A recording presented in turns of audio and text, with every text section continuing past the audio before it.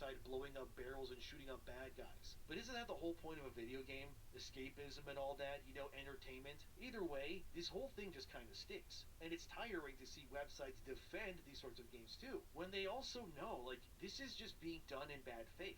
Again, it's not unusual that Mixtape was funded by the Australian government, as these tax incentives, yes, they exist all over the world, I know that. But I think the reason why people are so up in arms is because they're instead asking, well, who exactly are these projects then being made for? I mean, it's not players, clearly. They're not showing up in numbers that matter, on Steam at least, where we can see the player counts, so what is it then? Because in my opinion, once taxpayer-backed funding enters the conversation, expectations also change. People are going to naturally become more critical, right, and more skeptical, especially.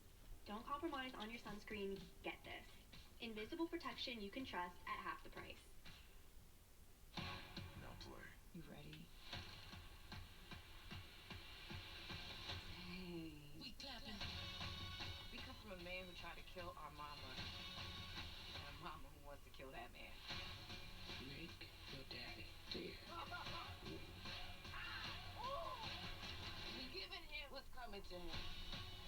Seems like we got a lot to talk about. Yes, God is. Rated R. Now playing only beaters.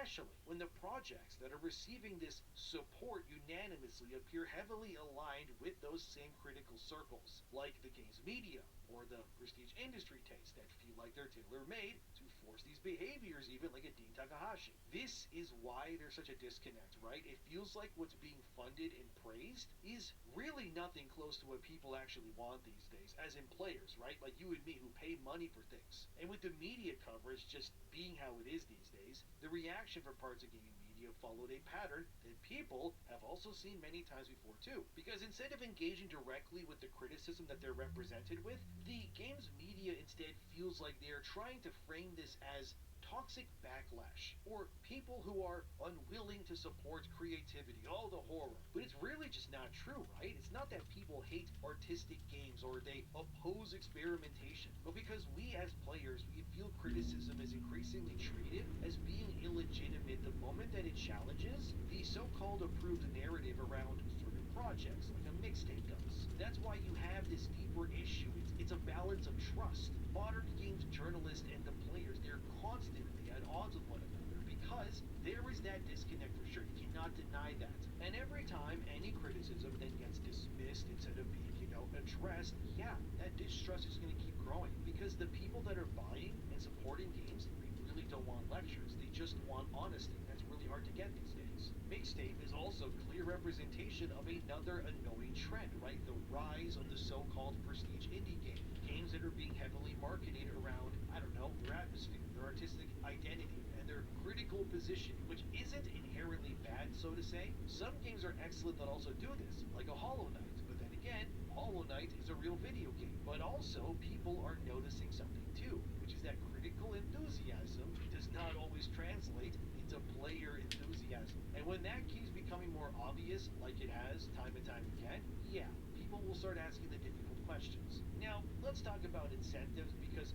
once government grants and cultural institutions and prestige media ecosystems become intertwined like they tend to be these days, you also got a specific type of project naturally that also gets elevated. Not necessarily through conspiracy, but through genuine alignment with whatever these sorts of groups want to be pushing, which is usually stuff that they want to see more of themselves. The sort of games that will look good in a trailer, they'll perform well critically, and they can look nice in some PowerPoint presentation so that people can push for more stuff like it, right? These sorts of games will receive stronger support, while the more mechanically focused games will get less attention because, well, you actually have to play them. And trust me, we're noticing that. You can see that backlash around Mixtape. Not just about it too, it's about frustration and how it just keeps building, dude. It's been years of people feeling like they're being talked down to by everybody, that their preferences are always being dismissed, and that criticism is acceptable when it's in one direction. That's why things are spiraling out so quickly now, because everybody's starting to notice those patterns, and you know a game is culturally backed by the usual suspects, because then also comes the defense cycle, right? Like it always does too. Articles, like I showed you, that frame the criticism as misunderstandings or hostility, or proof that we don't value art as gamers. But all that does is make the situation worse, doesn't it? All it ends up doing is reinforcing the perception that parts of games media are more interested in protecting the industry narrative than understanding the audience's frustration these days. That cannot be denied. This is why you've got what's happening, because the whole conversation these days is split between what the journalists want and what the players want. Doesn't mean the divide is evil or anything, but it's going to make friction, of course, either way. But what you're seeing here is that when industries, or the people that are tasked with being the voices between these groups, stop listening to their audiences, yeah, the friction built there is going to grow into resentment, because Mixtape being a good game or not is not really the point here. The real story is the reaction surrounding it, because what we're seeing is yet another example of games media refusing to meet the people who keep their lights on at a halfway point. They might think, well, it's the companies, right, or the corporations that keep our lights on. Oh, okay, but don't you need an audience that trusts you and wants to watch you to justify those same companies to want to keep your lights on in the first place? Instead, all they do is villainize you. All they do is denounce your claims and call you crazy and try to swindle the conversation. Oh, you're just being radicalized, like relax a little bit. No, this is why the disconnect keeps disconnecting the way that it does, doesn't it? Because these institutions, these media ecosystems, and the audience itself are all at odds with one another. And every single time that real criticism is being dismissed, which is like all the time pretty much, like it has been with Mixtape, that's for sure, instead of being engaged with it and trying to understand the way that it should be, that disconnect is just going to keep multiplying, man. Not because players hate creativity, or that they hate games that use licensed music or whatever. It's because the people who buy games are feeling like honesty is no longer a priority when it comes to what the games media is championing when they choose to push a game like this. And that is why, since audiences have started believing and understanding this and seeing it more often, that's why the trust is becoming even more difficult to rebuild the way that it has. Like, look at this post from Kinda Funny of all places. Oh, these guys, man, they're all shills in a YouTube short pretty much. But anyway, in this short, they're saying that Mixtape is a 10 out of 10 because of course it is to them, because they have to be positive about everything that they're shown or they're just going to lose access. Hilariously though, their comment section is literally nobody agreeing with Kinda Funny at all. Wow, imagine that happening. Almost like it keeps proving what I'm saying, that the industry shills and the people who actually buy games are on completely different sides of the spectrum or wavelength, however you want to put it, when it comes to almost anything these days. I also can't really show their comment section because it's full of swears and whatnot, and YouTube won't like that, but if you don't believe me, go look it up on their Twitter page yourself. It's just people grilling them like the idiots that they are. It's just, honestly, sad to see places like Kinda Funny still exist the way that they do. It's just a bunch of yes men saying yes to each other because they want their access to their free games still. These people are never going to challenge anything the industry does because they are nothing but talking mouthpieces that are just going to say whatever they're told to say. Why anyone watches Kinda Funny, I have no idea.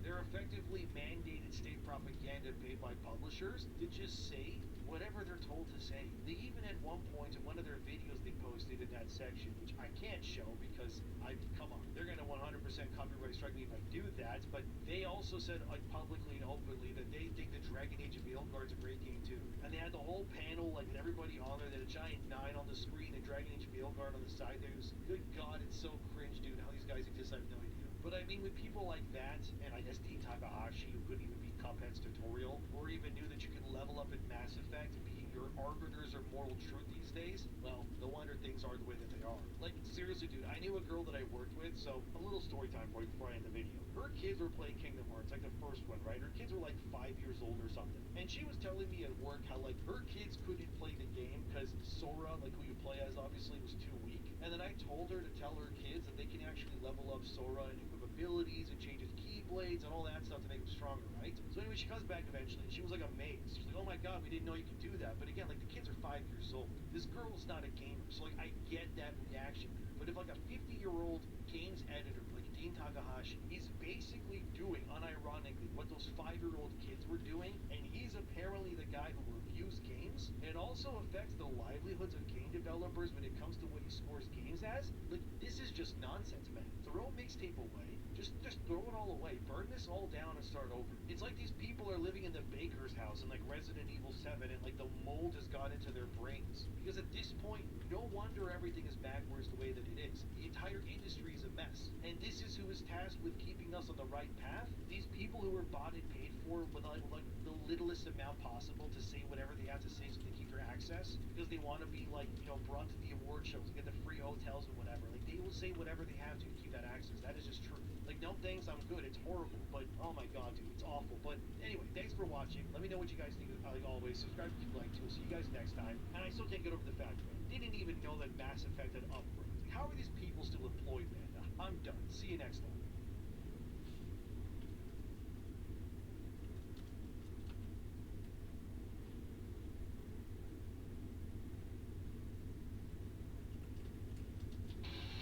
Gear up with Venom Steel. Before you go full bore on that big rebuild, get the right high-performance protective gear. Venom Steel gives you the 1-2 punch of performance and protection you need to get the job done. And before you hit the road, count on Venom Steel to make your machine as clean as it is mean. Now you're ready to roll. Venom Steel. Tough protects tough. Gabrielle turned her passion into a thriving business with Hostinger. Now it's your turn to take your idea online. Create and launch your website in minutes with Hostinger AI and get everything you need to grow all in one place. From domains and hosting to emails and 24/7 support. Hostinger's customer service is the best in the industry, and I can say that because I've worked with everyone in the industry. Build the website, publish the portfolio, launch the store. Just go for it. Go to Hostinger to turn one day into day one.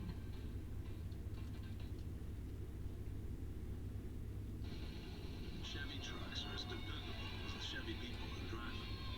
They don't need permission to get going. They all have that little extra something. And maybe you got it too. Chevrolet. Together, let's drive.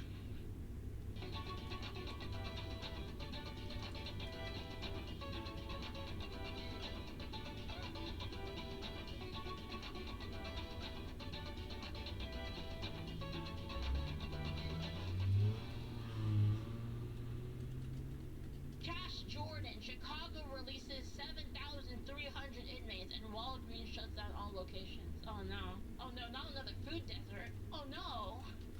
After losing millions, Walgreens has decided to leave This Walgreens Chicago. has been in the Chatham neighborhood for Oh, decades. no. A place where Do residents... you mean if you make business like unviable that the businesses will move out? Wait, you mean if I steal from the business they can't just get more? Huh?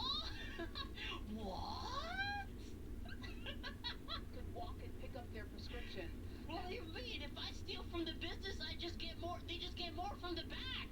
Will soon change as Walgreens says it's closing its doors for good. For good? Move right by us.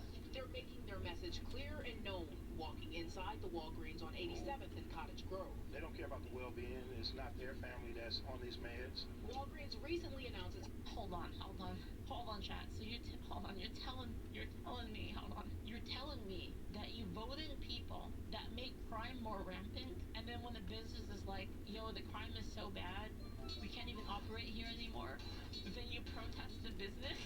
Wait a minute. Oh man. Holy shit. That is fucking crazy. That's so Stores in crazy. the Chatham neighborhood due to a higher level of theft and violent incidents, leaving the closest Theft and location violence. now more than a mile away. Daryl Smith says he relies on this Walgreens because his 76-year-old mother had a lung transplant and takes 54 pills a day. Then he should be What upset the- that the city of Chicago won't lock up its criminal. Exactly. Dude, if I were this... Dude, I'm not gonna lie. If I were this business, I would just be like, that's too bad, man. But do you think that's gonna happen anytime soon? He says during his lunch break, he gets her medication from this Walgreens in the 6th Ward. And if they close this Walgreens, the next one is not within the distance for me to do on my lunch break. So it's real inconvenience. 6th Yeah, Ward it's Automobile terrible. says he But it's not wants what they've Walgreens' done in fault. other neighborhoods. Modifications. How is this We're with senior lives? Oh my goodness, guys, this is unreal. This is actually so crazy that it is now Walgreens' fault for shutting down because of the rampant crime that they were subjected to by these communities, by the way. Yeah, I fucking said it. By these communities. They're the ones who did this to Walgreens. They're the reason. Why? Because they can vote. It's again, a tale of two cities. Downtown on 12th Street, they figured it out. On 87th Street, they just give up. They've been giving up in the 4th Ward, the 5th Ward, down to 6th Ward. This isn't the first time Walgreens has moved. So because one Walgreens is still open for now, and this one's shutting, the company has committed a cardinal sin. But the reality is, all the criminals now only have one store to rob. This isn't the first time Walgreens has moved out of Southside neighborhood. Do that other Walgreens like Last year, Walgreens announced it was closing 5 Chicago locations, including a significant store in the Bronzeville neighborhood at 35th and King Drive. To turn back on the south side of Chicago is absolutely inhumane. This is actually fucking hilarious. Like, this is, dude, this is so funny. Like, I know it's dark and I shouldn't be laughing at it, but like, to me, this is fucking hilarious. Like, am I the only person that thinks this is the funniest shit ever? Like, inhumane. So ridiculous. When somebody already did, how did they know? How did they know? And why? Who the fuck's refreshing the store? How did you know? Shame on you. Walgreens. Oh no. Nobody bothered to ask the store why it's closing, except Fox, who says that theft is 16% here, 4 times higher than what the company is used to. And look at this, those lock boxes, those things that increase the cost of what the law-abiding paid for, well, those get robbed all the time too. They're useless. Subnautica, how many players is Subnautica to? Like, could I play with my mom and Rana? We need to Bukela every single one of these. One of our courts, dude, I totally agree, man. I totally fucking agree. Theory is if you lock up all the products, you don't have to lock up any of the criminals. And it looks like that didn't work, but do we dare? Wait, that's the game Powder wants to play with me? I play with Powder. Ask some of these folks who are in denial who's at fault here. Walgreens supports with first-degree corporate. I played it twice. Yeah. 3 times, 4 times. The way they're treating our children. Yeah. It should be a crime the way they're treating our families. What about the criminals? What should they be charged with? Wait, let's go play horror game. What do you mean horror game? It's like a submarine, or you're just exploring the ocean and shit. What do you mean? Quote, despite a range of efforts, including previous operating adjustments, these ongoing safety challenges made it increasingly difficult to maintain a secure environment for our team members and customers. Why does nobody want to blame the criminals? Maybe this is what Walgreens should have done. Look at this. Look at this Kroger. And you turn this way, that is also a barricade. The whole thing is a jail. Wow, this is crazy. Dude, can you imagine? Guys, I just want to say where I live, we don't have shit like this. I live in the countryside and we don't have this shit. None of that, no. So you come in, there's a door crazy. there to enter. I went to California and Legos were locked up, guys. The Legos were locked behind glass. In this entire health, wellness section Shit. is like barricaded off within the Yeah, store. because it gets robbed. That is so wild to me. And it's not like closing a store is something the store can do for free. Look at this. Walgreens said 2 things. They said, first of all, the profitability was down because of all the crime, and not as many people were filling prescriptions here. So it's not like they can have the loss leader, which is the stuff on the shelf, continue in the face of declining overall business. So people aren't paying for the stuff inside the store. More of the stuff inside the store is getting stolen from it, which means people are already getting their prescriptions somewhere else. Apparently this store lost over $1 million last year. That's insane. If your store is... Yeah, you know what happens then? Is it gets subsidized out. Like, everybody else pays for that, right? Everybody else that is like a law-abiding citizen that's paying for it, everyone's prices go up because of this. It's freaking ridiculous, right? Losing $1 million. It ain't staying open for very long. Signs outside this Cottage Grove Walgreens explicitly warn customers I saw someone get arrested because they were buying Legos, replacing them with macaroni, and bro. closing in less than a month. Less than a month. Big deal, especially for people who depend on this specific specific store. There are now Like, this is like, guys, this is not lovable. This is not a real society. This isn't a real society. This is like the wild, wild west fucking clown world, man. Which is why we're researching it right now. And this affects jobs. This takes away jobs from the people in India. It does. Because now the store is closed. So now distributors lose it. Like the people that have to like ship things to there. All the people that work there.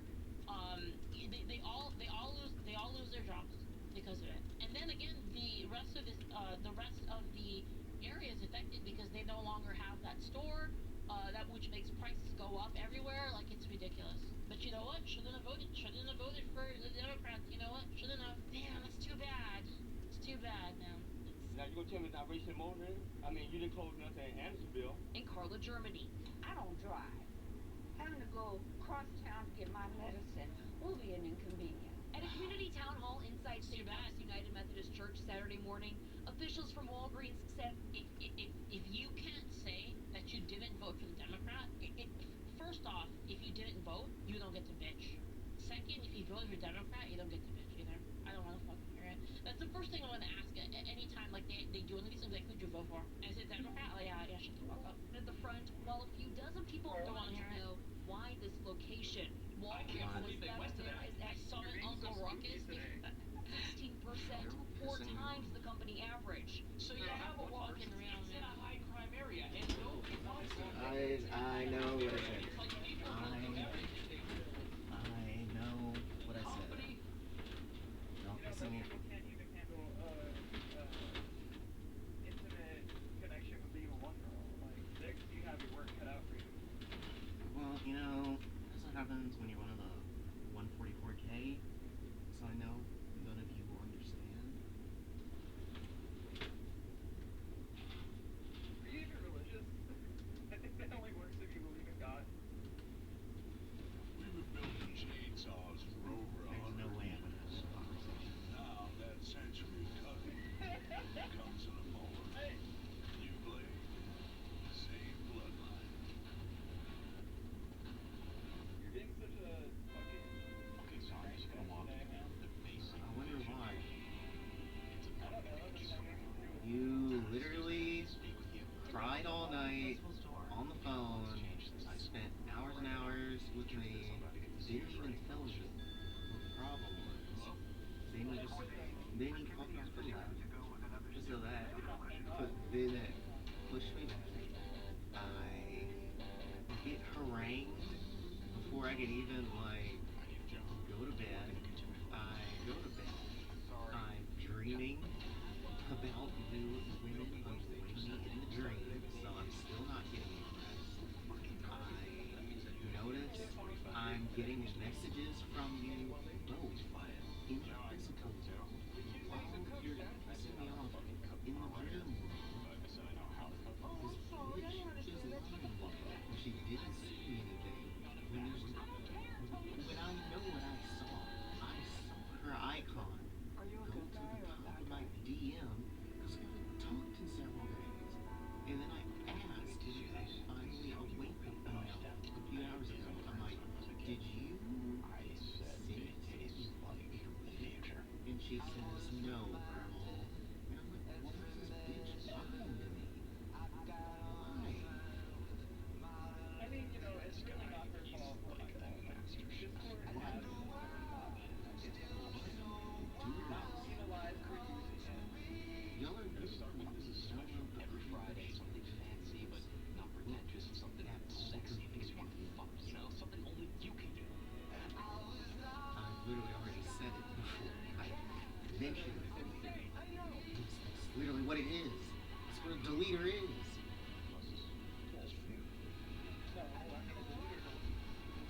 Please shut up. Please shut up. He doesn't. Please stop. Stop talking. Stop talking. You just make me want to do domestic violence. Anthony Bourdain. Well, I think that it's important to understand that women can be emotional, right? I don't care.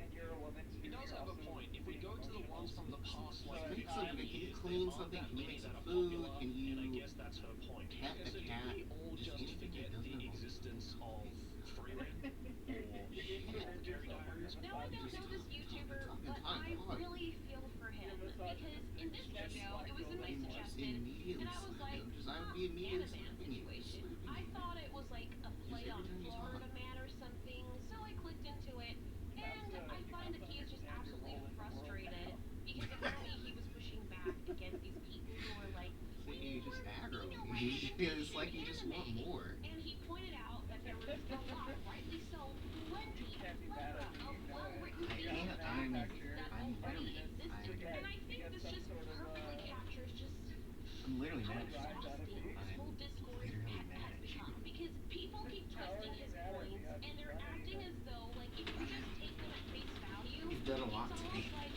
anime is a barren I've been super nice to you. I've been there whenever you want to chat. No, you've been messing with me. How do I mess with you?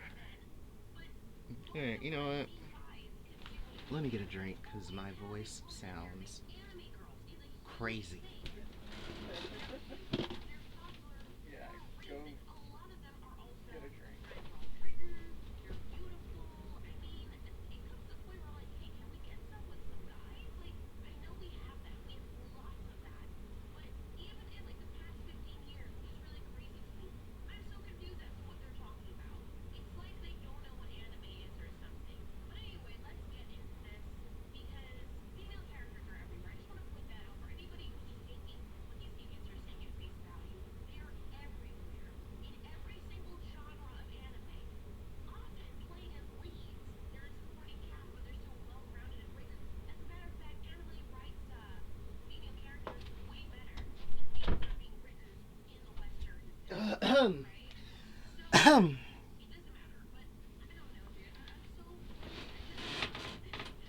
Oh my god. Fuck. I wanted to. Okay, I gotta change. Hold on a sec. Hold on. Oh my god.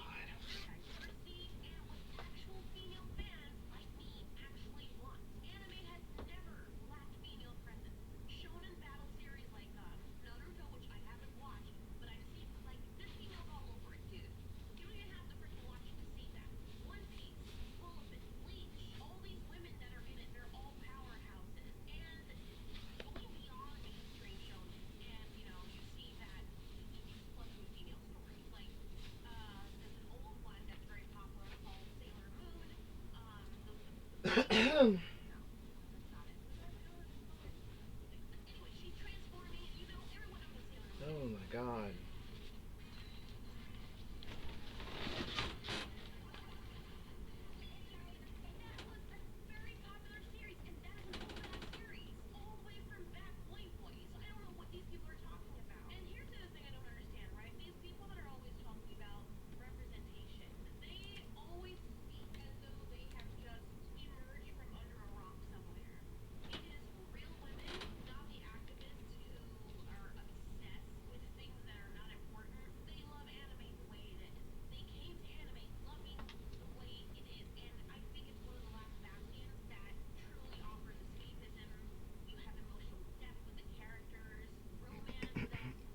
Yeah, alright.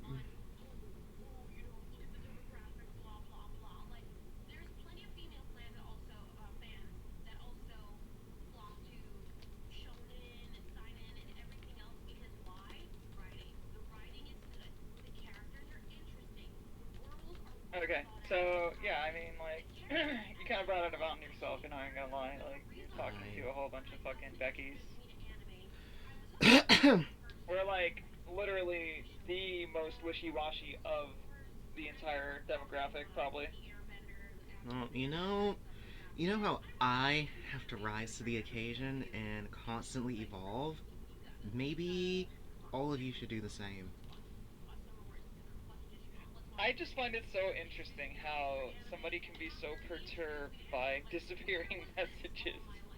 It just isn't that serious. Fucking like, annoying. It just means that It's annoying. somebody just sent something and then thought to themselves, oh, you know what? Like, I don't even want to talk about that. Like, okay. Let's do a thought experiment. sure. Let's do a thought experiment. Imagine if you were a man and you were messaging a woman doing that, and how they would react and how they would view you and what would happen. Because we see it all the time.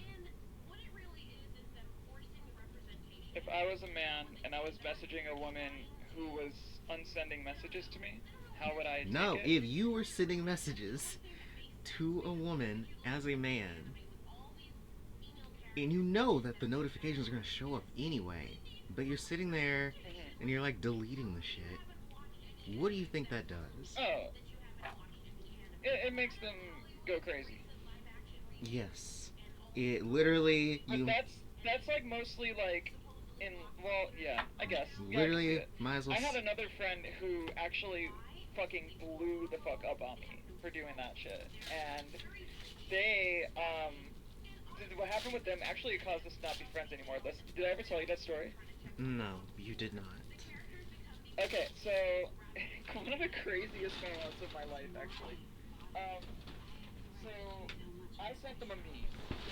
It was like a Twitter post. It was, it was like about Charlie Kirk, it was like a meme of a Russian doomsday channel, playing, Charlie Kirk, but the joke was that it was like set up in such a way that it looked like a post about, like, an apocalyptic scenario. So, like, you click into it and see, like, you think to yourself, like, oh, like, what is going on the Russian broadcast station? And then it was like they were just playing Charlie Kirk, the We Are Charlie Kirk song. And that was the joke. Like, you would laugh. It was like a, mismatched expectation joke. But the caption would lead you to believe that, I mean, if you only read half the caption, because, like, there was a little bit of a clue that it was a joke towards the end. But when you send it, right, the formatting only gives you, like, half the sentence. So, when I sent it, it was like 2 a.m. I mean, mind you, me and my friend, we would text all the time, all hours. Like, it wasn't weird that it was at 2 a.m. But because it was 2 a.m., they were in bed. They were, like, settled, right? So, I sent them the fucking meme, and it like sat there for like 5 minutes before I didn't get a response. But I'm just sitting there because I don't like to send memes. I'm not a meme sender. When somebody sends me like Facebook videos or like fucking IG reels, I cringe. I can't fucking stand it. It's boomer level shit. Like, think of some shit to talk to me about. Don't send me stupid fucking memes. That's how I feel. So I try not to do it too much myself. Every now and then, you know, like, I will falter. Sometimes the shit is just so funny, somebody needs to see it. Like, it is what it is. But in this case, it wasn't really that good. I mean, it was funny, but it wasn't like I didn't need to really start a conversation based on it. So I unsent it. I was like, you know, like, whatever. This is like weak convo bait. And so it turned out during that small window that my friend had received the notification, but they were in an app, so they couldn't check the notification.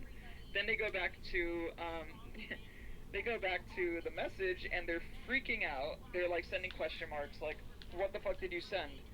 And I was like, "What do you mean?" And I was like, kind of like, I'm a troll. Like, I just like, I wasn't really like playing into the whole panic at first. I didn't know why they cared so much. So I was like, oh, you know, I didn't send anything. Like, I did like what's her name? Alisa? I don't know. Alina, right. I did what she did, right? And my friend freaked out. They're like, no, you fucking sent something. What the fuck did it say? And I was just like, what the fuck? Like, why are you so mad? Like, my response didn't address what it said, so, like, I kept on, like, trying to decipher what the fuck was going on with them, because, like, I didn't understand why they were so worked up. And it basically spiraled into the reveal that they had only seen the part about it being about Doomsday, and in their mind, because they're, like, high anxiety, apparently, they thought that we were actually, like, entering some kind of a doomsday scenario. Like, they actually freaked out because they thought that there was some sort of, like, situation, and they got worked up about it because they started to spiral in their head over what it could have been, because I wasn't answering them. But then I was like, are you fucking stupid? Like, if it was something like that, I would literally just tell you. Like, I wouldn't be playing coy. Like, and you'd also probably know about it, considering you also fucking live in the U.S. Like, it's, like, nothing. Like, why are you being so fucking weird? And they just freaked out on me about, like, the whole, like, sending and unsending. And it, like, spiraled into them calling me names and, like, all this shit. And, yeah, then I got pretty bad in return. And, like, it just spiraled. So, like, yeah, like, some people really do freak out. But, like, it doesn't change my opinion that, like, it's kind of retarded. So, the main takeaway is, all that happening, you still do it to people, which is telling me a lot about you. The thing is, I'm not doing anything. Yes, you are. Like, you're doing something, and you know you are. I can't account for the fucking app having a feature that is meant to be used. It's yes, how people are responding. You are literally a psychopath. You're a psychopath. You're just actually a psychopath. That's crazy. You just like to mess with people. Such thing. You just like to mess with people. I hate messing with people. I don't mess with people. No, you do, because you literally tortured Sam. So. No, that's different. He yelled at me. I guess that makes it all right. And he continued. No, because he continues to justify it. We patched it up actually. When I was still called Daniela in the server, he, like, apologized, but then he reneged on that apology, so I had to renege on my deciding not to troll him. Yeah. Because, what he does. You know, he's being a fucking dickhead. Yeah, that's what he does. He's an alcoholic. You know, if he can't remember his promises or his resolves, you know, that's not my problem either. Because he's out there putting dirt on my name and putting a witch hunt on me for, like, some fucking incident that he responded harshly to. He's all like, oh, you know, and that trans woman who used her identity to frame Sophie as deceiving us, or, like, whatever the fuck. Like, also, like, he's completely painting my fucking whole shit, like, crazy, like, using my identity. No, you retard. Like, I actually told you, I know how the voice works, I know what it sounds like, the little things you should look for. You clearly don't know fucking anything, so not only do I have to educate your dumbass, but you're yelling at me. So, yeah, I control him a little bit. Okay, so the main thing we're actually talking about is I don't like when people fill up my inbox because I'm a very busy person. So if I'm getting notifications, I don't need people. It's literally just ding-dong ditching people digitally. I do see. So don't do it. It's very easy to not do it. Feeling. It's very easy to not do it because you're wasting people's time. You are wasting people's time. It's literally just the newest form of ding dong ditching because you can't do it in real life. Well, you know, I think that the problem for me lies in the permanence of this mode of communication. Right? Don't do it. In real life, when you talk to somebody, your conversation log isn't stored. It isn't sent to them in the moment. Usually, you don't have access to send your thought and then it just sits there. Not every thought is something that should be permanent, and not every thought requires itself to be permanent. Like, I think the more ideal way for these apps to work would just be to send a ping, where you don't see the message. It's just, oh, this person wants to chat. And then you can go check. Right? And then, you know, like, that would be a better system. This system is flawed, and I'm getting the fucking flack for it, and I don't think that's fair. It's not flawed at all. You're just not using it properly. You are irresponsible. And I guess you're just not going to talk to anyone ever because you seem very hung up on the permanence of things you say to people. You realize we're in, like, 2026, right? Even if you were talking in person, it's very easy for people to just catalog what you say. Everyone walks around with Google Smart Glasses now. Everyone has a recorder on them. There's no way to account for these things. I mean, you can stop and frisk everyone like you're a drug lord before you talk to them, but there's no way to actually verifiably make sure that the things you say... I mean, you're just being neurotic. You're just being a neurotic woman. No, it's not about neurotic. Like, okay, like, if I send you, like, a little fucking random thought, and then, like, you're doing something, so you get back to it, like, 5 hours later. First off, that's okay that you're getting back to me 5 hours later, right? That's not the issue. But it's like, do I want to talk about that thought 5 hours later? Like, why does it have to sit there? These things I think messages should self-delete after a certain point. They're not even relevant past a certain time. That's literally, they have apps for that. They have apps already for that. Discord should have that. Literally, Discord have that literally, as a messaging app? WhatsApp and Discord isn't that kind of app. They advertise it. That's not what they're here for. But they're also the one that everyone uses, so you're caught in the system that you don't have, that you don't necessarily subscribe to. Do you remember the entire purpose of Discord? No. It was to have chats, communication channels with friends, aka people that you don't have to think about all this autistic stuff with. It should just have a disappearing messages option, like they're not relevant. That's not. You don't need every thought you send somebody saved for all eternity. That's not friend. That's not friend coded. That's weird. What? That's not friend coded. It's weird. What is not friend coded? Time deleted messages. What if I want to send you a fucking, nude? Now it has to become permanent What? That's weird. That's weird. Yeah, well, first if I undress in front of somebody, they have their memory to remember that shit. They have to just take it with them. Well, That's first off, friends shouldn't be sending friends nudes typically. So it's already. Certain kinds of friends do. We're going into some weird territory. I think we're a certain kind of friend, But yeah, I mean, if you're getting butt booty naked in front of somebody, I mean, it's over. They just have their memories. 79 years from now, they may not remember every fucking detail, but in this world, they can just pull up the file. Like, that's weird. Well, you really, are you aware, are you familiar with the concept of adaptation or evolution? Yeah, the adaptation would just be to not use these fucking apps. But then you can't live that way. Like, no, you can't exist in today's society that's a bit further. That's a bit further down the line. But I also don't think people are capable of not using these apps. Like, that's just not gonna happen. For a situation where I want to send you, say, like an erotic photo, right? And I don't want to say forever. I would literally have to tell you to add me on IG so we can go into a messaging thread. And I could do the disappearing messages option so that your phone would prohibit you from sending that message, from saving my image. Yeah. And what do you think? And even then, you could still take a picture of the phone screen with another phone, but that's just desperate and unlikely. Yes. But that's crazy. That's that's the adaptation I'm talking about. You are basically. That's not a good adaptation. It's not convenient. It doesn't matter. They're still gonna do it. That's part of the. The more convenient option would just be to delete it. Evolution doesn't care about convenience. It just cares about what works. So yes, you are doing behaviors. Imagine more people doing what you're doing. All it's doing is it's going to cultivate a behavior out of people that you're doing it to, where they're like, well, shit, I guess I'm just gonna screenshot everything this person sends to me the minute they say it. And I'm just gonna have to keep a file on them. Is that why you take screenshots of your fucking lock screen? That's not my lock screen. I'm literally on YouTube.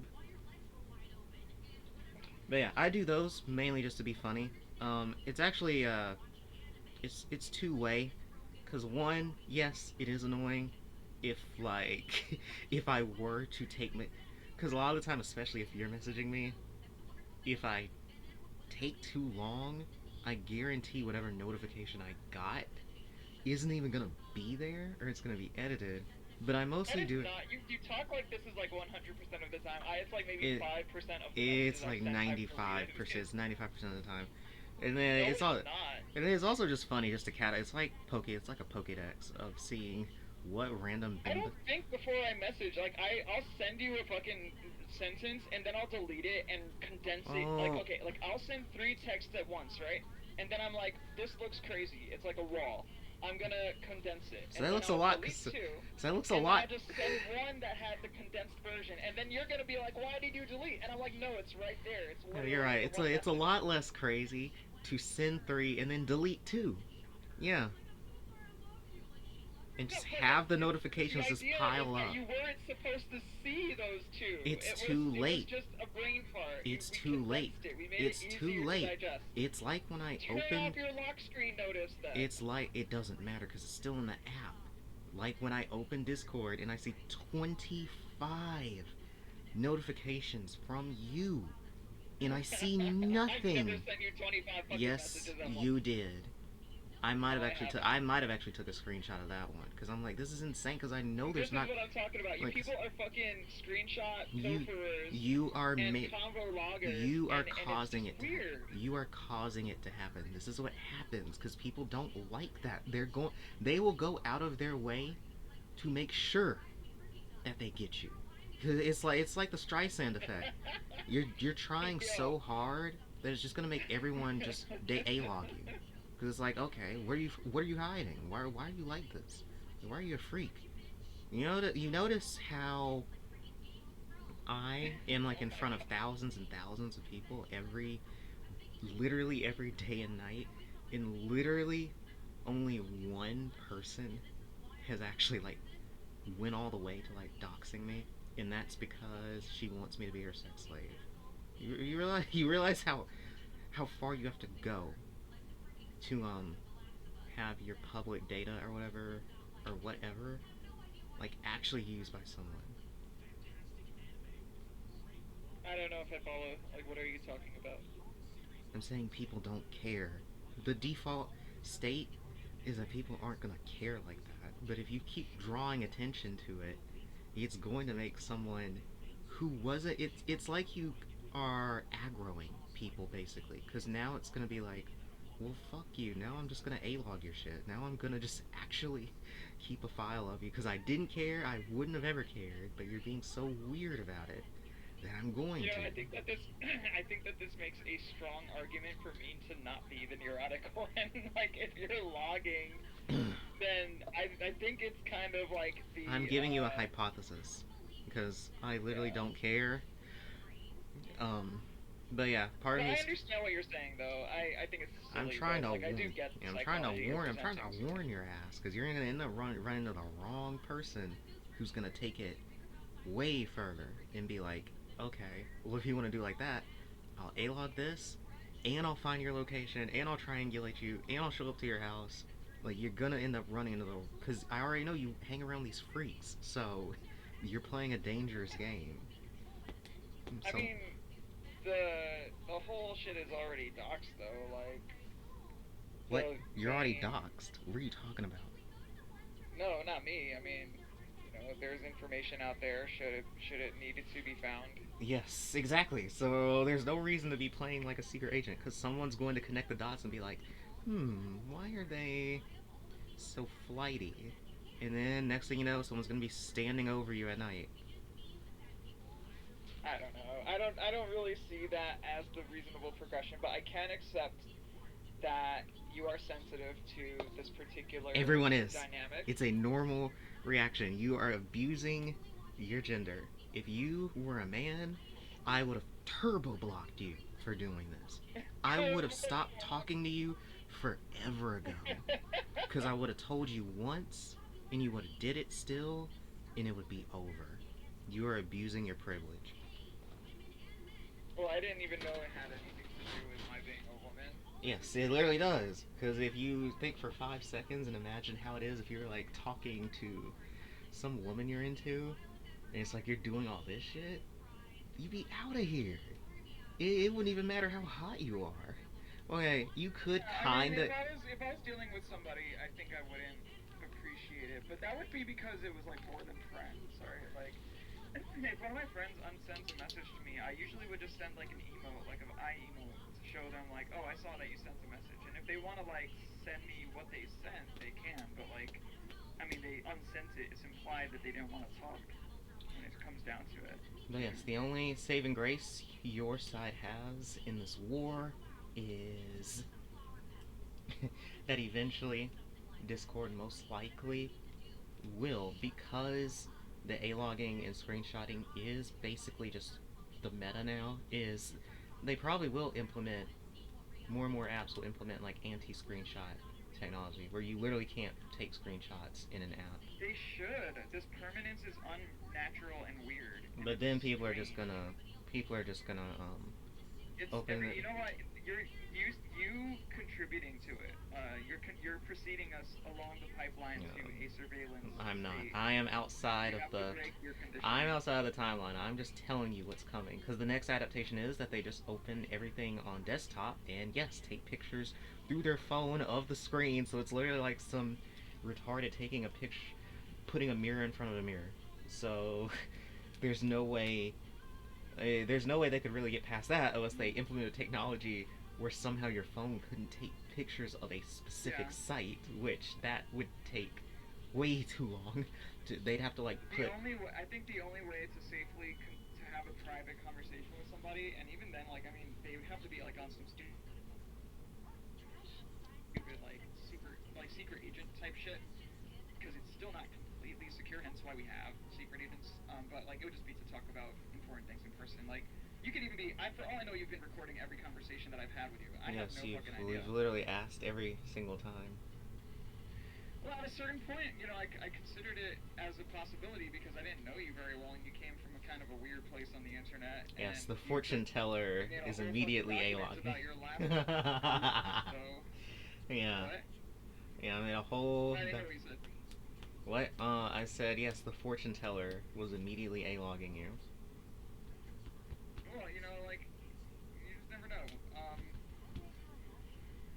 But yeah, I mean, like, I think it's a reasonable consideration to just not even talk about things that could incriminate you in some way, you know, on the internet. Like, just don't. I think the better not thing. Incriminate you, but like in the social court of like justice, you know, like. Okay. Well, Yeah. I know you recorded me last night saying, you know, edgy humor can be funny. Like, God forbid, I am like triggered to laugh by dissonant sentences. Now my whole worldview will be perceived by my entire following as being a right-wing chud. Like, it's so that stupid. would literally make you cooler, for one.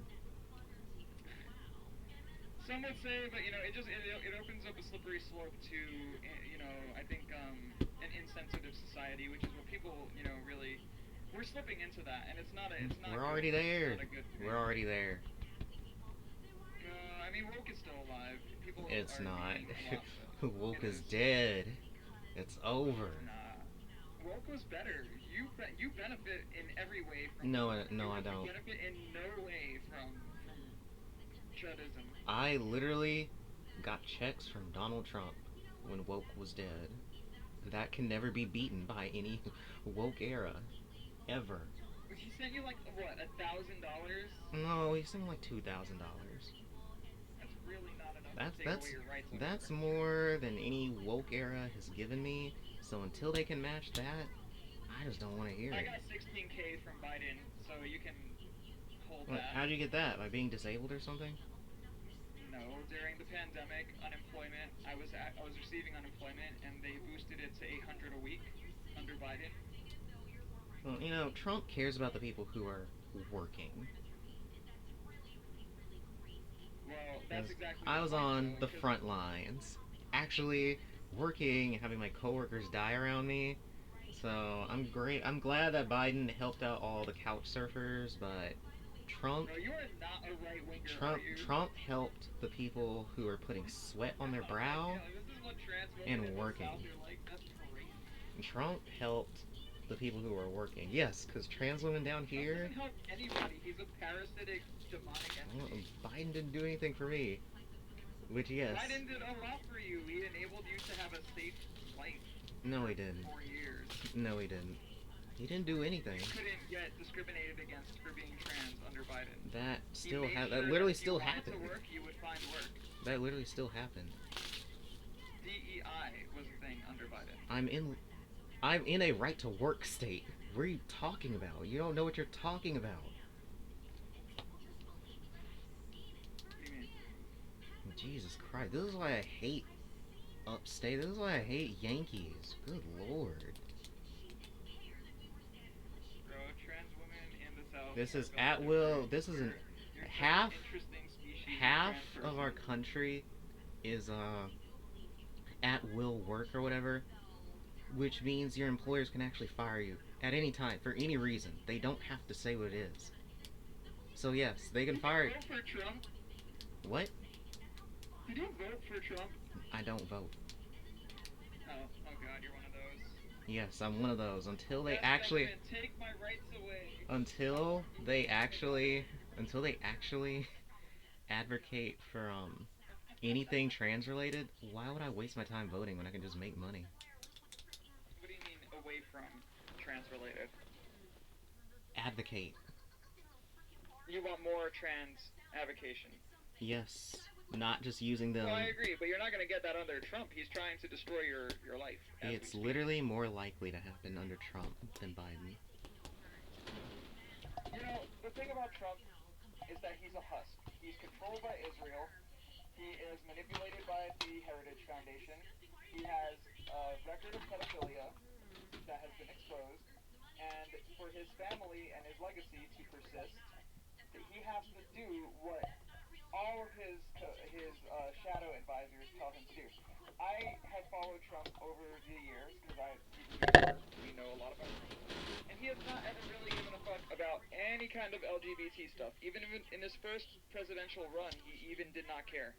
It's just the Heritage Foundation and Israel telling him what to do. Yeah, he doesn't care. So I mean, the thing is that he's a vessel, so it's okay to hate Trump for it, but.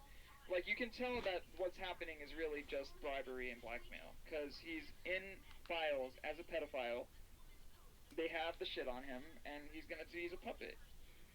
The only hope for, like, Trumpism to end under, in the way that it is now is for him to die. He needs to die, like, ASAP. Like, he has to go. Well, that's most But the thing about him going is that they're rigging it so that it's easier for, fucking Vance to get elected because they're trying to push these retarded Christian fake values on everybody to chudify the world so that when another idiot chud appears, he'll just get hired. That's why they're trying to kill woke. But it includes no provisions for trans people. They're advocating for our care to be taken away in every situation and scenario. Yeah, and eventually they're going to come for the HRT for adults. In every state, and those who resist will, be penalized or forced to submit in some way. Okay, yeah, you sound like guilty now.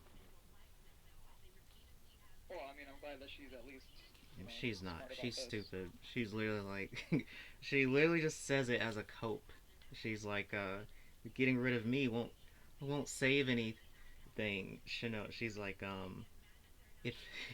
They won't stop with me, they'll come for you next, and I literally just tell her guilty, I don't care.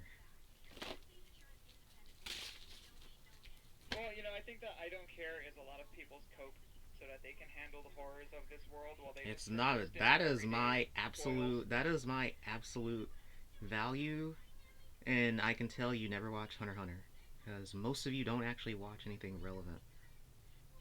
Did you I used to be like that. I used to be like, I don't care about politics. Okay, did you actually watch Hunter x Hunter or not? No, I've only seen like the first episode. Okay, well, again, explains a lot. There is one fight. What's his name? Killua has with someone, and you know how the writing is in Hunter x Hunter. But it's like he's fighting some person, and the person is like retreating into like some hidey hole or something, and he's like signaling to Killua, just saying straight up, it's a trap, you can follow me if you wanna, because he's like trying to intimidate him, and then immediately, like the next frame that he's dived into the cavern, Killua is literally on his back, like already snapping his neck, and Killua saying, I don't care if it's a trap. Die. And it was a trap. Yeah. And it was a trap, obviously, but he still dealt with it because, he's not a pussy. Right. So yeah, that's how I feel. I Yes. just don't think that that's the best look at it. It doesn't matter. It's literally like a parable. It's a parallel of the frog and the scorpion.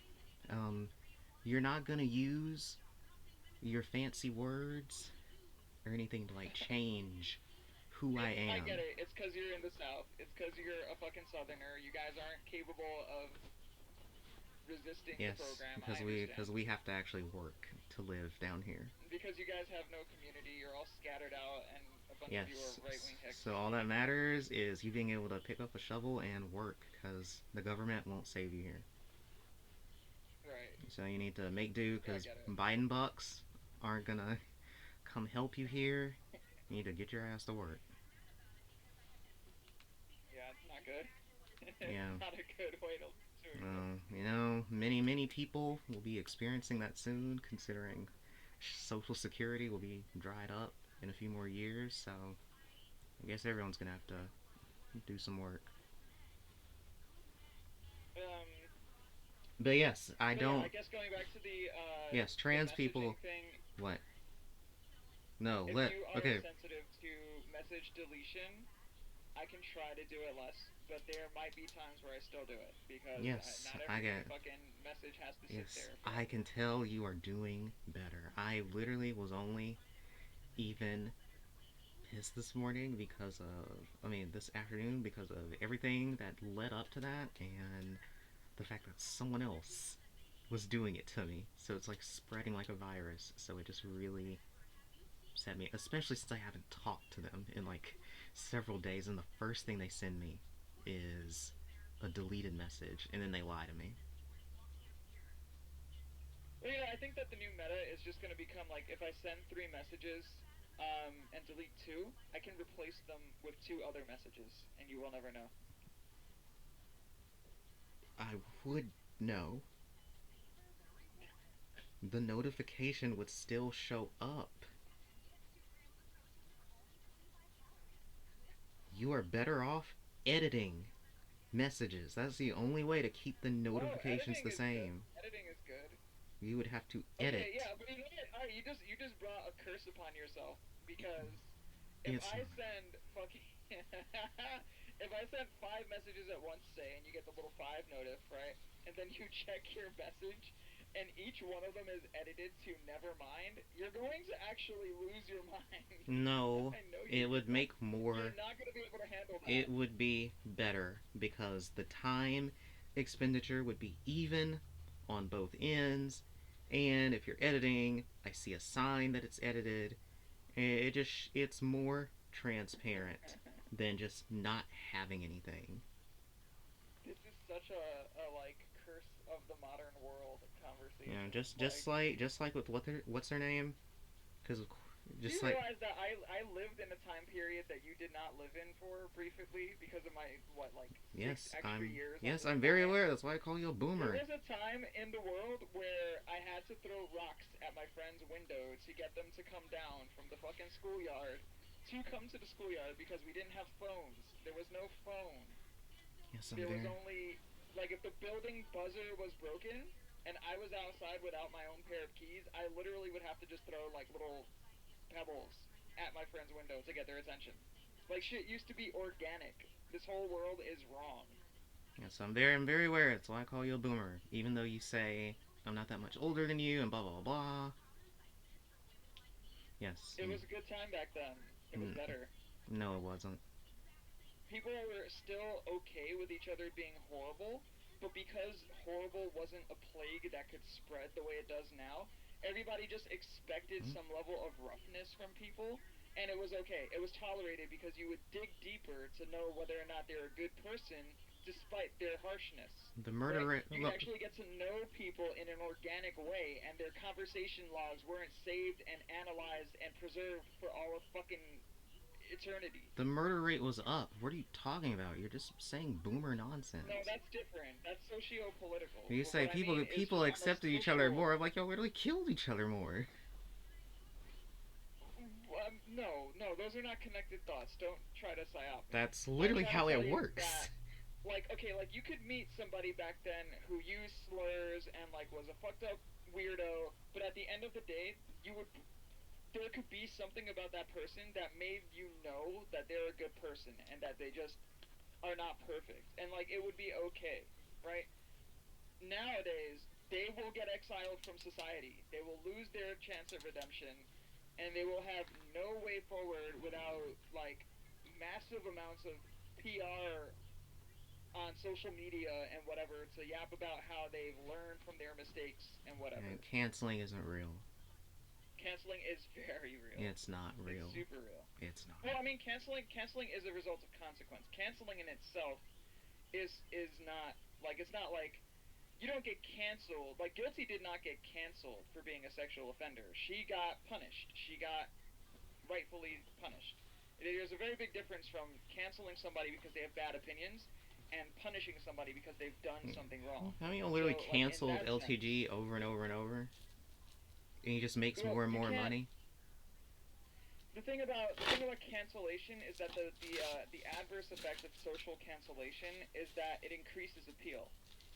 It just Yes. it shifts your appeal to a different market. Is all it does. Yes, it just moves you to somewhere else where they'll accept you. That's all it But does. the thing about that place where people accept you is that the general IQ is lower and the general standard of quality of person That is lower. literally changes with the era, because right now all the woke people are really stupid. No, the woke people right now are like literally the smartest people in society. They're not. They're literally They doing. actually know how to like retain their goodness in the face of the premise of badness being okay. They literally do interpretive dance in front of the White House while trans people are actually getting rounded up. That whole thing is performative. Yeah, you see what I mean? It's silly. I mean, You see what I mean? I mean, the thing is that that's the only way under this Trump presidency that you're allowed to protest. If you No. gather any kind of way with like masks and like you're not trying to get identified, now you're Antifa. You see what I mean? No You're one's a no green one's actually fucking willing. Faggot, dancing around. in a There's circle, like, no one actually willing to Then that's not harmful to, like, they're not going to shoot you for being a green-haired Oh my weirdo. god. I mean, Anything about. jog my memory, but who stormed the Capitol again and who ended up winning? MAGA stormed the Capitol, and Trump ended up winning. Well, actually, Biden won. Even Biden won, actually. Trump partnered with Elon Musk to rig the election system. Biden won. He didn't win. Right, just so we're on the same timeline, they stormed the Capitol and Biden still won, but then Trump won 4 years later. Well, yeah, because they used those 4 years to plan a very targeted social media campaign and eventually used social media itself. Elon Musk bought the main hub of social media to rig the election in favor of Democrats. Not only that, but he used fucking Starlink or whatever the fuck. They linked up the machines. I forget how it was proven. And, like, the whole shit was altered. There was reports coming in that he, like, from the actual, like, FBI or CIA, I forget what, like, agency it was. But, like, whistleblowers have already said, like, the data exists that the shit was rigged. Like, they just can't come out with it because it'll cause, like, a shitstorm or whatever. Or the Democrats have that stupid fucking, like, oh, we accept the results of the election policy. Because the thing is that once you rebel against the results of an election, you set a precedent, right? So that was the checkmate. The Democrats couldn't appeal, because then what would happen is that they would just, the right-wingers would always just appeal the results of an election. We'd never have a conclusive election. They do that no matter what. No. Literally, The right-wingers have never pushed for an actual recount. We've never had a recount. they literally have always pushed against every They blow Democratic off steam, victory. but they don't do anything about Quite it. literally, when Obama got elected, no one showed up to my school the next day because they were telling you, all the white people told each other there would be a race war. I just want to go live on an island or something. I just need to make like $1 No, billion we are, and go Epstein myself on a fucking island. Well, in a without few the weird more, shit. in about a century or something, we will be an island landmass, the way that continental drift Yeah, in a works. sense, right? So, yes. The storm to Capitol wasn't even anything that new. Once again, just like y'all look down on the southern experiences, there's a lot that I know and experience down here that y'all will just never understand because y'all live up north. But yes, I know these people act is nothing new. All the difference was for the Biden thing was that y'all finally rage baited them enough for them to finally pull up, which is something that they actually, it's actually pretty admirable that you know, right wingers and conservatives, they'll actually pull up to just be insane and like actually smash windows or whatever. I think that the through line with right wingers and especially apparently trans women, right leaning fucking Southerners, is that you're all just living in a parallel version of reality. You've been completely programmed and brainwashed. Newsflash. It's not your fault. Alright, newsflash. This is a big spoiler. Newsflash. We've never been some unified timeline or whatever in this country. Every single state has been its own little story, its own world. It's where the Ohio memes came from. So yes, of course, we were never ever going to see everything in the same perspective because all of us live completely different lives due to where we are right now. Even in our own country, we are only unified by name only, and that's the most they've done, is just to try to keep a civil war from happening amongst ourselves.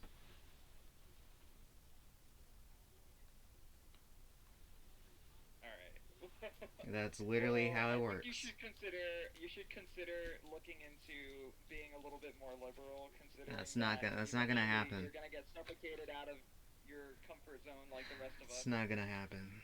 There is no comfort zone for me already. So, y'all are playing catch up with me. You all have a crab in the barrel mentality. I've noticed this. I'm not even in the bucket. I'm out of that. I'm watching y'all in the bucket. If you say so. I know so. I've literally made more money than any other trans person you can actually name doing normal work. And I'm making more money. And I'm building up my money outside of formal work. So until I can put me on the phone with some trans people who've actually like done some work besides collect welfare checks, and then we can talk some business. It's just not gonna happen. On a complete aside, something interesting. Guilty went live, but none of her psychoholics are in the chat. Well, Luna is in the chat, and Alan is, but who Alan cares? doesn't count. Luna is just one. Alan is a psychoholic, and who cares if she's streaming? Alan's not a psychoholic. Yeah, he is. He's unemployed. He's an unemployed male, so yes, he is. By your logic, am I psychoholic? You're not an unemployed male. No, but I'm unemployed and femoid. You literally hang out with them, so yes. That does not make me a psychoholic. That's what makes you valuable to her hierarchy, is because she knows that you are intertwined with me.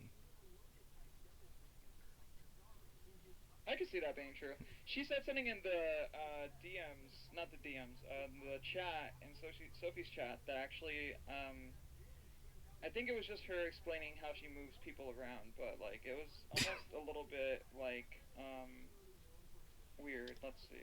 I have it here. I don't have it here. I'm scrolling for it.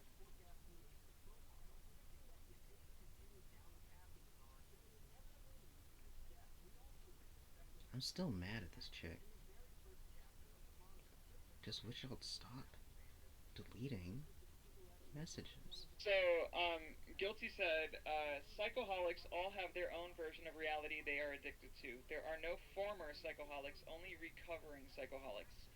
A guilty minion is not defined by their stated allegiance, but how they move and what interests they serve. You asked about the doc.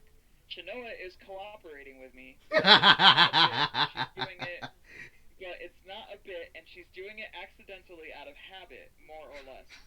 If they're fixated on me, then that's what moves them. What do you have to say about that? What did she say about the doc? She said that by you posting the doc, and I actually do understand what she's saying here, because I've had a deep conversation with her about similar things. She said that by making the doc, you have cooperated with her, but it's not a bit, because somebody asked if the doc was serious, that the doc is serious, but, and that you are, serving her accidentally out of habit, essentially. Yes, that is her cope. So, keep in mind, originally she was literally doxing me and blackmailing me to get control of the dock, by the way, while she says that all of this was by her design. What? I just need you to keep that in mind when she talks about how I'm carrying out her will or whatever, that she was literally blackmailing me and doxing me to try and get the dock suppressed. Yeah, but you know, in the end, she still won though because you bloated the dock with too much silliness. No, I didn't. It's actually perfect, and everything keeps happening as I lay out, and you're all actually it's the language that you use. You're all actually that you make. You're all actually just mice eating the poison, and you don't even realize it. You're just saying, num num num, I love this poison. You don't even realize it. Just like I saw on Nova referencing her power level, I think yesterday, when she was talking to someone, she was like, check the doc actually, it shows you I'm a savant in every area. And my number is... That's like that sarcasm though. No, it starts to blur this. It's like the people who pretend to be racist, but they say it's just a joke. At some point, it overrides your brain. No, it's not. Yeah, it is. Yeah, it is. There is truth. Sometimes it's just like actual... No, if you joke every day, eventually it becomes real. Also... What? I'm pissed off that you made me like a fucking 76 or whatever it was. I should be in the 90s. You got the number that you deserve. I should be in the 90s, actually. You should. I've just never been so pressed to reveal my true power. You got the number you deserved. Yeah, based on your perception. Yeah, people in the 90s don't delete their DMs.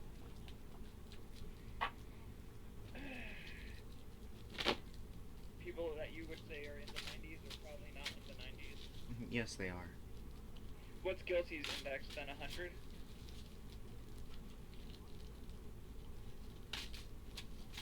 There's a reason she's not on the chart.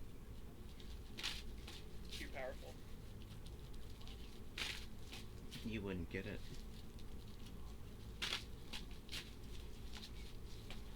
What, so is she playing more Street Fighter or what? Or is she just being annoying? I mean, I don't have any idea what her goals are, but she's been streaming more. I'm talking about what the stream is. I'm talking, is she streaming? It's Street Fighter. Okay, so nothing. I'm imagining that she's gonna be working with Sonic Soul, probably. Yeah, he had Sonic Soul went up with a stream title about her. He was like, let's try to snipe Guilty in ranked or whatever.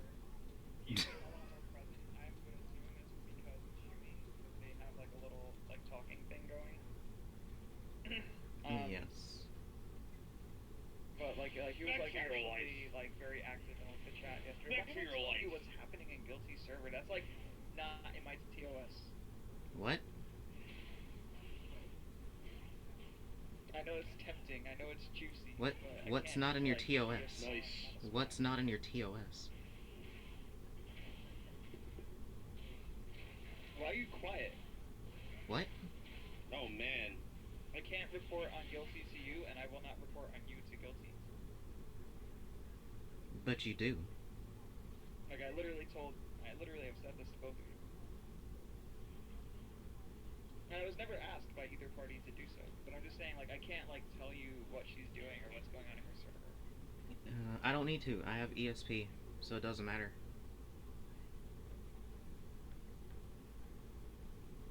I think you need to understand that I am extremely powerful, and, there's multiple people within her community that leak to me all the time. Who? Why would I tell you? Because you trust me.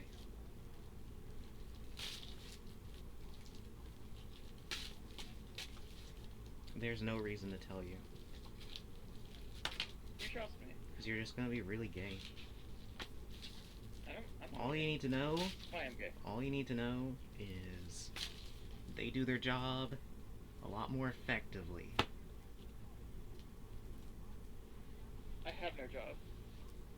Yeah, that's the point. You are literally unemployed. I can't even get you on pay. I don't even want you on payroll because I already have my roster of agents. What, do you actually pay them? No. I pay them through entertainment. Is Just Nova one of them? My agents do a far better job of playing both sides than you could ever comprehend.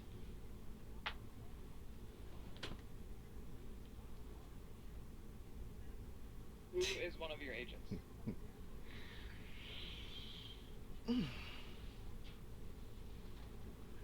You'd like to know, huh? You really want to know. I do. I want to know. Maybe you've been in a few VCs with them.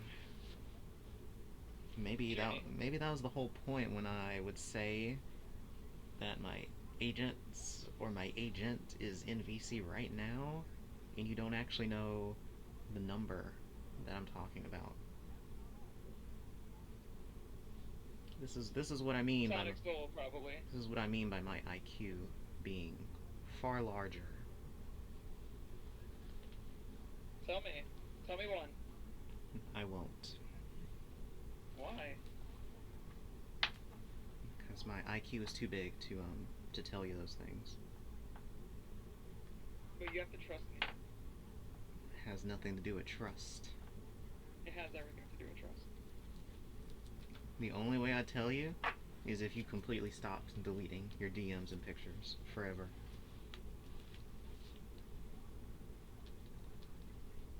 I don't want to know. Yeah, actually, yeah, I know. You know what? I know. It gives me too much value. No, it's not because of that. It gives me too much value to somebody else, right? Like, if it was discovered that I know, right, then now I'm valuable for knowing. I don't want that. Yeah, that's the point. I'm trying to save you, genius. I have managed to keep a very healthy amount of distance from all the weird shit. No, you haven't. You're literally in the VCs. No, but I'm just there to hang out with, like... No. There's no such thing as just hanging out.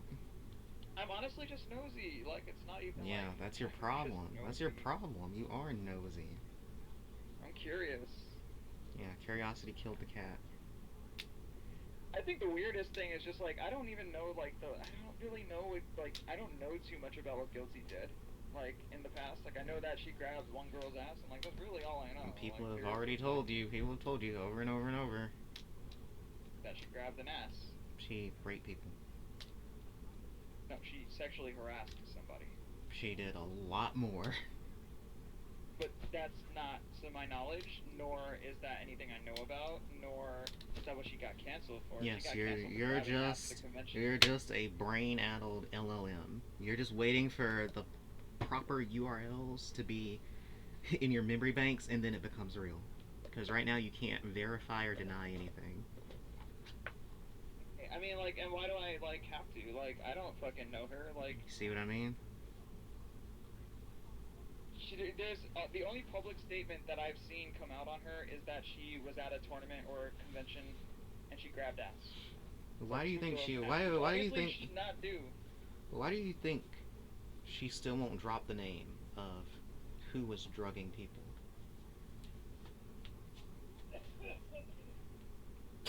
I have no idea. It was her?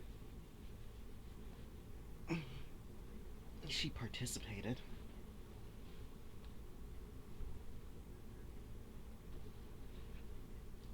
That's the only way she would even know.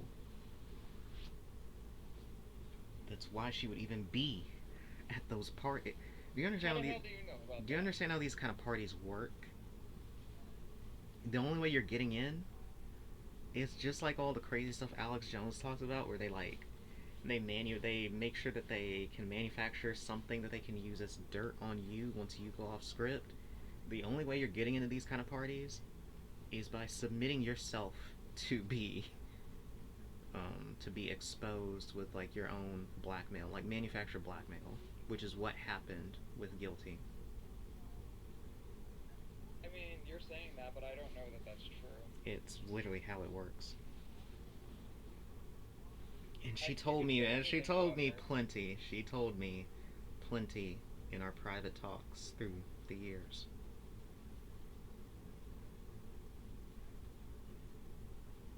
Back when she thought that I was still just... Back when she still thought I was another dumb black pet or something, like Junie.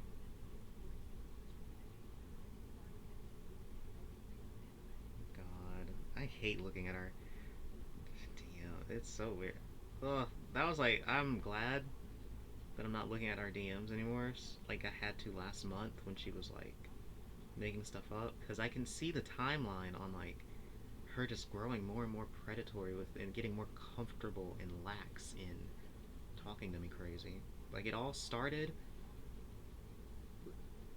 when she started talking to me more directly in DMs. She literally came in and like one of her first things, first it was like me freaking out, I'm like LOL, and then she's saying, so am I getting permission to give you special attention? And then from there we were off to the races for the next few years. What does she say from there? Because I mean, it just sounds like normal, like... To give you special attention? It sounds flirty. Oh my god. Yeah, it's almost like she's setting up to, do things to me. Well, if she was evil, yeah. But, she like, is, I mean, which she is evil. She is evil. We went from that to... Whoa, where's that screen? Because I've definitely shown you that screenshot where she, from like a month ago, where she's like just going off on me. She's like, I tell you to send me money, and you send it. I tell you to lose weight. I tell you you're chopped and fat, and you lose weight. You always will do what I tell you to do. So we went from her framing it like I'm like getting spoiled by getting special attention from her in DMs, to that, to her just like talking to me like an animal.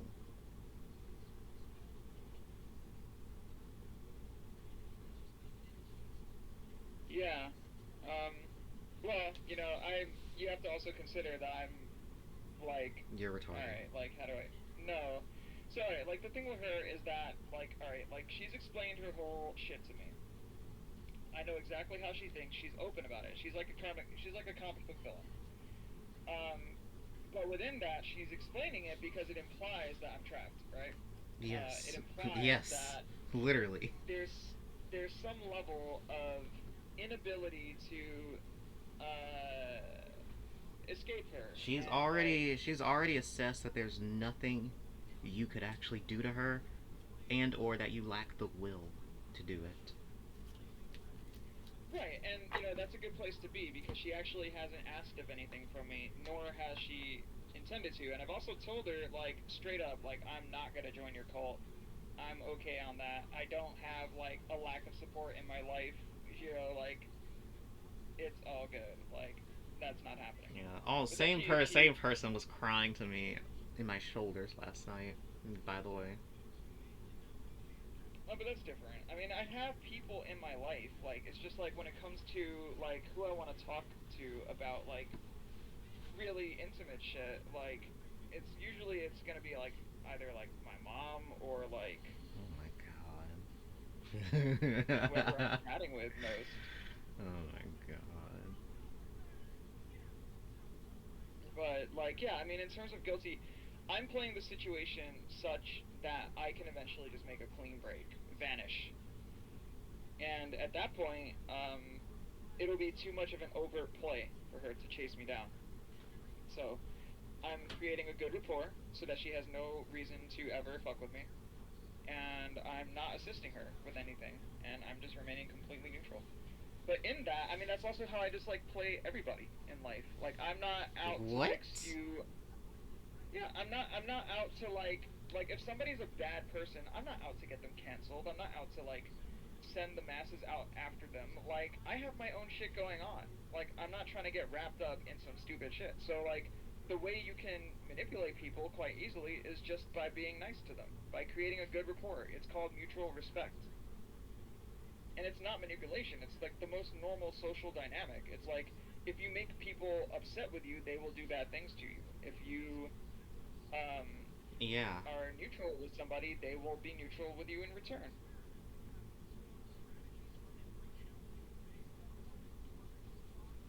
But, you know, like, that doesn't, like, I know I heard your little surprise there. It doesn't extend to something like this. This is, I mean, I would consider this, like, an actual friendship. Like, it's a budding one, but, you know, like, there's a certain level of trust that we've established. There's certain things I've revealed to you that you could use against me. You know, like, I have endeared myself to you. I have not endeared myself to everybody in my surroundings in the same way.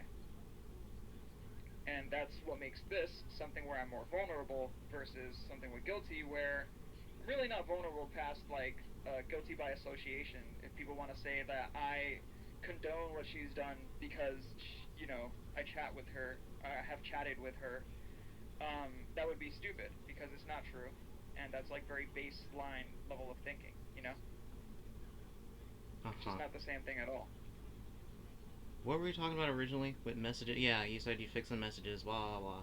And then you said Guilty streaming, and I said I don't care. And now we're talking about Guilty. It was because I asked you what you thought about the idea that you're still cooperating with her even though you're no longer in leagues with her. That's just her cope. Because that's how she wrote that she perceives it. That's just that's her cope. When she says the thing, there's multiple reasons why she says the things she says, because she's expecting... Okay, first off, was this in her server or Sophie's server? Which I guess it doesn't matter. That's Sophie's server. Which I guess it doesn't really matter which, because she also assumes that anything said in her server, in text or whatever, probably, or even in VC, is probably reported to me, since I do sometimes get VC tidbits. So she is always talking, and she already says this all the time, she always talks in all spaces as if her stuff could be reported to someone or screenshotted at all times, which is her adaptation to the adaptation, which I guess I kind of forced on her, because she tried to start doing that to me with the whole deleting stuff. But the whole thing with me is not only... the main thing with me is before I even had to start logging people like you, I just have a good memory because I pay attention to what people say. What do you mean logging people like me? People who are very evasive, who like delete stuff over and over and like just do weirdo stuff. So you're admitting that you have logged me? I literally told you before that I've done some stuff like with the YouTube screenshots just to show, just to see, to like show you that I'm like paying attention. And I didn't finish explaining that. It's also just funny because I like showing people images of what it looks, of what I'm actually doing when they DM me, so I can be like, I'm kind of busy, like, what the fuck are you doing, Becky? Like, it is very funny, because they'll message me at random, some chicks will message me at like 3 a.m, and I'm like trying to watch something meaningful or whatever. Or like when I put that part in the doc about Dilly being a sex pest, when I was like literally trying to read up on the Bible. Like, and there's a literal screenshot of me like literally looking up stuff, and he's sitting there like messaging me about non-con or something, I don't know. But yeah, that's just me being meta. But no, I don't log I'm saying that you all are very similar in that way. But so yeah, me dealing with people like y'all, because Guilty was like the first actual instance that I had to kind of get my original adaptation with, because before any of that, I just have good memory, because I mean it's part of my job anyway. Even before my job, I basically have what they call it, an eidetic memory or whatever. That's actually Batgirl's special ability, actually. At least in the comics, is that she basically has like picture perfect recall, so she can look back and expertly retell things from her life and just what other people say, and just, well, hers is to a ridiculous degree, but mine is basically like that. So yes, I can remember certain things. So yeah, combining that with me knowing when and where stuff happens and whatever, I forget how that tied into Guilty. Damn. I forget. Maybe you got some sleep. Took progesterone. Don't get cute. I only just recently stopped being mad at you. Don't start again.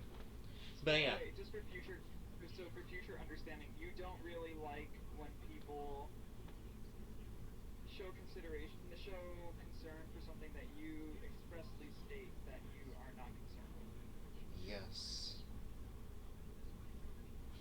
Yeah, I'm remembering now. I literally, but yes, the whole her cope thing.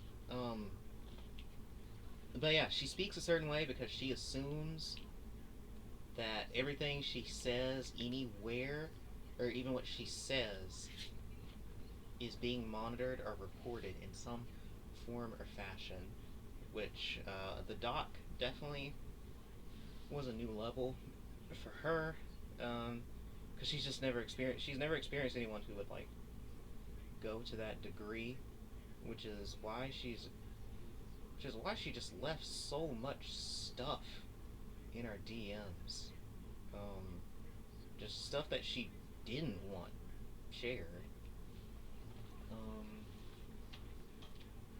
But yeah, a lot of the way she talks, it's multi-purpose. So she does it, like whenever she says stuff about me, like Shanoa's following my plan, she's basically just talking to me when she does that, even if I'm not in the space, because she is calculating that I'll hear about it, which I literally just did, and that it'll make me tweak or something, or it's always an attempt to make something on my end overextend. So it's like a loose form of bait, because she hopes that someone will like hop out of the bushes and be like, "Bonsai Shanoa, shut your mouth, you red-headed devil," and they'll like run at her and like out themselves, but that's never gonna happen. So she's always doing that to try and coax out her detractors, or see if I'll, because originally I would just make immediate tweets or something whenever I would get the info of like screenshots of her talking about me in a server, which I think also stimulated her and also made her realize that I'm really about it. So yeah, basically whenever she's talking about me, she's assuming that there's a non-zero chance that she could instantly have her stuff forwarded to someone, or even hypothetically Art, and then it gets like broadcast, even though I told Art to like just stop talking about her.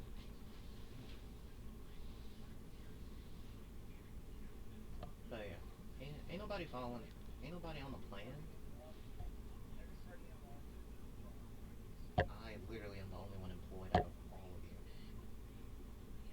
You are, and you're an entrepreneur, actually. Yes, quite literally. So I don't even know motherfuckers be telling me about a job. I'm like, I almost said the N-word. It's just that your job is not accepted by society. Yeah, I almost said the N-word. I'm like, I get my checks. Which is also like, I guess it also adds an RNG element to it, because you never actually have an idea of how much time or attention I'm putting in to something like this. So there could be periods where I could just be sitting at my computer and just banging out pages for the doc and posting a bunch of stuff.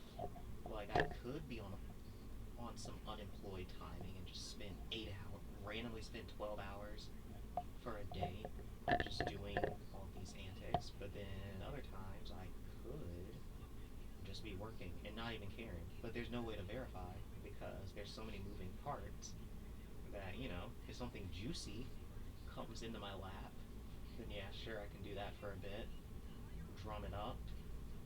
But yeah, there's no way to really account for it, which keeps her on her toes and why she has to constantly, she's basically always in campaign mode, basically.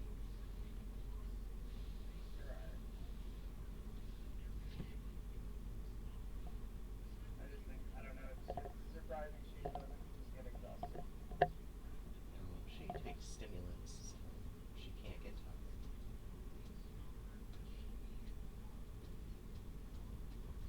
But yeah, she has Sonic under her umbrella still, so Sonic's gonna give her a juicer. So they're working together to try and get her back up.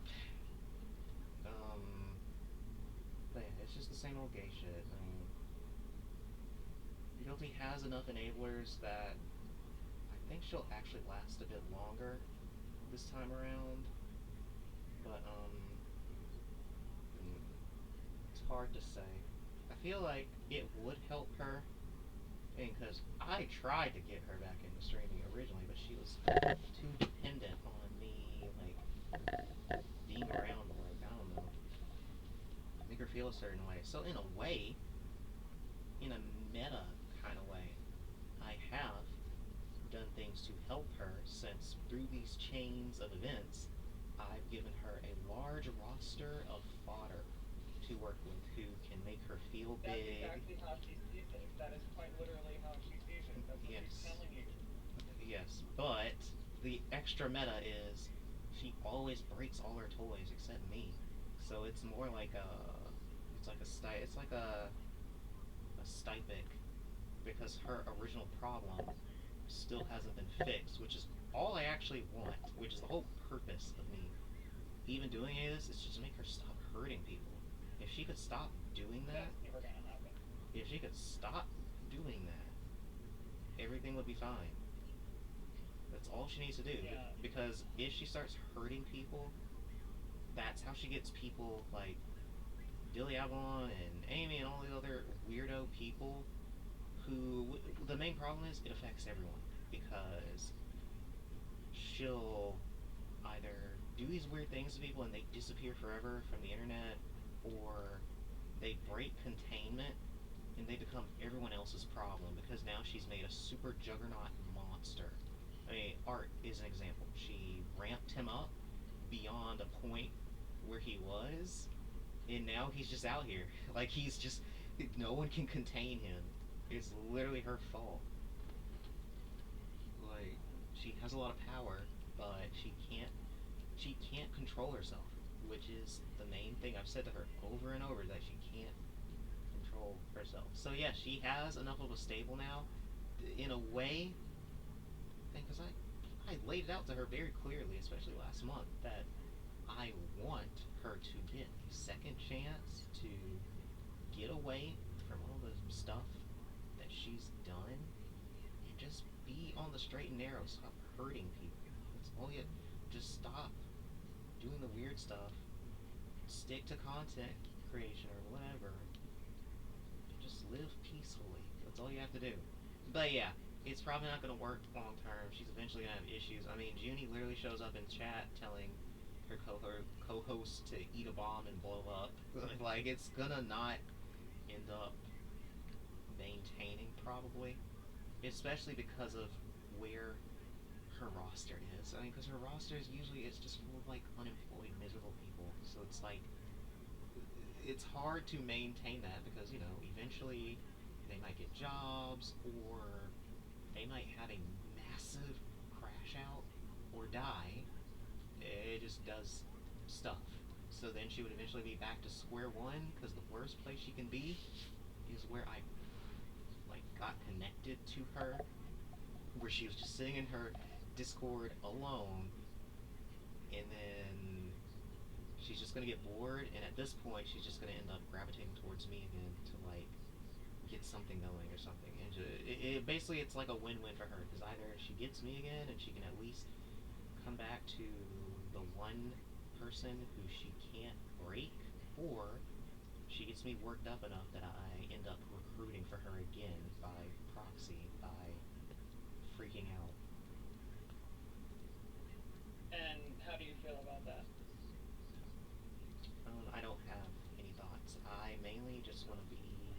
I have stuff to focus on, and I'm too busy worrying about these women who delete their DMs to me, so I just don't care about her right now, because I know she's busy, so I have no reason to care about what she's doing right now. I hope she has fun, I hope she makes it last, and that she doesn't squander what's been given to her.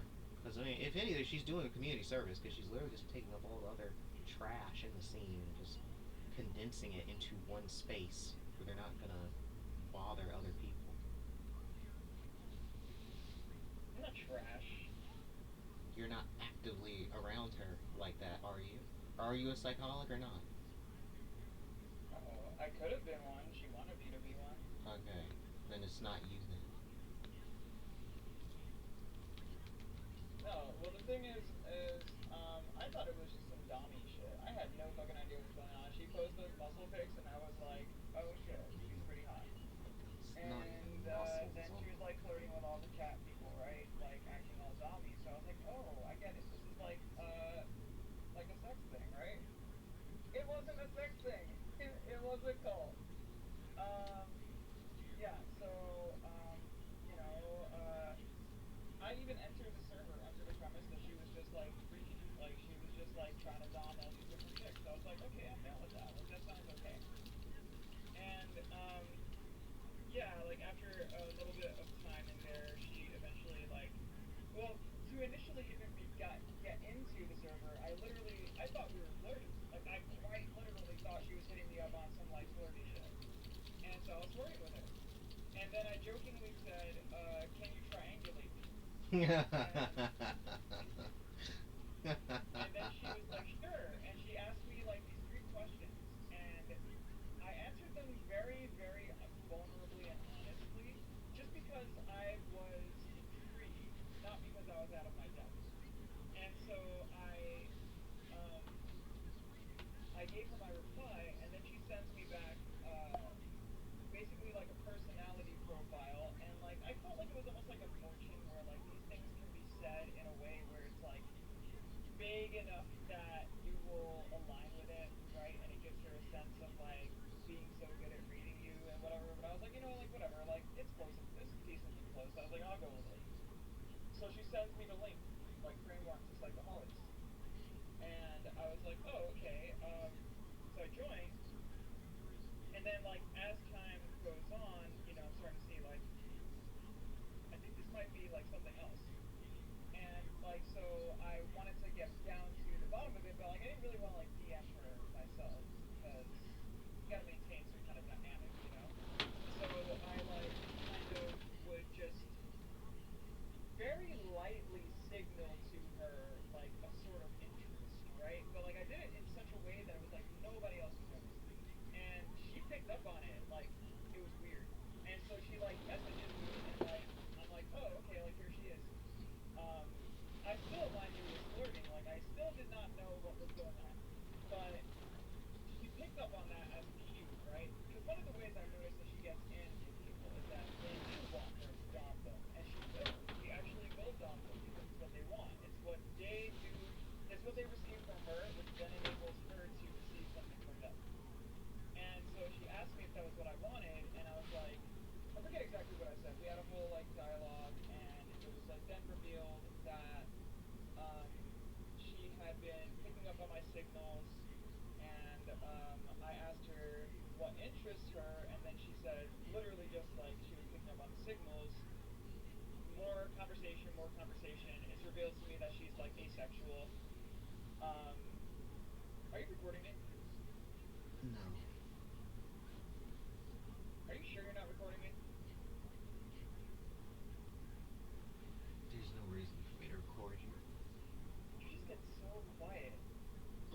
paying attention. Alright, fine. Alright, so, like, basically, like, she's asexual, first off. So that's when I was like, like, I get it. This is totally something else. Shit. And then we keep chatting back and forth, like, matching her, like, vocabularistics. Like, she's very pretty. She has, like,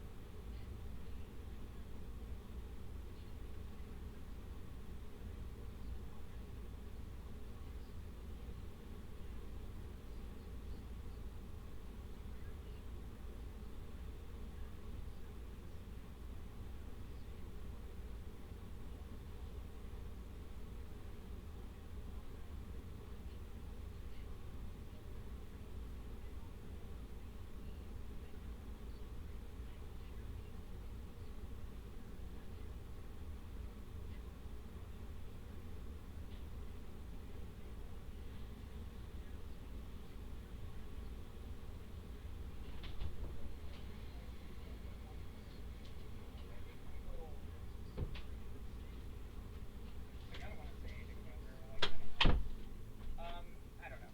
All I can say is that if she is chill with me, then I'll keep it chill with her. I don't escalate anything or go after her, and I think she feels the same.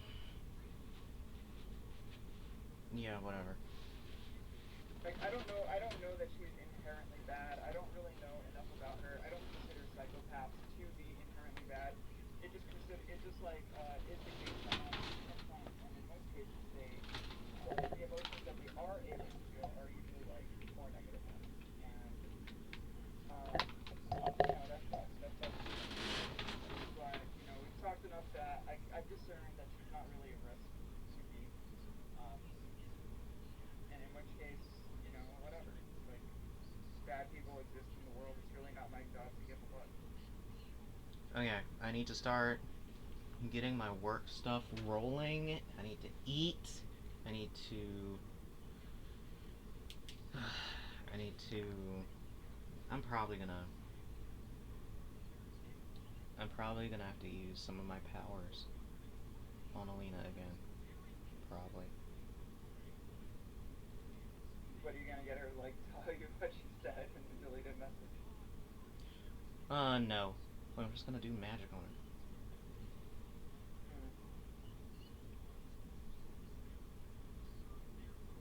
You should be thankful that I don't do anything to you. Yet. You gonna put my name in the book? Yeah. Well, mainly for that. Mainly for that, I need your first and last name and your birthday. Yeah, you'll never get that. Well, what is your birthday?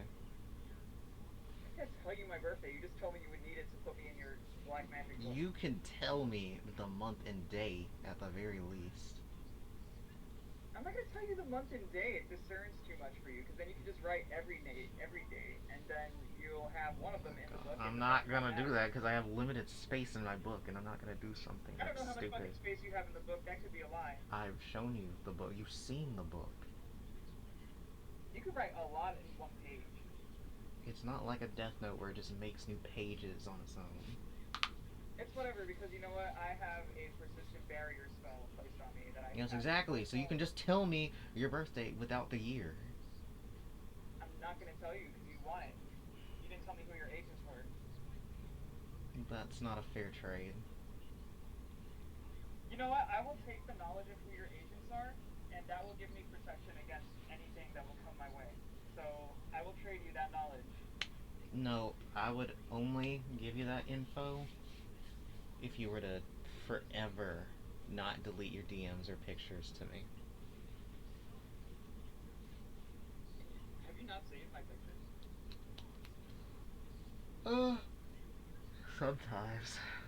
But I know you're gonna send I more. would imagine that But you probably have. But I know you're gonna send more. That's the whole point. Is I know you're gonna send more, so I'm not gonna like. It's nothing I haven't posted on social media. The only one picture that I haven't posted on social media is my ass, and at this point, my ass is actually better than that, which is the only reason I wouldn't want that picture to be posted, because that was at like 2 years ago. So yeah, like I said on Sonic Stream, how about you get to send me pictures? How about you do that?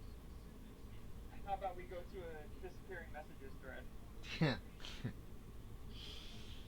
Yeah, I mean, WhatsApp is right there. I gotta go too.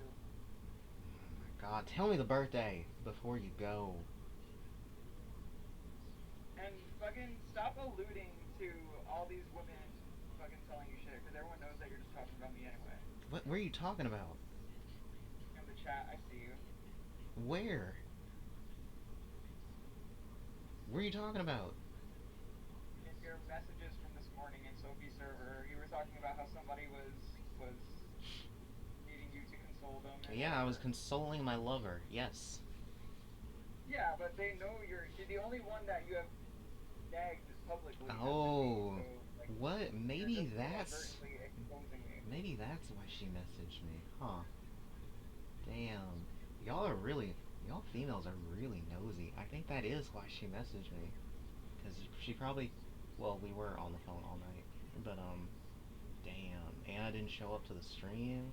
Shit, she's gonna put a hit out on you. Watch out. Well, you can deal with that. I gotta go. Whatever. Bye. Bye.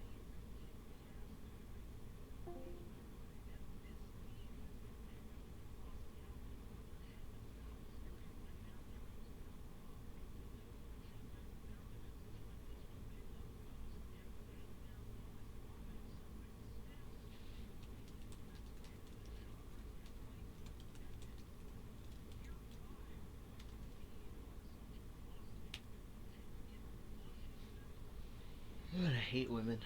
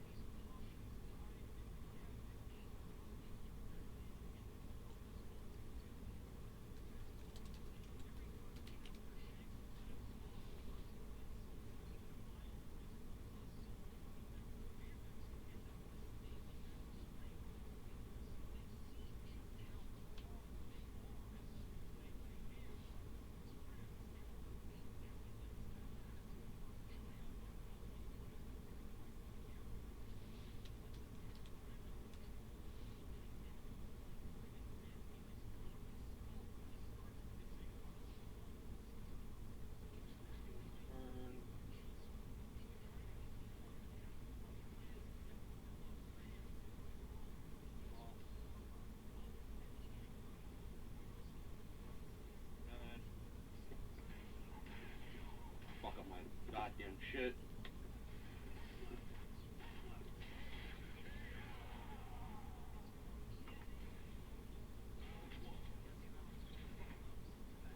Fireball, fireball, fireball, fireball. He wants to be aggressive now. Hold on, I'll check that in a minute. Back. Safe jump. Nice press. Challenge level. Throw him. not going to EXDP. So he's going to press buttons now because he doesn't want to get grabbed. That's fine. Back in the corner you go. It's fine.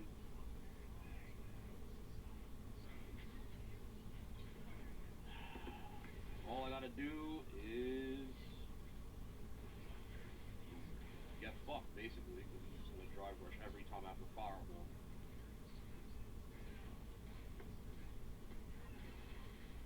So I lose now.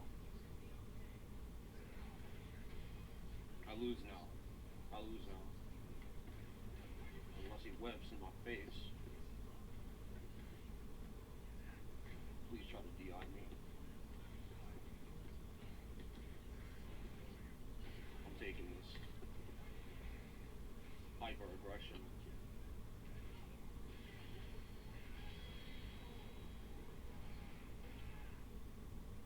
Thanks for the 25 bucks, Jallo. Appreciate you. Thanks for the gift of sub, Callister. Stop lifting.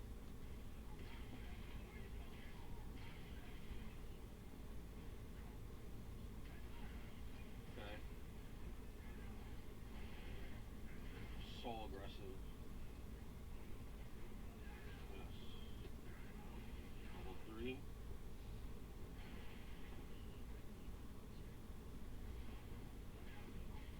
You are dead.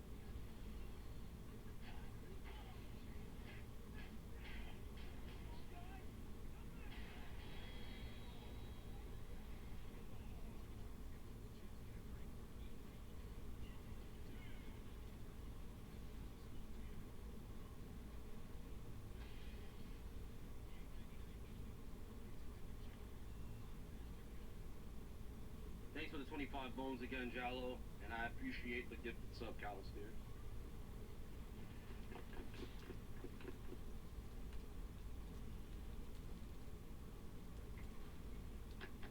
Why do I gotta fight Thief, bro? I don't wanna fight Thief. Thief is so annoying.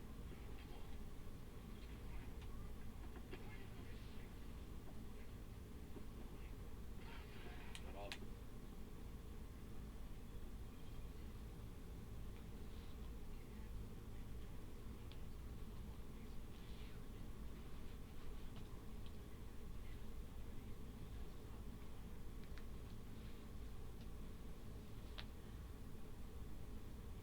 Hello, this is Shanoa. Now, regarding your question, you're wanting to know when you'll get married.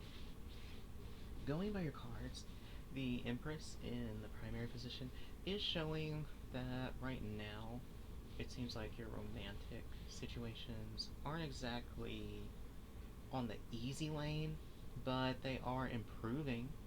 King of Wands in the secondary position does actually show a viable person who will end up wanting to marry you within the next year.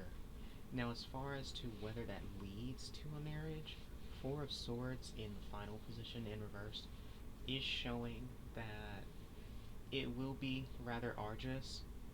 So I'm seeing problems regarding both of you having a shared life goal and what you're both really wanting in terms of a marriage with someone else. So from my general takeaway about this, I do think that you'll have the opportunity to be married 1 year from now, but I think you should hold off on it. Now, if you'd like to know what other opportunities for marriage will show up beyond that, as well as what your best option will be in terms of a spouse, you can give me a call or send me a message.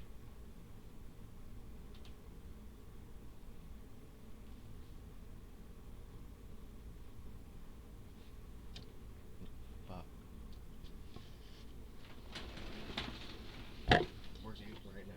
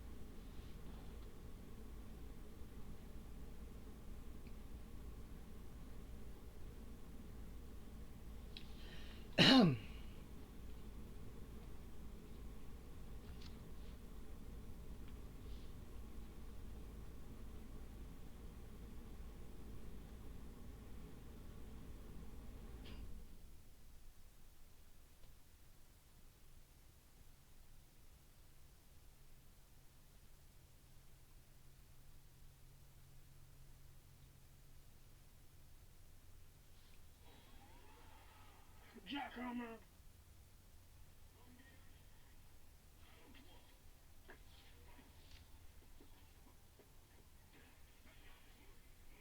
I hate this character. I fucking hate Keith.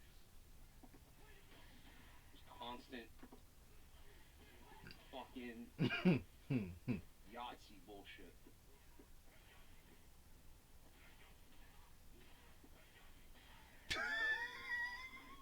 He ate all my inputs. I tried to do Flash Knuckle 3 times. No, I don't play Virtual Fighter.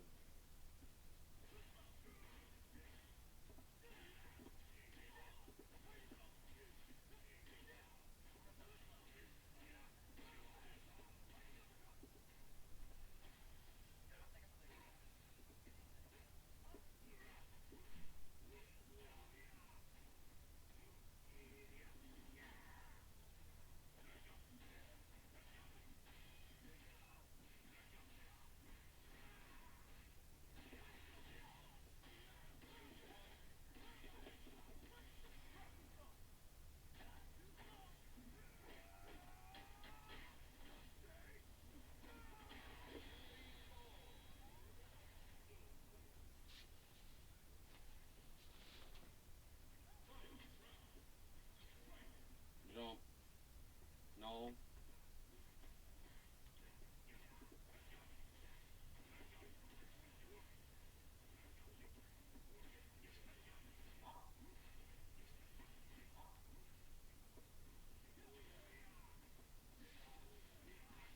Stupid ass character. Stupid ass character.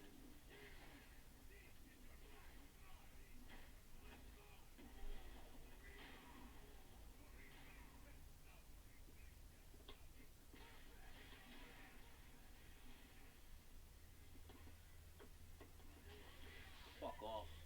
Fuck off. Dumbass fucking Yee. Dumbass fucking Yee. What if I'm still a daddy? What if I'm still a daddy?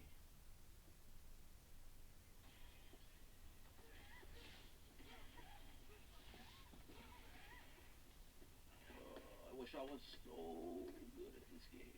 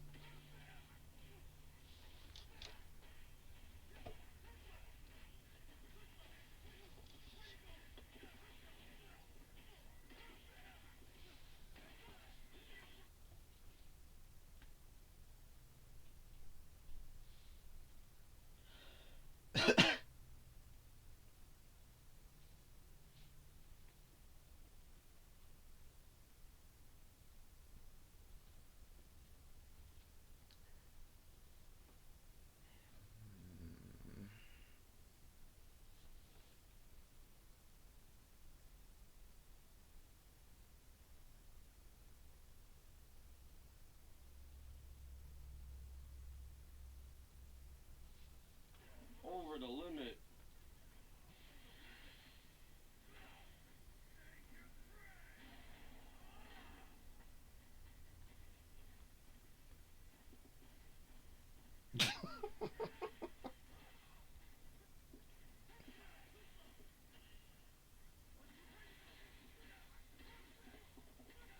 Over the limit. So with my like ADHD, I find I learn best with like practice.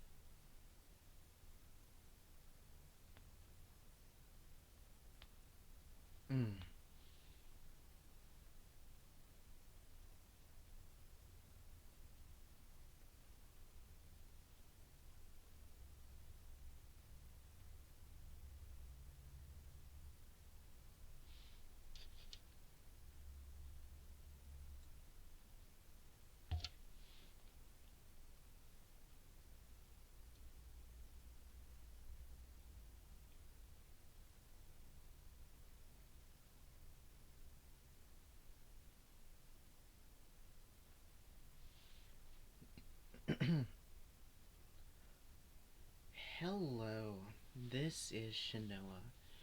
Now, regarding your question, you're wanting to know if you explain your feelings to John in writing, will he read it and apologize, as well as repair the relationship? Going by your cards, the Magician in the primary position and reverse is showing that he will be very reluctant to read through your message. And Ace of Pentacles in the secondary position does show that he will eventually give you a formal apology, and he intends to try and make things right between the two of you. However, Five of Pentacles in the final position is showing that it's still going to be very difficult for both of you. So from what I'm getting from this is that both of you will need to make sure that you're aware that this process is going to take quite a lot of time. It will take several weeks for things to kind of get back to where they were. So I just need you to make sure that you're putting in a consistent effort on your part, as well as him. Now, if you want to know how things look between the two of you for summer, as well as any other issues, you can give me a call or send me a message.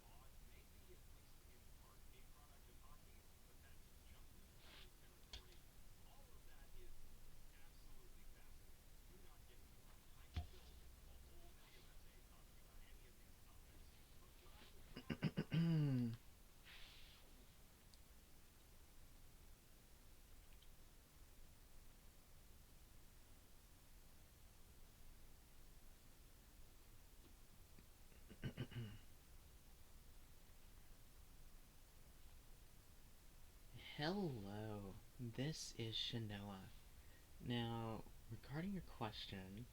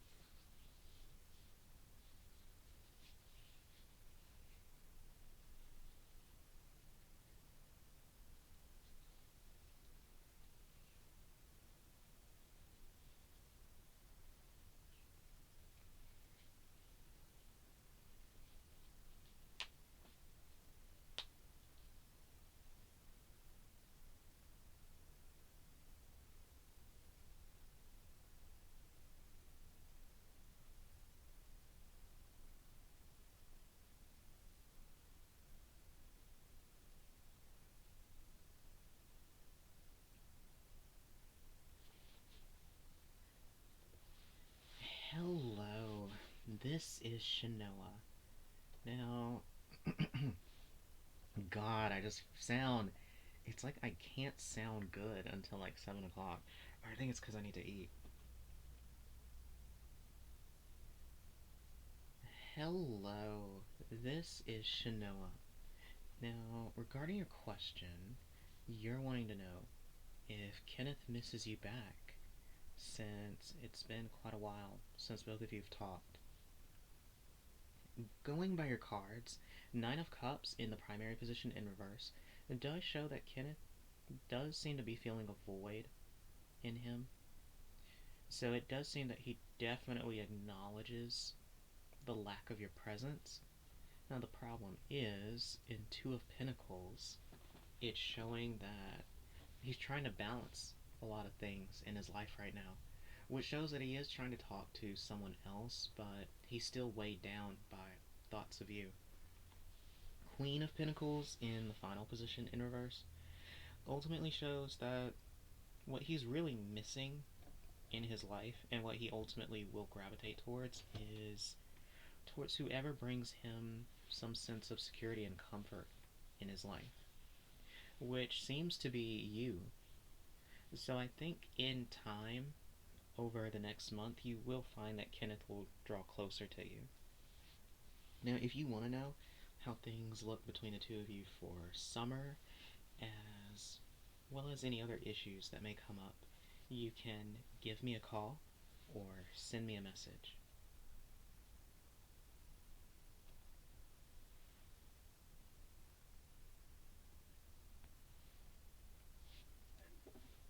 Take it. I don't care.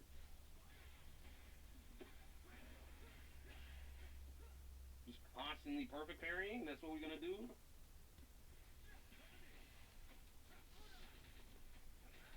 Oh yeah. Oh yeah. Oh yeah. Oh yeah. Oh yeah.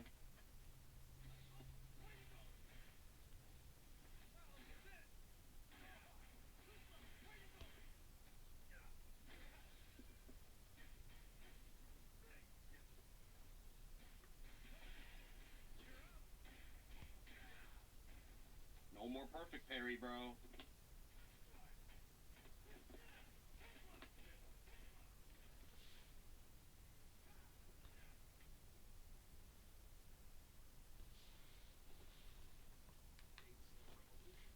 Provoked by a despot's disregard for his people, the other motivated by misinformation. King Cobra of Alabasta sincerely wants what's best for his people, but not at the expense of neighboring islands who might suffer droughts themselves if he used dance powder to bring the rain back to his land. And Crocodile uses this conflict to drive a wedge between him and his needy people, hoping to ignite a coup. But if Cobra's considerate nature marks him as an exception among the allied leaders of the world government, then Waphole is the rule that exception proves. He is a gluttonous, greedy, self-centered tyrant who hoards his kingdom's resources, in this case its unparalleled medical expertise, and uses them to control his people in turn. To him, they're all just disposable tools. Yet for a long time, those people are largely complacent in the face of that unfairness because at least their leader protects them from the dangers of the outside world. It's only after one of those dangers arrives at their doorstep and Waphole turns tail that they begin to see the truth. And this reflects the general attitude we see among the citizens of just about every island under world government occupation, from the East Blue Boonies to Sabaudi Archipelago. I'm not sure if I hear it. Because it reassures them that they live in a safe and, most importantly, just world. But if people like Waphole are calling the shots, then that obviously can't be the whole story. And with every step the Straw Hats take through the Grand Line, the hypocrisy and deception behind that so-called justice becomes increasingly clear. Crocodile is by far the worst villain we've met so far. Jaded, condescending, he kills without hesitation,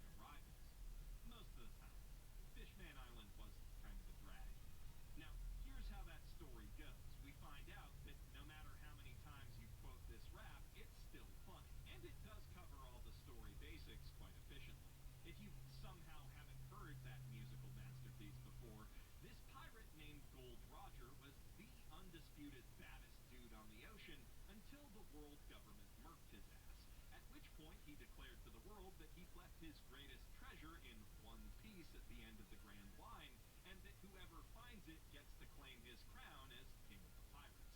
Thus began a chaotic new age of seafaring adventurers duking it out with guns, swords, and magic cursed fruit powers to see who's gonna be the guy. Spoilers, it's gonna be our lovable young hero, Monkey D. Luffy. Though he'd hate to hear me call him that, since heroes are always giving their meat away to people in need, whereas pirates get to eat all the meat all the time. Still, Luffy is the type who hauls himself out of friends in need, and also the type who makes friends with pretty much everyone he meets who's not a complete dick. So, hero or not, he is constantly butting heads with villains, often literally and as we speak. Luffy's favorite way how did that happen? Yo ho ho, he took a bite of Goku, one of those cursed devil fruits I mentioned earlier that, in exchange for losing their ability to swim, allows whoever eats it to transform into an animal of some kind, emit or control a specific substance or energy, or imbue their body with the power of the elements themselves, at the weak, medium, and strong ends of the power scale, respectively. There are hundreds, maybe thousands of these fruits out on the ocean, and Luffy's isn't a particularly powerful one, but the cartoonishly creative way he uses it, on top of years of intense physical training, make him a Goku-tier fight closer. Or perhaps I should say Bugs Bunny tier, since that's closer to the template we're working from here. Luffy's a playful sort who prefers to do his own thing and rarely starts fights, but whenever some Yosemite Sam asshole with a chip on his shoulder ruins his adventuring by picking one, he'll finish it in a heartbeat. Or in 50 to 100 chapters after a lot of running around. So, maybe Saitama's a better point of comparison.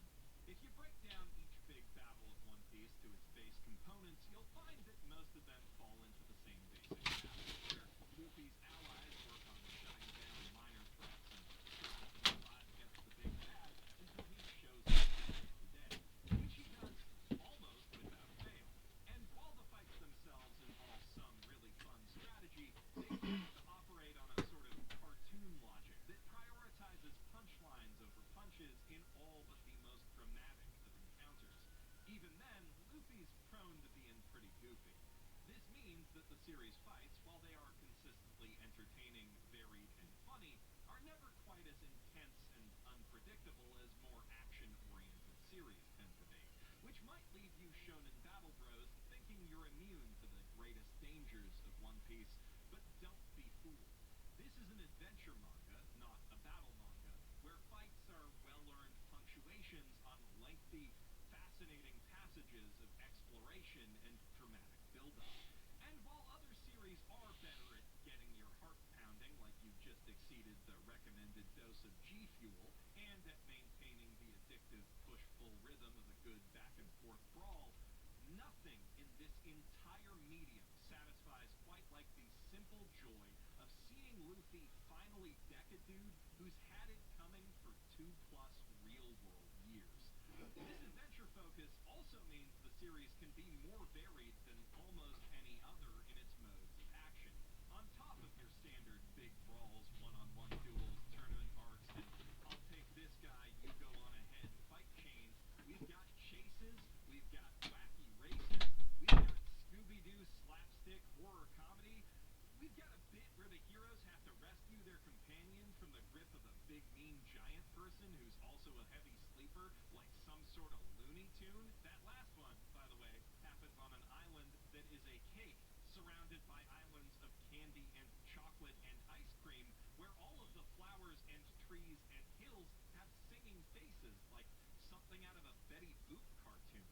And that's just one of dozens of aesthetically disparate settings that One Piece somehow manages to make fit together into its segmented yet seamlessly cohesive world. The series leverages its length to take you literally everywhere you can imagine, like an odyssey through an entire library of whimsical storybooks where a lot of wars happen to happen, because the storybook political situation is pretty realistically messed up, actually. Of course, a journey that long is only going to be as fun as the folks who join you on it, but luckily, Luffy Luffy's crewmates are every bit as lovable and capable as their captain in their own ways. Each carries a dream just as big as his, too, which they all work together to help each other reach. Zoro, future greatest swordsman in the world, is a stubborn ox with a mind as sharp as a katana when it comes to sword fighting, and dull as a boken for pretty much everything else, especially directions. Fortunately, Nami more than makes up for that with her navigation skills, the greatest on the 4 seas, which she intends to map in their entirety one day. That isn't the only way she might take you for a ride, as she's a bit of a con artist with a nose for gold, but her heart's made of the same stuff, and she'd never betray her friends. More than once.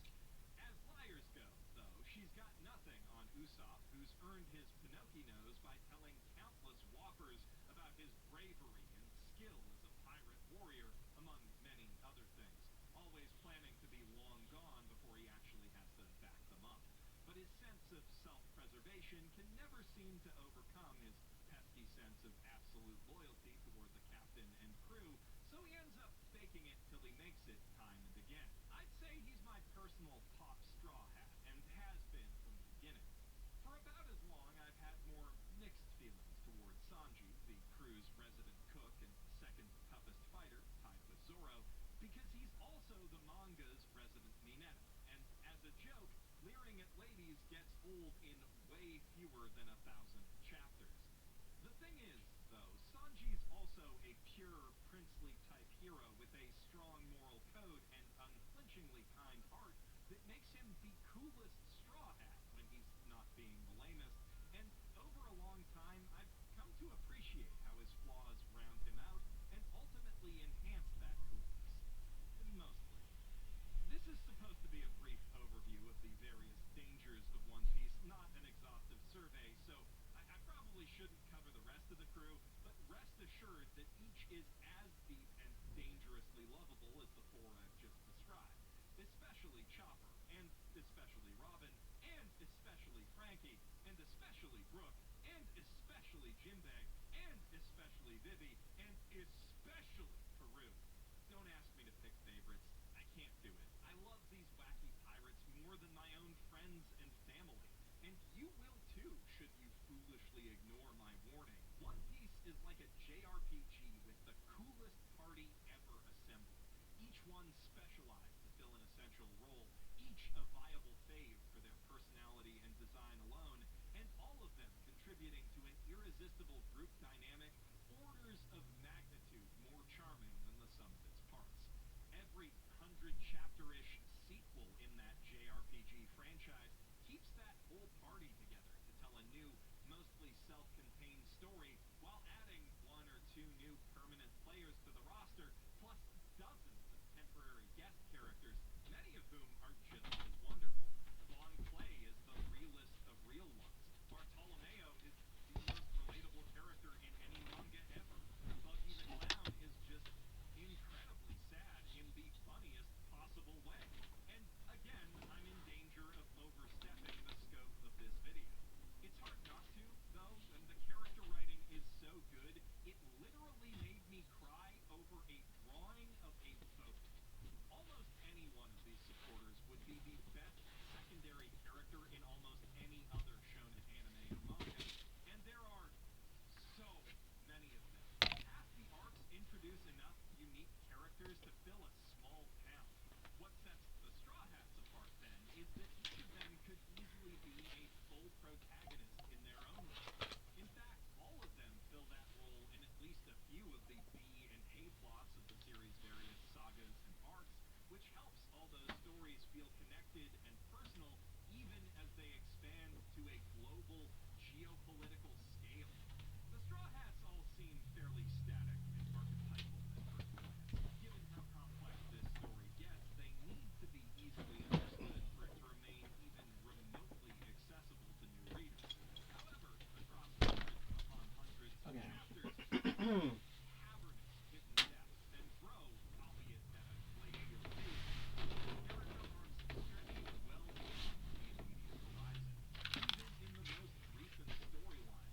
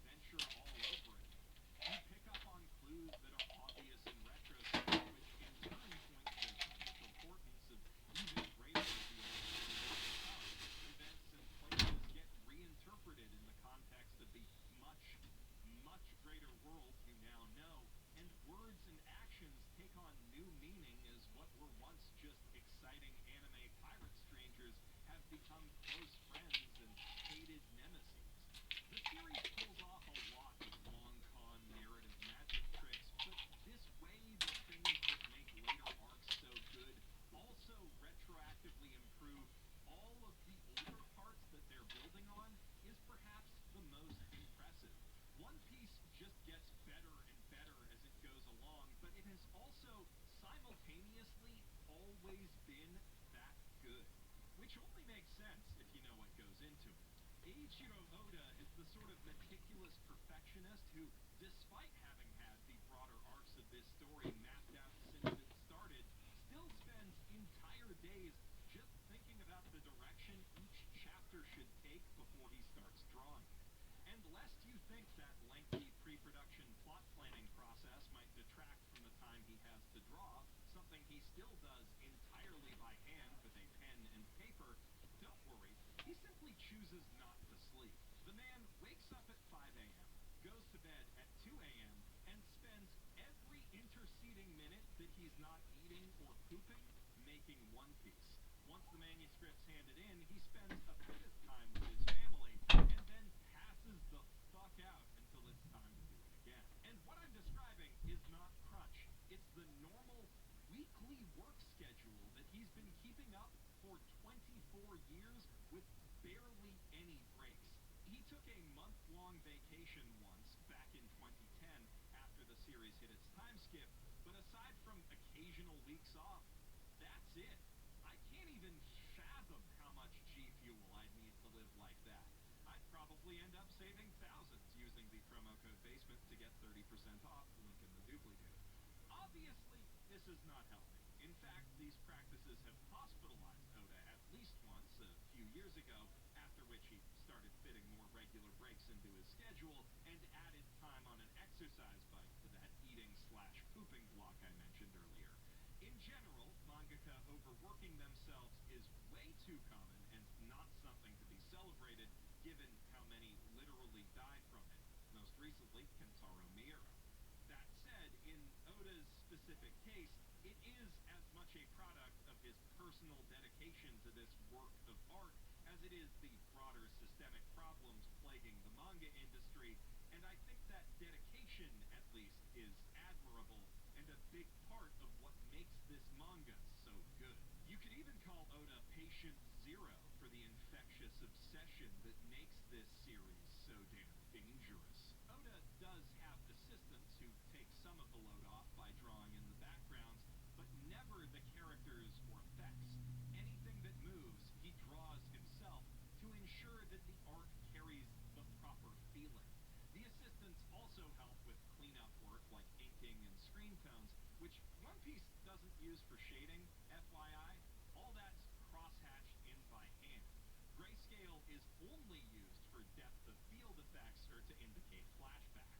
And on that note, Oda also redraws every single panel he flashes back to, every time he flashes back to it, because his readers are paying him for 16 to 20 pages of new drawings each chapter, and if he photocopied old art, he'd personally feel like he was ripping them off. There is not a human being alive who works harder or personally produces more of value than Eiichiro Oda. Therefore, fun fact, any person with more money than Oda, approximate net worth $200 million, definitely stole some or most of it. But that's a topic for another video. The result of this insane work ethic is 18,000 pages and countless panels of artwork so far that is consistently great and quite often breathtaking.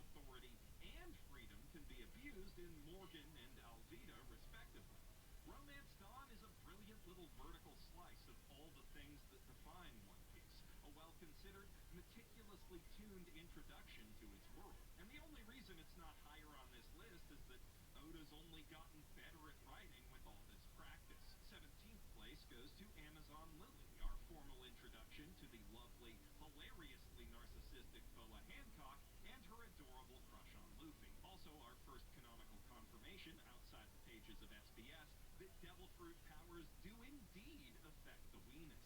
This arc touches on a few heavy themes, but only gently, as it's again sandwiched between the Straw Hats' first major defeat and even more bad times, and it really needs to deliver some heavy-duty comic relief in the time it has. And I think it strikes a really great balance between comedy, drama, and action, working as one last fun, self-contained adventure for Luffy before shit gets really real. Coming in at number 16 is the Drum Island arc, our introduction to my precious baby boy, Tony Chopper, and the first arc in the series that really puts an emphasis on politics over action. I mean, there is still plenty of action, a lot of comedy, and some really creative winter-themed critters to be found here. But for the first time in One Piece, beyond there simply being a bad guy what needs beaten up, the driving force behind the plot is a broad social movement to throw off the shackles of a self-aggrandizing oppressor and change an island's self-contained society for the better, which is what most of the best One Piece stories are about, and what the next arc in that saga takes to a whole other level. Before Spring Fave, start at Chewy. Ready, set, refresh.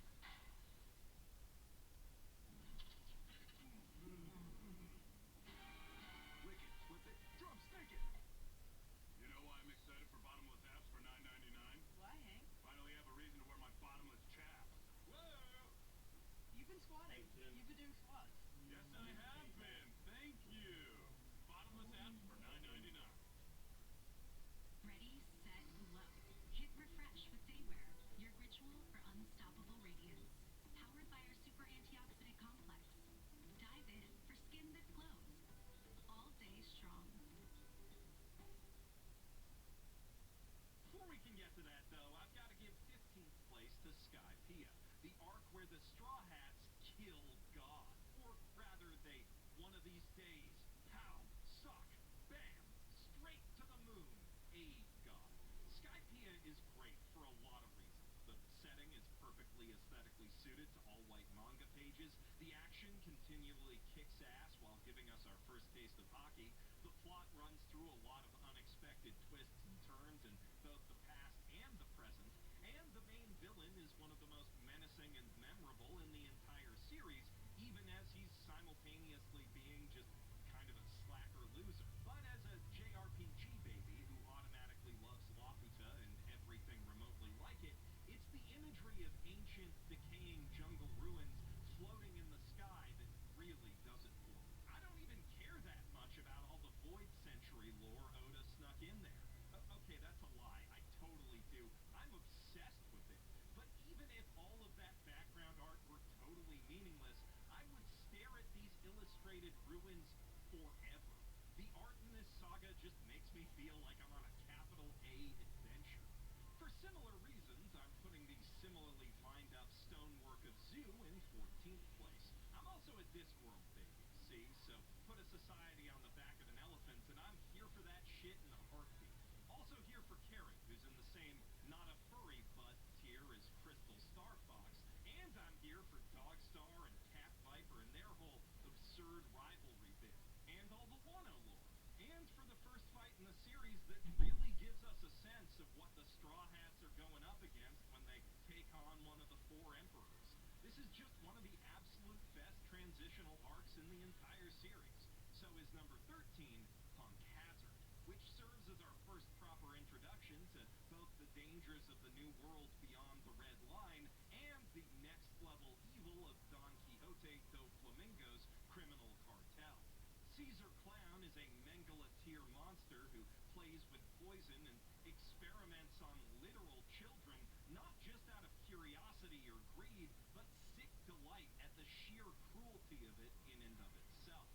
But he provides the smile gas that's been central to most of the post-time skip storyline, now that I think about it, so Dopey is all too happy to indulge his sociopathic sadism. And the results of his sick, chimeric experiments, like half of the sick, chimeric island they call home, are positively chilling. When you boil it down, this is a pretty basic beat-up-the-bad-guy arc, but Caesar is just so lovably hateable that he alone, perhaps aided by some incredibly solid action, is more than enough to keep that story entertaining. And you know what? Some of the absolute best moments in One Piece simply boil down to watching someone who really deserves it getting some quality clobbering time with Luffy. That's a solid 40% of why Sabaody Archipelago comes in 12th. Other One Piece villains might be pretty awful, but at least they can fucking walk for themselves, you useless billionaire parasite.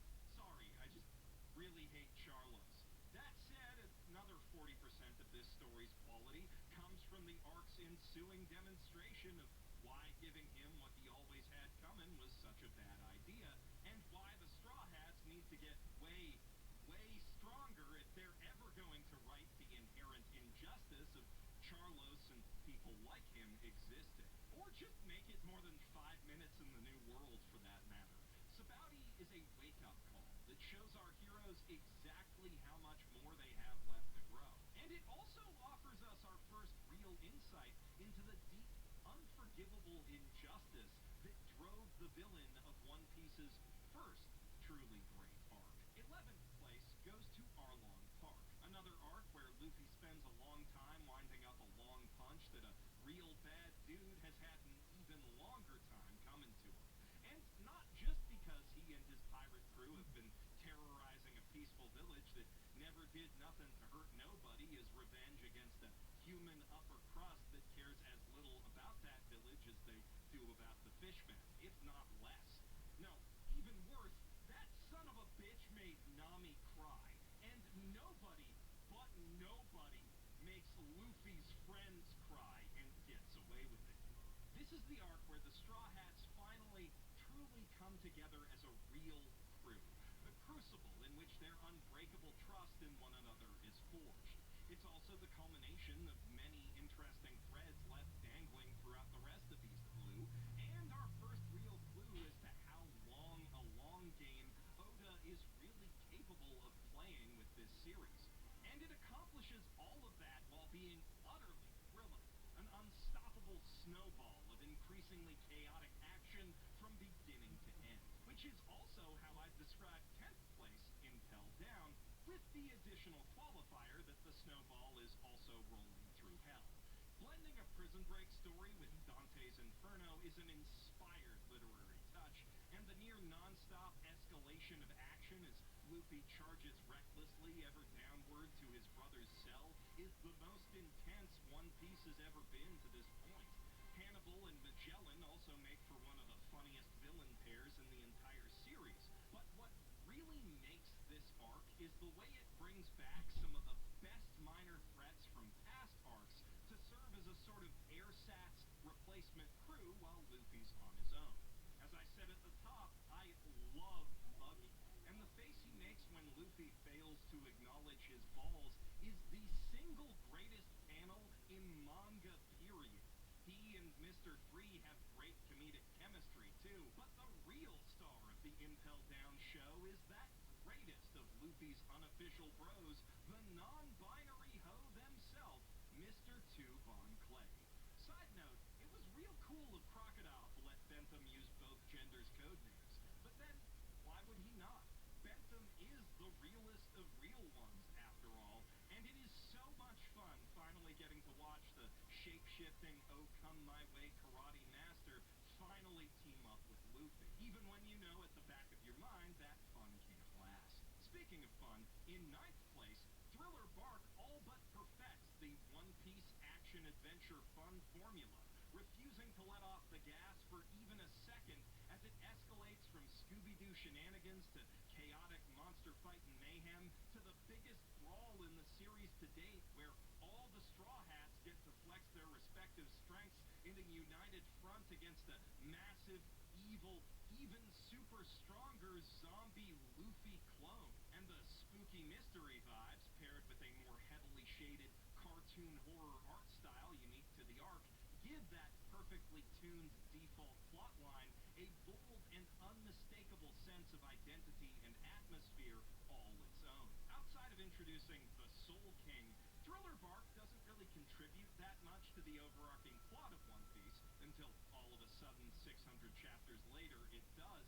But as a self-contained, standalone adventure, it stands above every other arc we've talked about so far as the ultimate refinement of the baseline default One Piece experience, TM.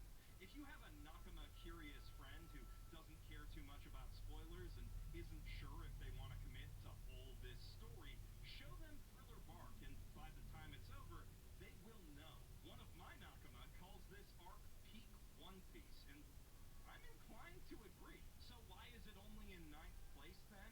Because the next 8 arcs go even further beyond that peak. If Arlong Park was where I first knew I fucked with One Piece hard enough to finish it, then 8th place, Alabasta, marked the moment where I truly fell head over heels in love.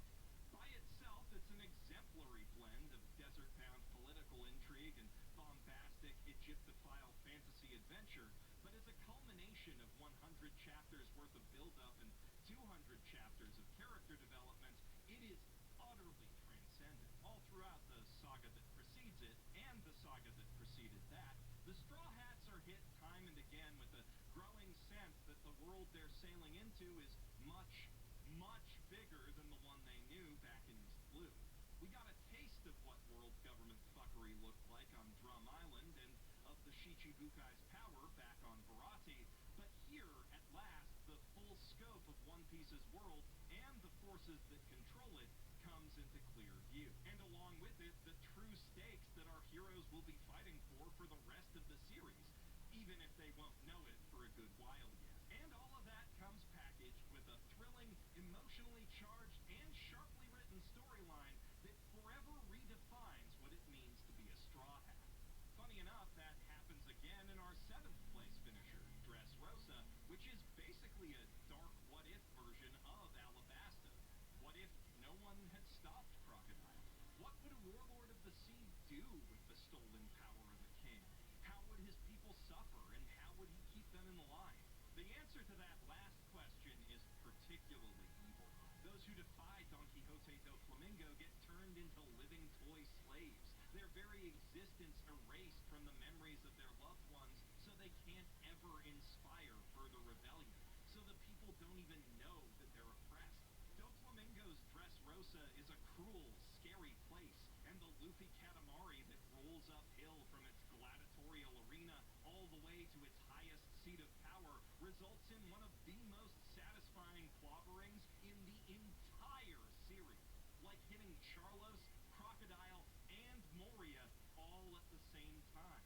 Usopp absolutely shines in a B-plot about a folksy, naive, Lilliputian tiny folk race staging their own adorable whittle evolution, and a lot of the people who are willing to follow Luffy into the jaws of death by the saga's finale still feel that way after it's done, and most of them have their own boats. After this, the Straw Hats aren't a crew anymore. They're a whole goddamn fleet. Few arcs more fundamentally change the shape of what One Piece can be.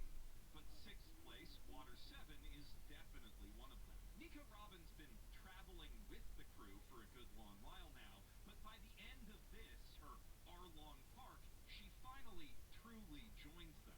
And Usopp, who's been wrestling with his own relative weakness since they entered the Grand Line and can't help seeing an ominous metaphor in the inevitable obsolescence of going merry, breaks away from his friends in petulant shame, only to return to prove them, and more importantly himself, since they kinda already knew, why he belongs on the crew. As that's happening, the setting of the arc offers fascinating insights into the vital industries at the heart of One Piece's world and the talented craftsmen who make sailing its dangerous waters possible. And through the city's backstory, we see how their vital work is threatened time and again by the shadowy overreach of the world government, which eventually explodes back into the present, turning the whole damn city on its head right as a tsunami is bearing down to drown it, while our heroes, joined by the infinitely lovable Frankie, give chase to the government spooks who took Robin in the chaos. And that brings us, both physically and segue rule of preferring arcs that can stand on their own, since it's basically just the extended climax of Water 7. But the thing is, the world building surrounding Cypherpole and the Navy's fucked up court system, combined with the emotional drama of scrambling to reach and rescue Robin from both Cypherpole and herself, and let's not forget about all the banger fights that happen along the way, from the train heist to raw motherfucking Lucci himself, is all just so fucking excellent that it totally does stand on its own, even as less than half a storyline. Usopp Shoot That Flag is the first time I have ever physically screamed at a comic book, and by the end of this arc I felt about Nico Robin the same way Rosa Brooklyn Nine-Nine feels about that one puppy, which kind of made the other ways I already felt about Nico Robin feel a bit weird, but let's not get into that. Or maybe we should, since fourth place is a Sanji storyline. The Sanji storyline. Full Cake Island. Our first taste of what an Emperor's full power looks like on her home turf. The arc that takes the cartoon logic of One Piece's action to a whole new level of extreme intensity. In many respects, the peak of comedy in the series so far as well. Delicious social satire layered like a fine cake with the most sumptuous of action icing.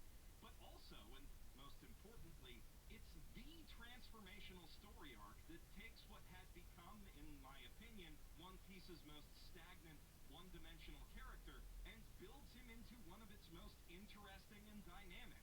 And it does it by giving him a backstory as a Nazi Power Ranger, which seems like a really weird combination until you realize that Oda is stealth punning with the jur suffix at the end of every Super Sentai title and the prefix that begins the word Germany. This is next-level comedy, but also next-level tragedy. Whole Cake Island really is the complete package. One Piece at its most Shakespearean. Well, almost. The next two arcs, like Water 7 and Enies Lobby, are too interconnected and too damn good to split up. Though I do have to keep them out of order this time. In third place, the post-war arc, with its poignant ruminations on grief and startling revelations about Luffy's past with Ace, is compelling on so many different levels, from the fascinating world building of the Goa Kingdom in which they grew up, to the complex nuances of their and Sabo's mutual brotherly love. It's an absolute tearjerker and one of the hardest-hitting moments in all of One Piece. But it only hits as hard as it does because second place, Marineford, goes as hard as it does. 30 straight chapters of almost nothing but opulent, meticulously detailed full-page spread after full-page spread, depicting a full-on war between almost literally everyone we've met in the last 600 chapters and almost literally everyone else, with earth-shaking plot turn after earth-shaking plot turn, building up to a profound tragedy that resonates through One Piece's entire world on both geopolitical and deeply personal levels. The Summit War is a feat utterly unmatched in the annals of shonen manga storytelling, in part because you'd need over a decade of build-up just to make the attempt. After making Marineford, Oda truly had nothing left to prove as a mangaka, just the rest of his story left to tell. So it's kinda crazy that the climax war of the Wano Country arc has been delivering action of that scale and artistic complexity for over 30 chapters now. As a direct continuation of an ongoing story arc already 100 twisty-turny chapters in the making, which already had plenty of top-tier fights sprinkled throughout it to begin with.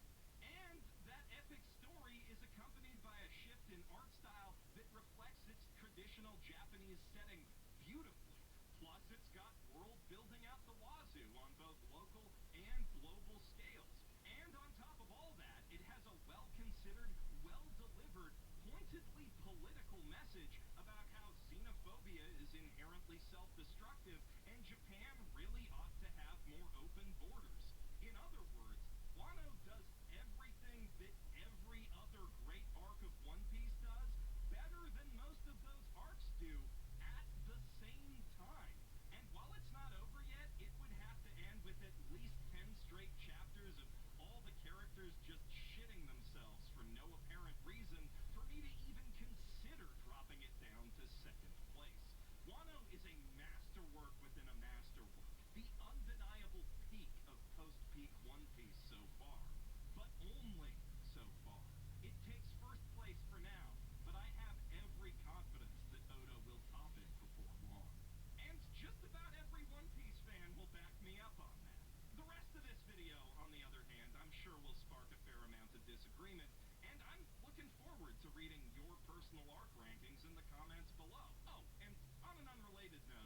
feel like going on a truly wild anime journey that makes One Piece look sensible and down to earth, you should check out my feature-length roast of 3 feature-length anime movies that were made by an actual alien-worshipping Japanese cult. Not to toot my own horn, but it is the best video I've ever made, hands down. I'm Jeff Fu, professional Straw Hat fan, signing out from the deck of Going Luffy Senpai.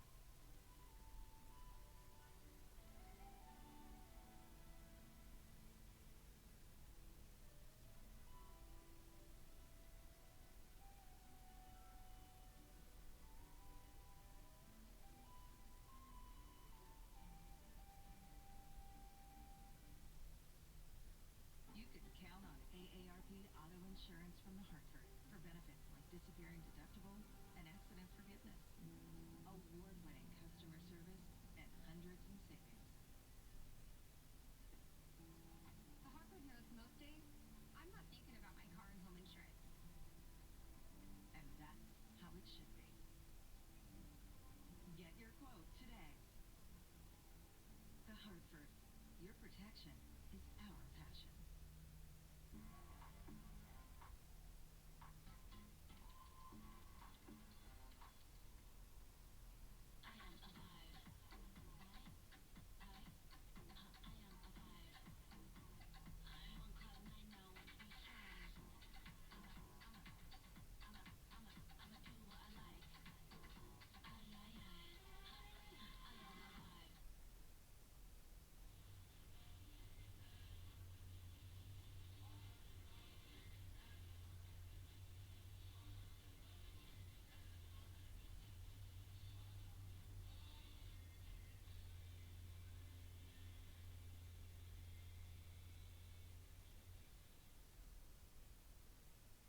One of the more famous Greek myths is one where the great and mighty Zeus, first among the gods, turns into a big old bird and gets busy with the queen of Sparta.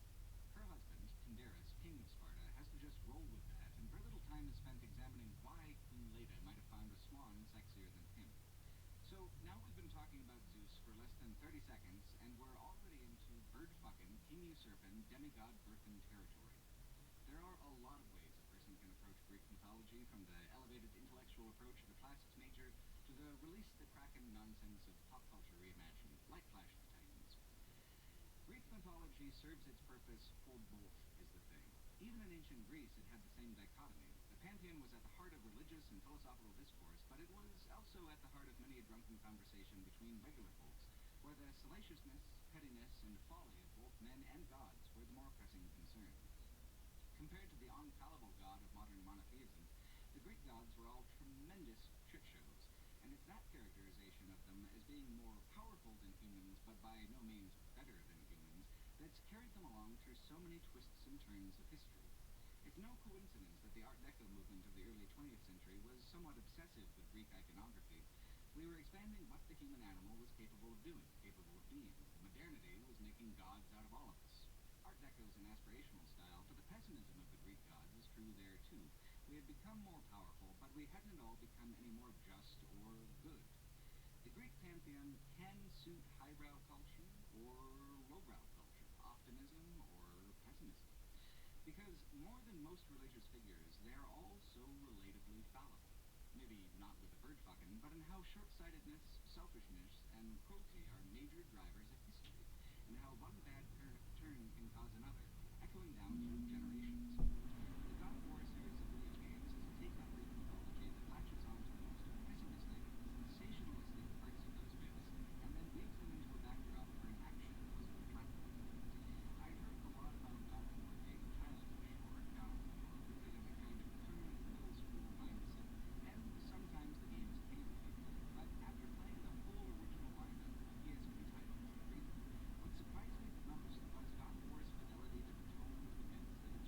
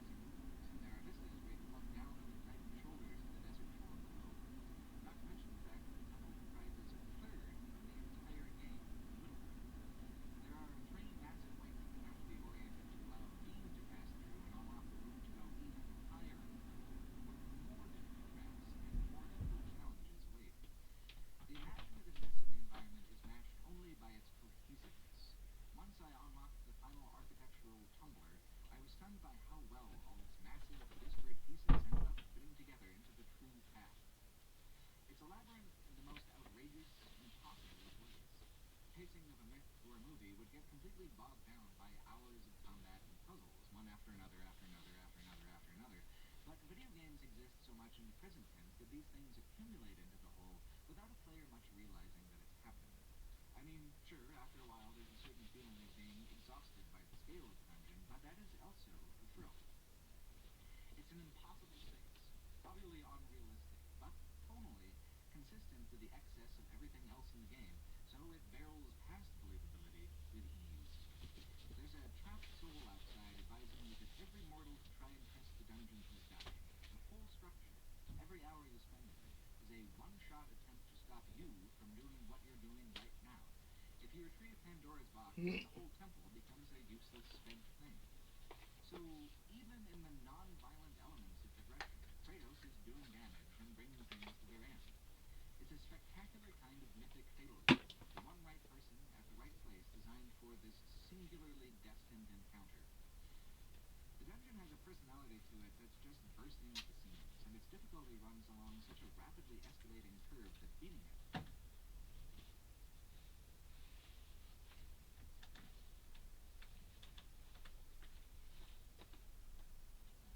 Whether you're a professional or just love getting hands-on with your home projects, Harbor Freight...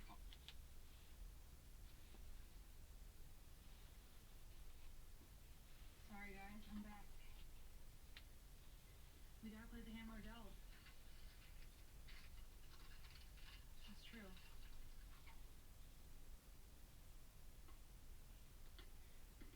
Although, I feel like we are living in a system that has put the house always to win.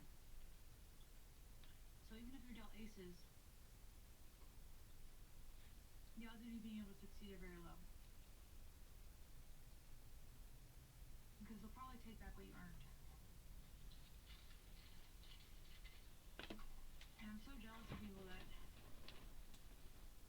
don't have to worry about certain things.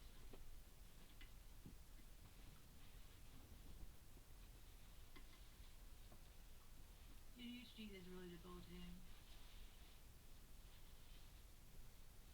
I know this is debilitating insofar as like working a regular job.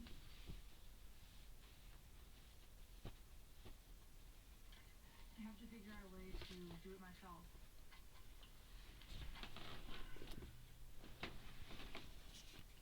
Ninja or Shelby, what's up, Wilson Nave?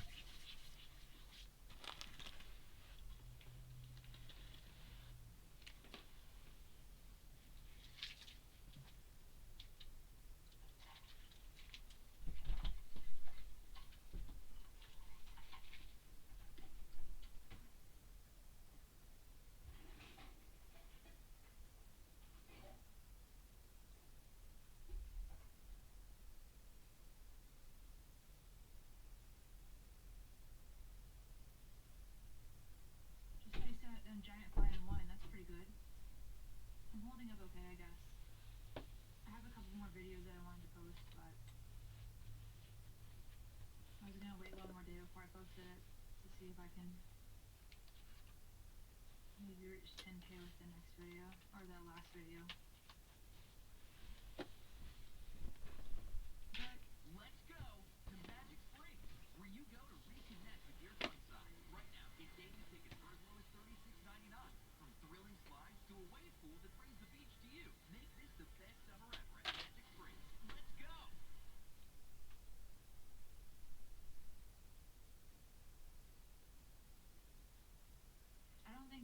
I'm curious about what you guys' hopes and dreams are. If you could pursue any skill, what would it be?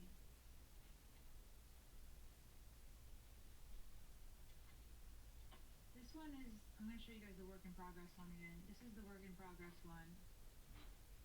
It's going to remain kind of abstract, but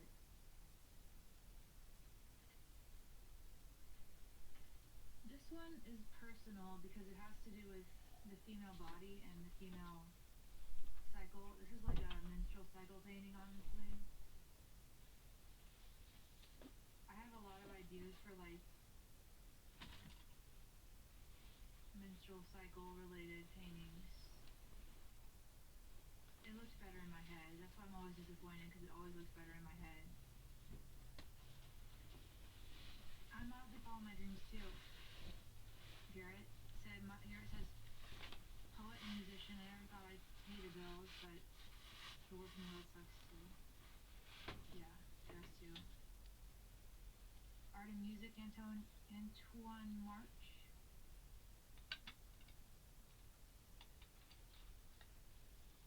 My hopes and dreams are to be able to pursue one of my interests at any given time. That's why I feel like we need UBI, but everyone says that will cause massive inflation. We just need government grants and subsidies that allow us to breathe.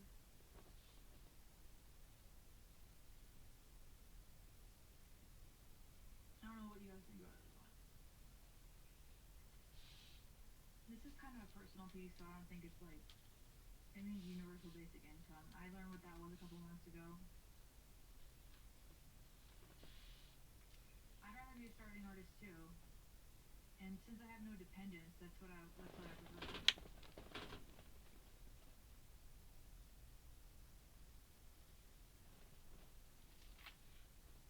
Professional poker player, that takes a lot of skill. I mean, why not? I know that takes a lot of skills. I feel like going pro in anything like that is kind of like becoming a professional athlete, because it's like, only the top % are able to do it. It's a combination of like genetic skill and luck. Also, these dogs, I'm probably going to show these more than once. I'll show them on a different video. But these are dog portraits that I have available on Etsy. So if you know somebody that has a dog, pet, or cat, or whatever, I have these available. And you guys can commission me, I'll do any painting that you ever wanted. And I give you guys good deals.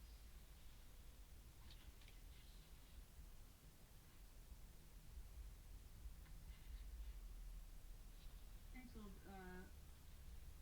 disciple. I can do cats too. These ones I think start at 25 to 30. I do smaller ones. There's actually ones on my on my Etsy that are like $3.99 for like an ACEO size. And that's like a trading card size, so let me show you. So I do one this size for like $3.99 free shipping, I'm pretty sure. Anything between like $3.99 and like $125. So there's something for everybody. I know my stepdad's birthday is tomorrow.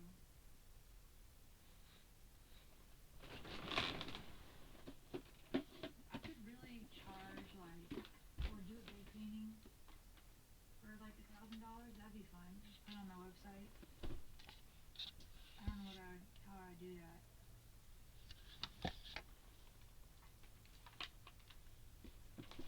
Frenchie, Doberman.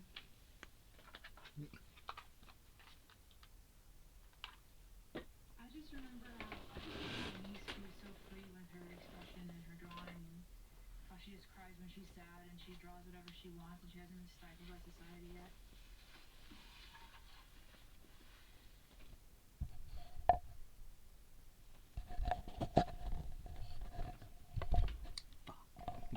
I think that's something all kids have an intuition for. It's beaten out of them before they have vocabulary to express it, yeah. True.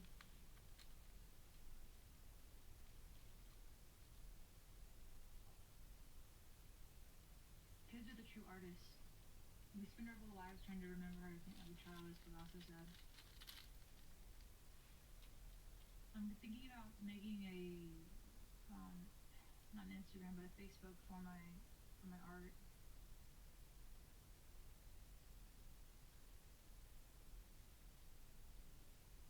And also another TikTok. So I have a TikTok, but I'm gonna make another one. Oh my god. It's so crazy. I had nothing but free time though, so I can make this my full-time job, you know?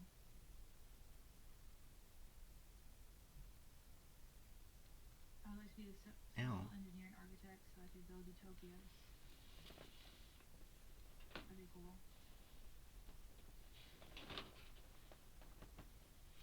Thank you, Midnight Bubblegum. This is another one available on my Etsy. I can make it at any size.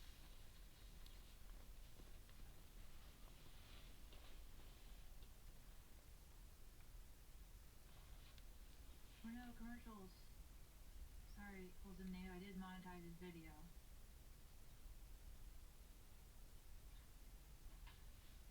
paid a little bit. I try not to do it like maximum. I don't max the commercials out, you know. But I do put some of them on here. Just so I can get a little extra couple bucks. But yeah.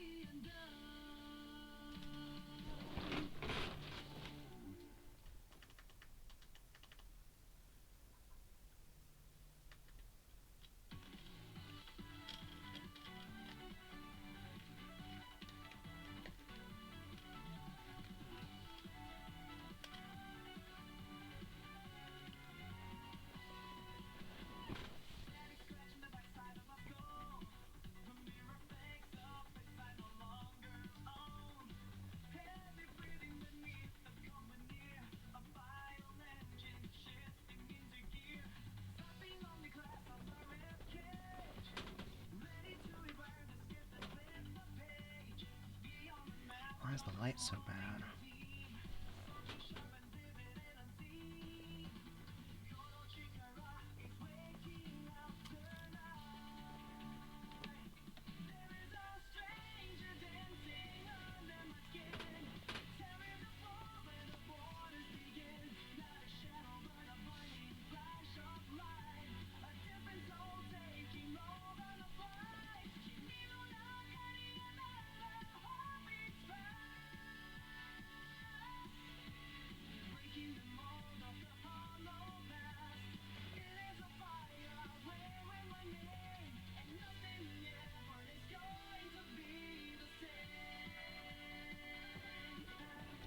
Shanoa, it's so fucking annoying. Okay, so I was just thinking about myself today, and then I just drew cards to see, like, cause it's like, oh, you're gonna hear from him in like 2 to 3 weeks, whatever. A lot of him saying that you're gonna run into him. He's either gonna come down to your city, or he's gonna deliver something to your house, or send you a text message. I don't know, all this bullshit. So when I drew my own cards, said you're more likely to see him like an unexpected run-in at like a wild social gathering type of place. He'll probably be intoxicated in his feels about fucking his relationship going to shit. It's just gonna be very unexpected. But then when I drew cards again, it said, oh, it's gonna happen either outside of the restaurant or in a quiet area when the night is over, potentially at a gas station that you guys both end up running into. So I don't fucking know what's gonna happen, but the last time you looked into his thoughts, you said, I want to message Alexis, but I have to be smart about this. So I don't know whether or not the universe is gonna force a run-in with this person, and if so, if it's gonna be on my friend's birthday, because that's the only time I'm gonna go to Toronto. Is I believe sometime next week, either on the weekend or during the week. And then I'm planning to go to that car expo June 15th on a Monday in Toronto as well. Those are the only 2 upcoming events that I plan on going to Toronto, where I would potentially run into him. So I was just wanting to know, like, if it's going to be at either one of those, or if he's going to actually have a reason to drive to Hamilton.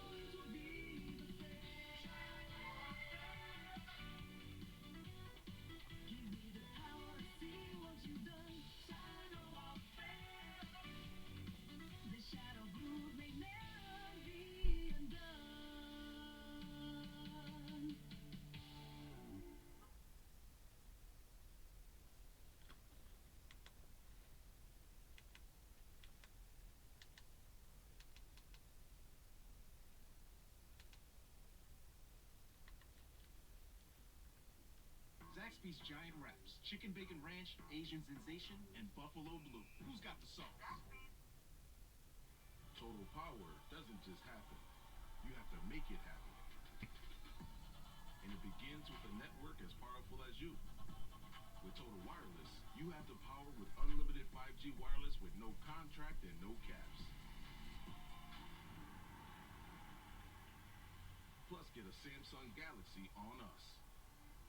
When you have total power, there's no slowing you down. Switch to Total Wireless. That's a total...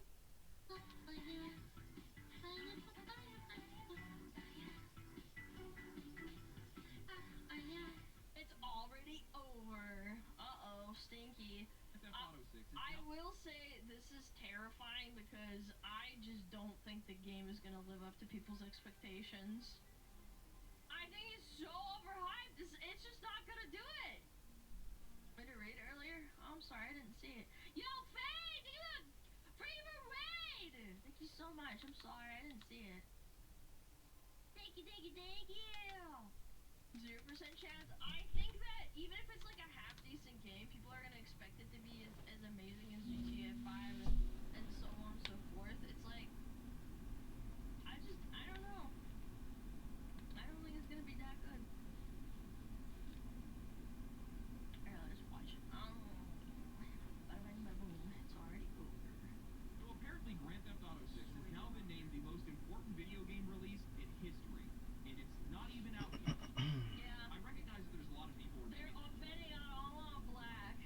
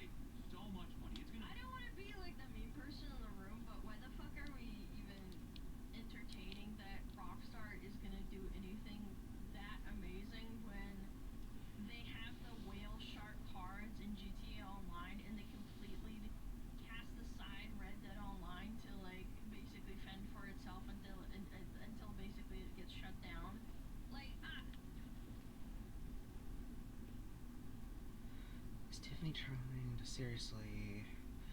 Da-da. Is Tiffany trying to what? Is your no what?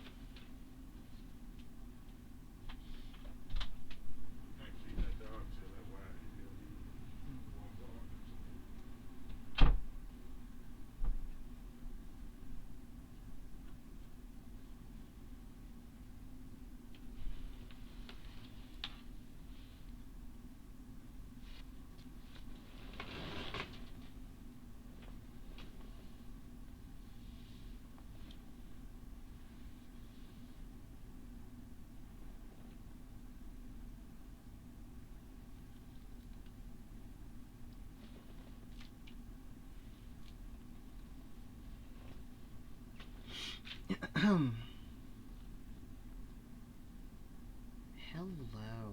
this is Shanoa. Now, regarding your question, you're wanting to know if Tiffany is seriously trying to get back together since she keeps bringing it up. Going by your cards, the Justice card in the primary position does show that as far as her intentions, they do seem to be on the level. I am seeing that she is trying to get back together with you. And Nine of Cups in the secondary position is showing that mainly right now, what she's focused on is building things back up to where she feels secure in officially letting the other person know that she wants to be in a relationship.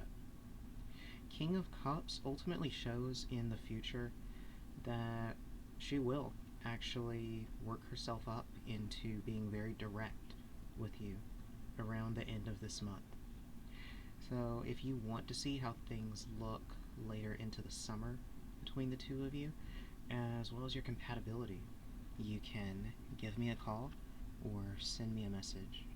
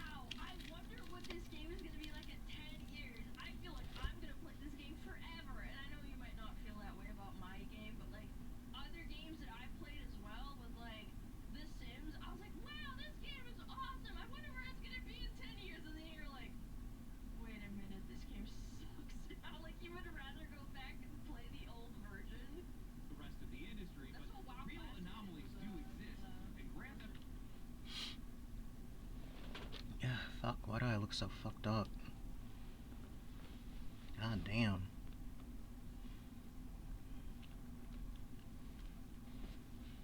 I look really, really fucked up, and I don't know why. Interesting.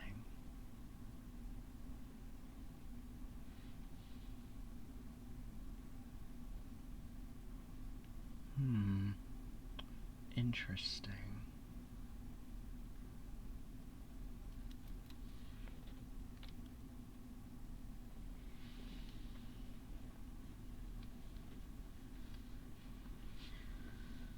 Oh well, I guess I'm just jacked up today.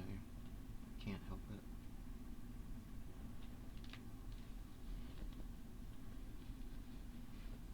Can't help it.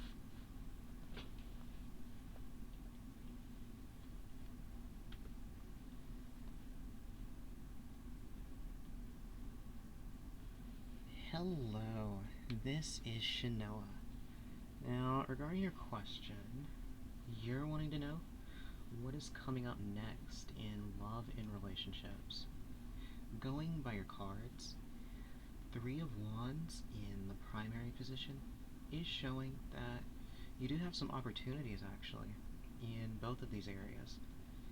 You know, the only problem I'm seeing is shown in 9 of Wands in the secondary position. It is warning that both you and the other party are going to be struggling with being able to let your guard down and let the other person get to know you more. I feel like if you get stuck at this hurdle when you start to talk to someone, it can end up really tanking your romantic prospects, but I think that you can actually overcome it pretty easily. 10 of Swords in the final position in reversed is kind of aligning with that because it shows that you do have a strong desire for things to stop cycling like they have been when it comes to you and your relationships. So I think you have the right energy to overcome whatever barriers there are when it comes to talking to these new people that you're going to meet soon. You know, if you'd like to know how things will look for you later into summer, as well as your compatibility with these upcoming new people you'll meet, you can give me a call or send me a message.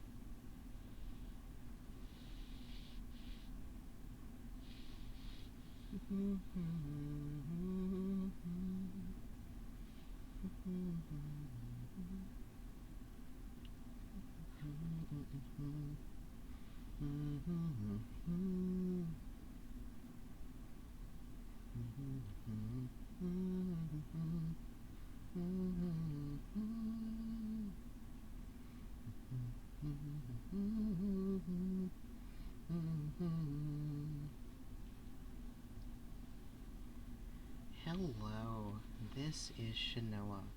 Now, regarding your question, you're wanting to know if he's still interested romantically and will you get together.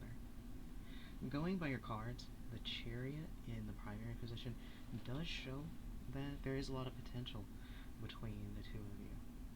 The Hanged Man in the secondary position in reverse is showing, however, that both of you are kind of struggling with the ability to fully see each other for who you are. So it seems like you're still hashing out the problem that arises before you really get committed to someone of fully understanding what you're signing up for when you begin a relationship with them. 8 of Swords in the final position is ultimately showing that for the next month things are going to be kind of stagnant because of this hurdle. Now the good news is, obviously, both of you are romantically aligned and you both want to be with each other. You just have to get through this difficult period. So if you'd like assistance in that area, as well as seeing how things will look between the two of you for summer, you can give me a call or send me a message.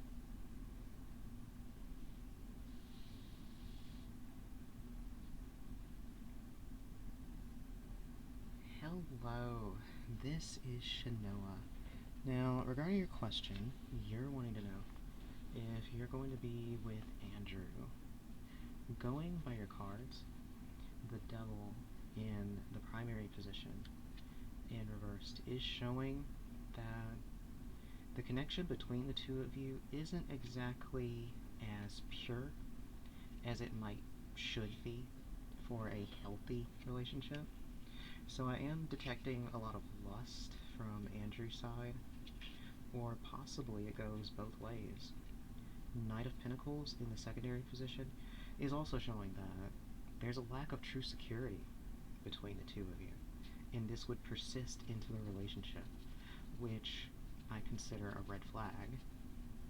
King of Swords in the final position in reverse is ultimately warning that even though both of you will be together, I would be very careful around Andrew, since it seems as though he will have his own plans that he will be doing when you're both together, which is leading me to believe that he will be a cheater. Now, if you want to know how things will look between the two of you for summer, as well as any other issues, you can give me a call or send me a message.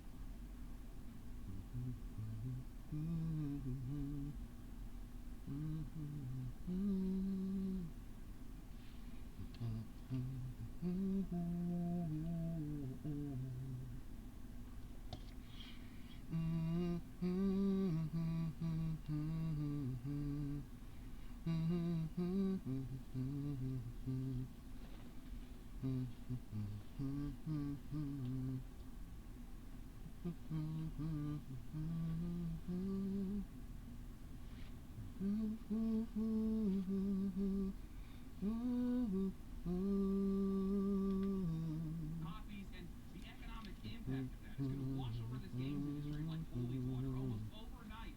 It is going to make console feel alive again. It is going to push people to finally buy hardware, to finally force them into upgrades. It's going to get people to start paying attention to $900 for PS5.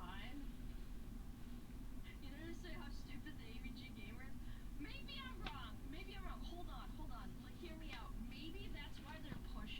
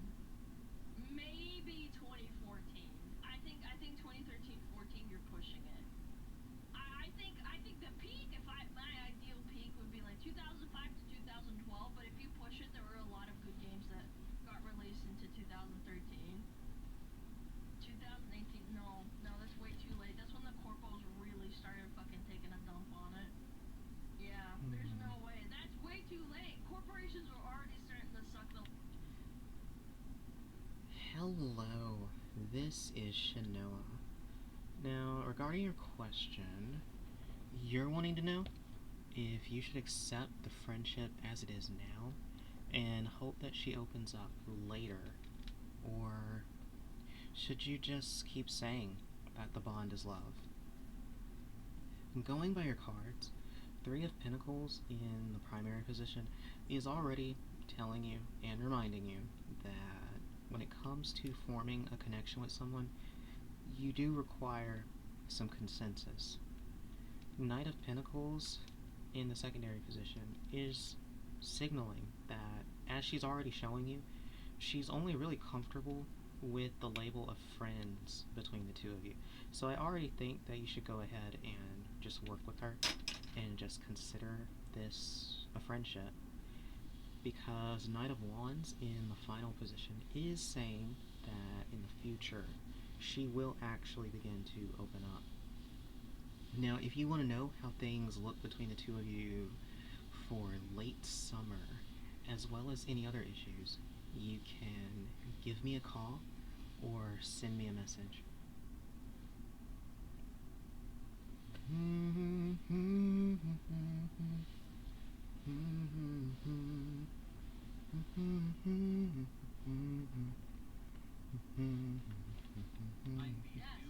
Generational console price increases that we've seen over the past couple of years, outside of failed live service bets, a lot of money wasted, and also some general global things going on.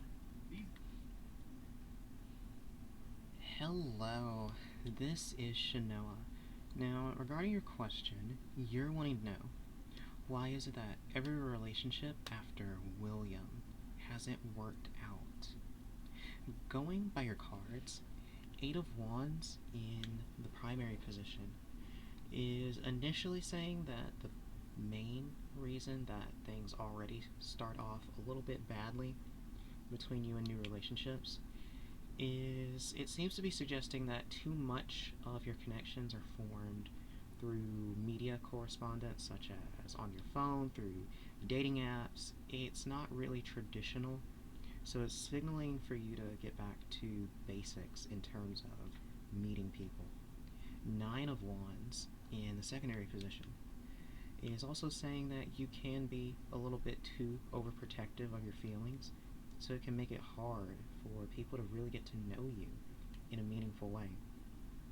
Page of Wands in the final position is also saying ultimately that you do show hesitance when it comes to engaging in intimacy with these new people that you meet. So when you combine all of these elements, it would end up making any new relationships very difficult. Now, if you want help in how we can overcome these shortcomings, as well as what your relationships will look like for summertime, you can give me a call or send me a message.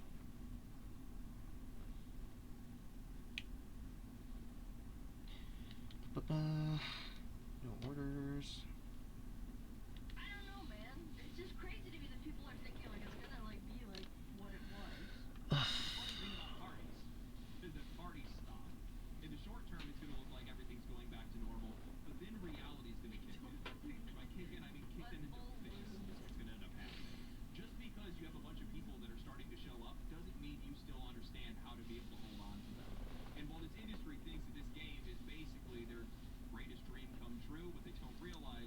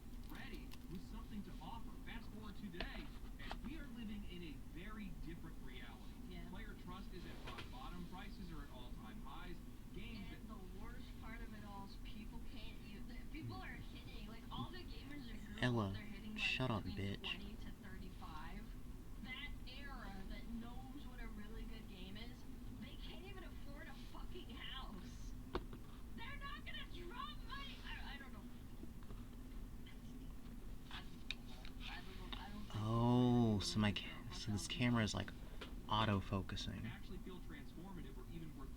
So that's the problem.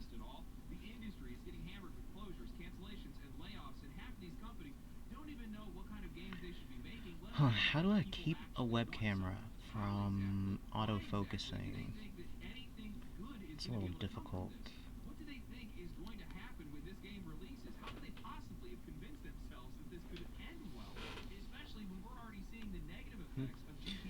Okay.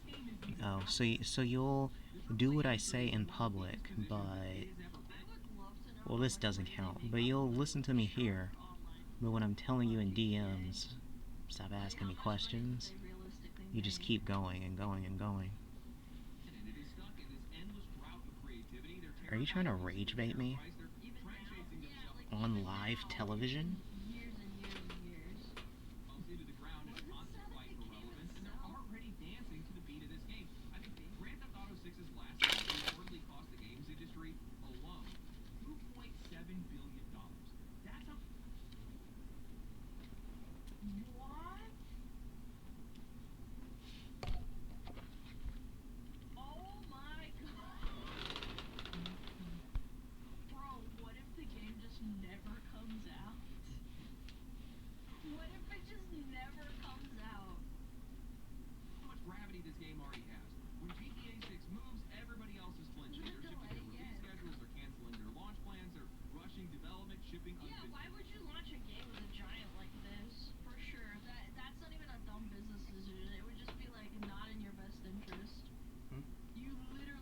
What? Why are you saying gibberish in my chat?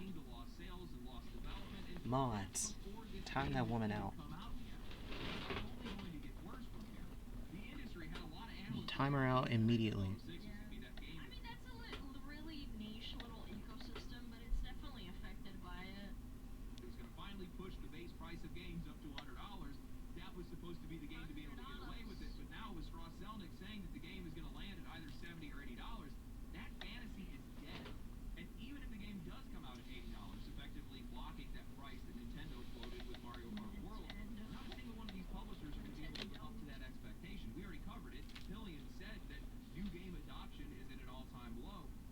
Holy fuck, my other camera died. Fuck.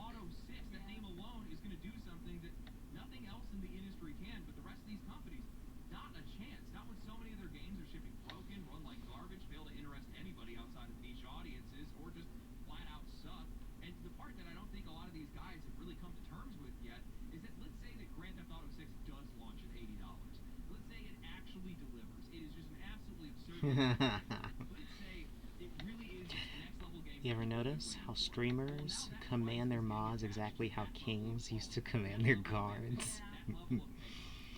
Guards, seize them! Mods, time them out! Now!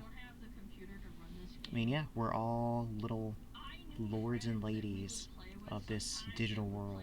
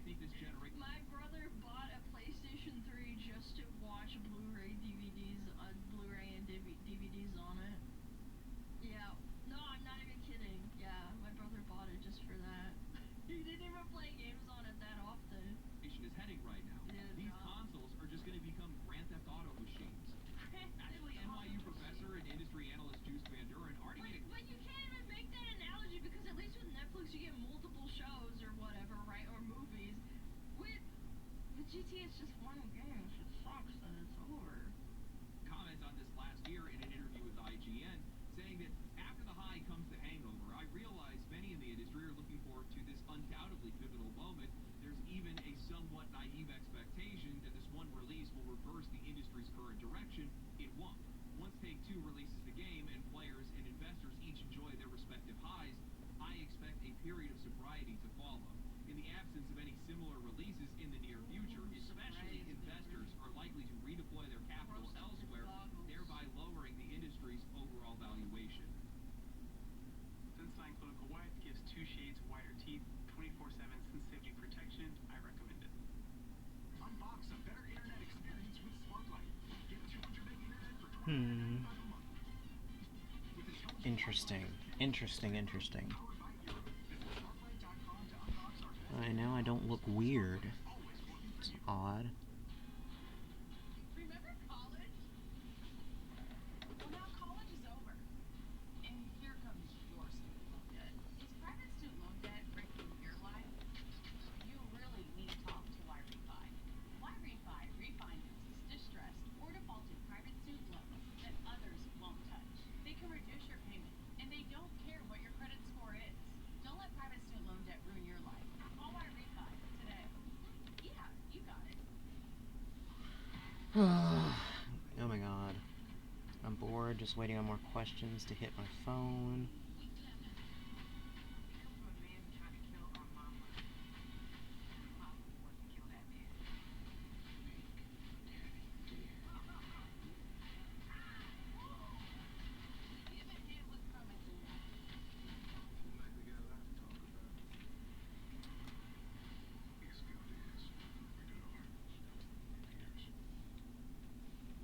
I think this is the most accurate read on what is exactly going to happen once this game releases.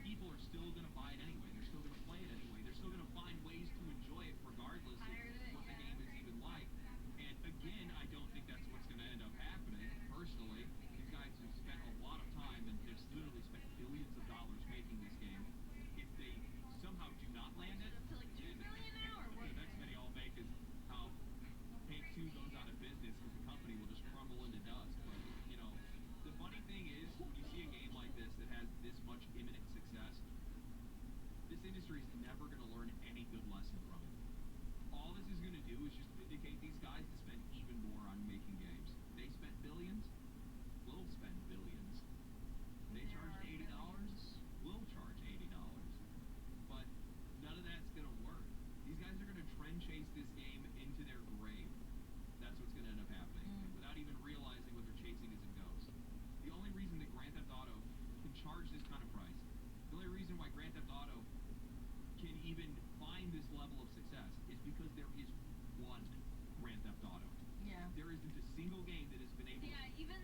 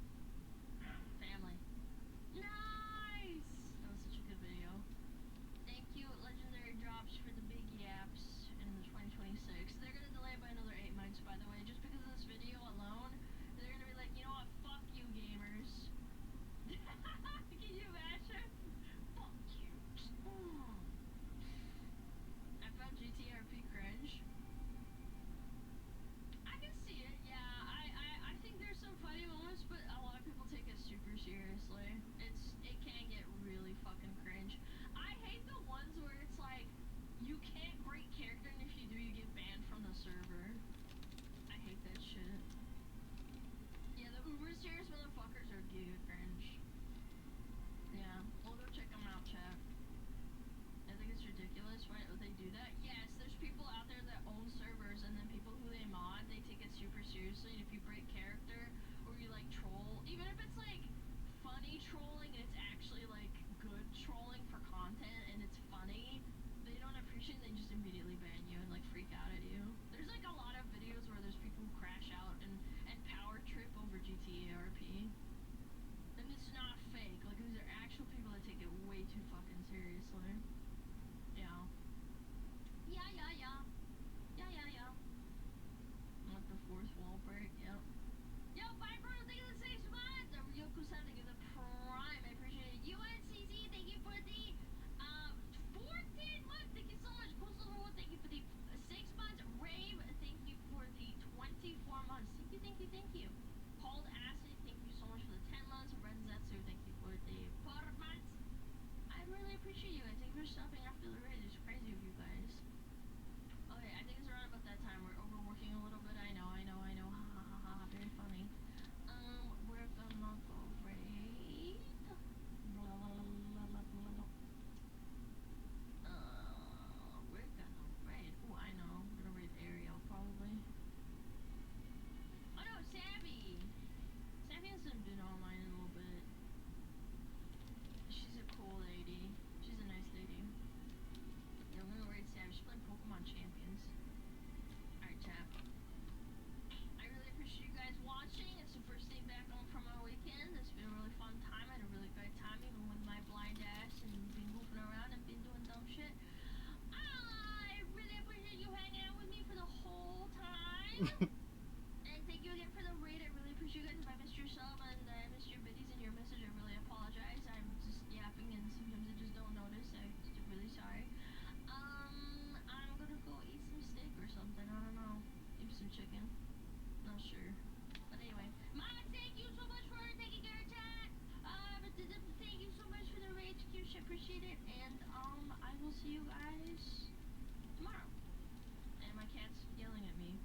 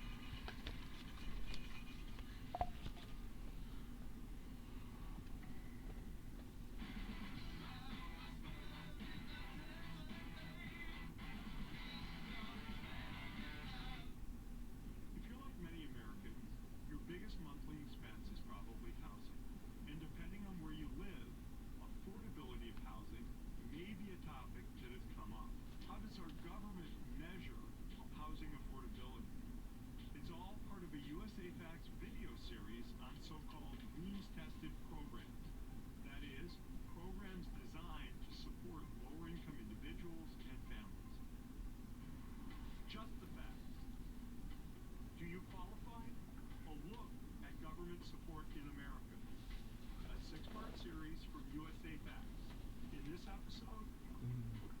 Housing. Since 1981, the government has considered housing affordable if it costs no more than 30% of a household's income. To put it in perspective, the median cost for U.S. renters in 2024 was about $1,500 per month, which happens to be roughly 33% of the median renter household income, just above the definition of affordable. In 2024, 1 in 3 households exceeded that limit. For renters, it was more than half. Housing burden varies widely by location. For example, in North Dakota, South Dakota, and Alaska, less than 42% of the renter population is housing burden. Meanwhile, in Florida, Nevada, Hawaii, Louisiana, and California, more than 54% of renters are considered burden. Take a family of 4 in Louisiana, with one working parent earning $33,000 a year. That's about $2,750 a month. Median rent there is $1,064 a month, which is about 35% of income. So what options do people have? That's where means-tested federal housing assistance comes in.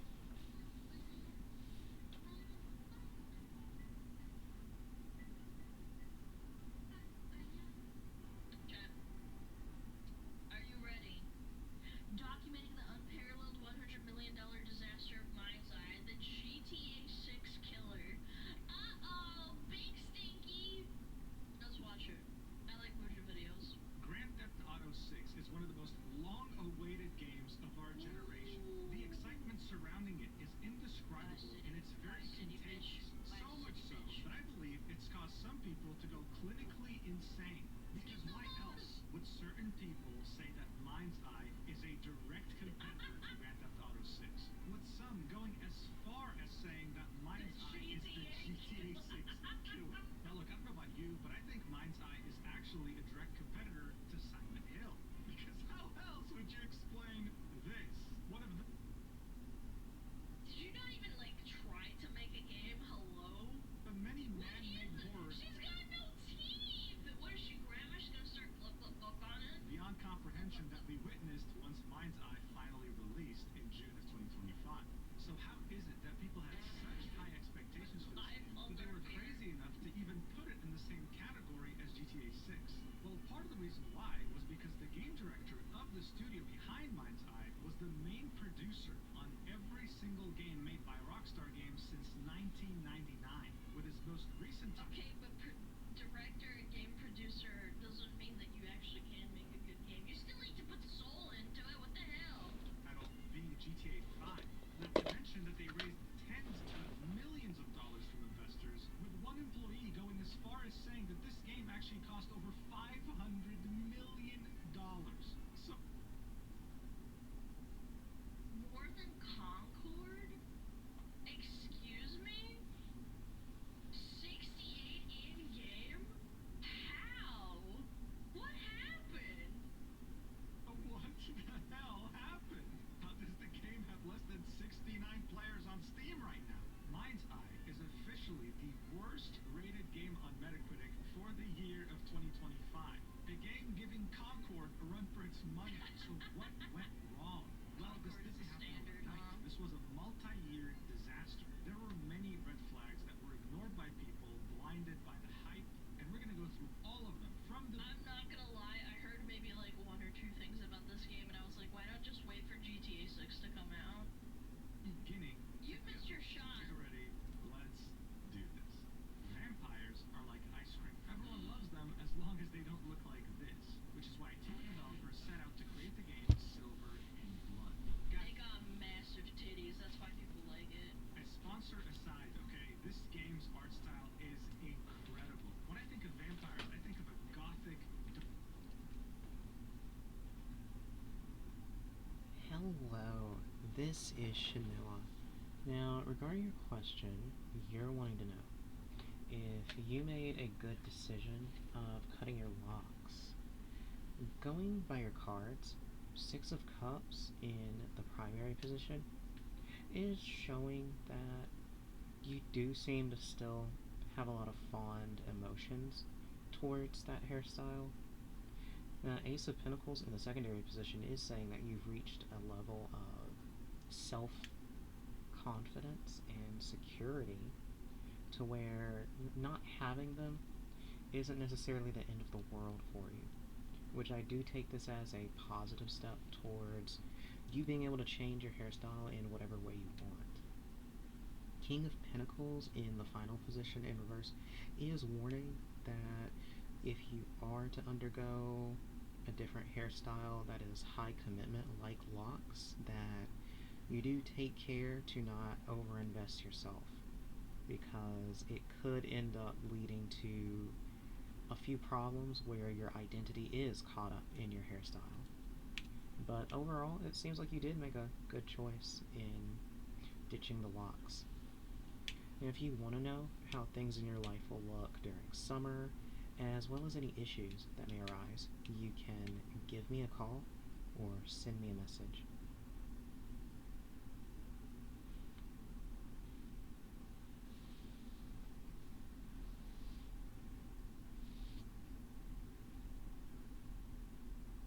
Hello, this is Shanoa.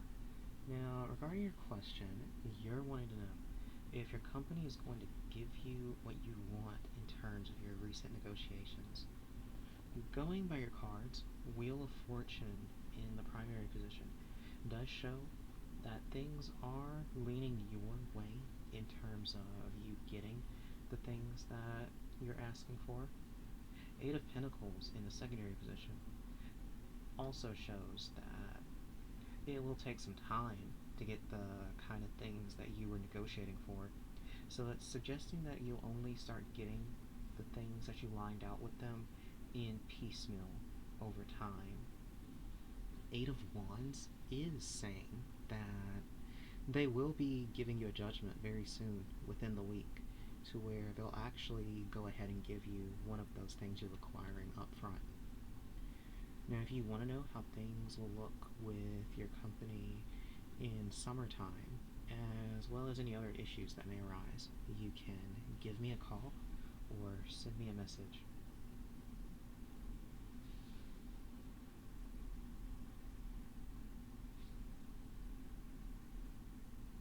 Hello, this is Shanoa. Now, regarding your question, you're wanting to know, does Richard love you for real? Going by your cards, the Wheel of Fortune in the primary position is showing that things have taken a bit of a rough tumble between the two of you. Ace of Cups in the secondary position in reverse is also showing that there has been an issue that's come up that has affected his disposition towards you. Now, Page of Swords in the final position in reverse is saying that he still loves you, but there is a problem that he's going to address with you very soon within the remainder of this month. So if you want to know more about what he's going to confront you with, as well as how things will look between the two of you for summer, you can give me a call or send me a message.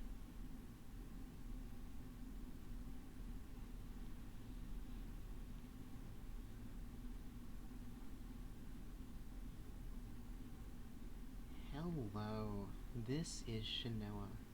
Now, regarding your question, you're wanting to know, does Christopher want to be with you, but he's just being stubborn in saying it? Going by your cards, Ace of Pentacles in the primary position is showing that he is very fond of you and does seem to find something meaningful in you. Nine of Wands in the secondary position in reverse is showing that despite his feelings, he is rather defensive. He doesn't really want to end up being hurt by any of this. Now, Queen of Wands is saying that you will need to take the initiative and kind of guide him towards being comfortable enough to confess his feelings for you. Now, if you want to know how things look between the two of you for summertime, as well as your compatibility with each other, you can give me a call or send me a message.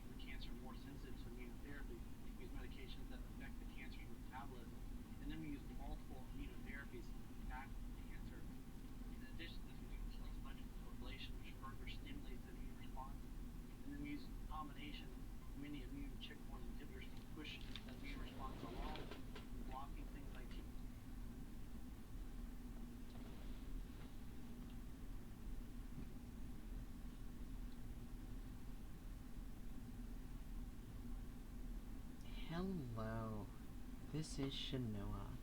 Now, regarding your question, you're wanting to know if you're going to end up with Bert or Peter, or if you should just let fate take the wheel. Going by your cards, 3 of Pentacles in the primary position and reverse is showing that this current situation cannot maintain, so there will be a decision reached very soon. 10 of Wands is mostly building upon that in the secondary position by showing that due to all the tension that's still in the air amongst all of you, something is going to take place, and it seems to be shown in 5 of Swords in the final position. It is showing that there will be a clash determining who exactly is the one who ends up having you in their life primarily. So from what I'm getting, this seems like a situation where you do need to stand back and simply let things play out naturally. Now, if you want to know how things will look during late summer, as well as any issues that may arise, you can give me a call or send me a message.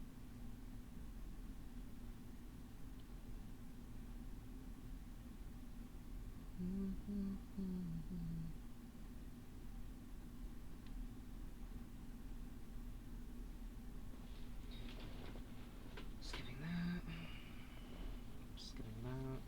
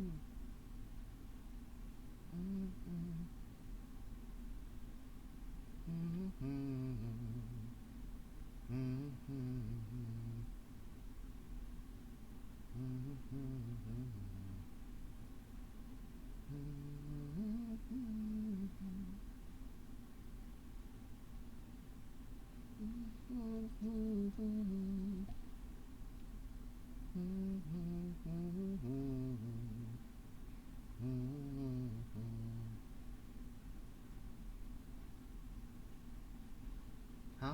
Oh, did I? Oh my god.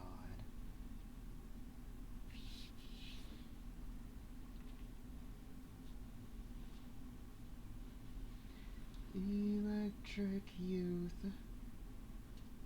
stand by, you can't fight it. Celebration.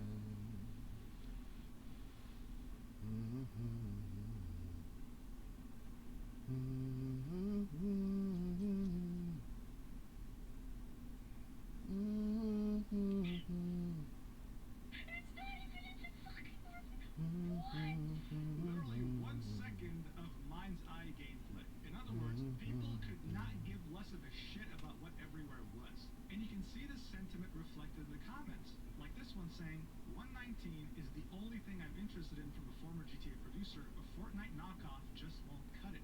People were starting to get very skeptical about the scope that was being advertised by this company. They just didn't know what it was meant to be. And every time Leslie opened his mouth to explain, people were left with even more questions.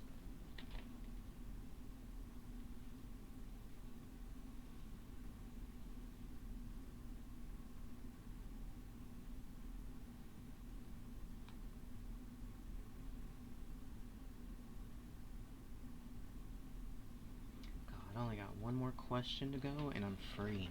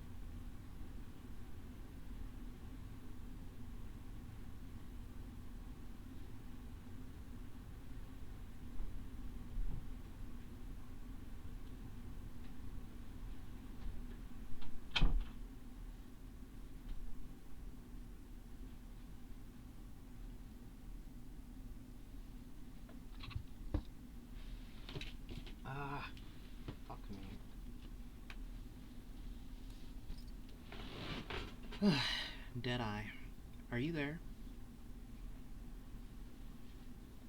Financial officer of Builder left.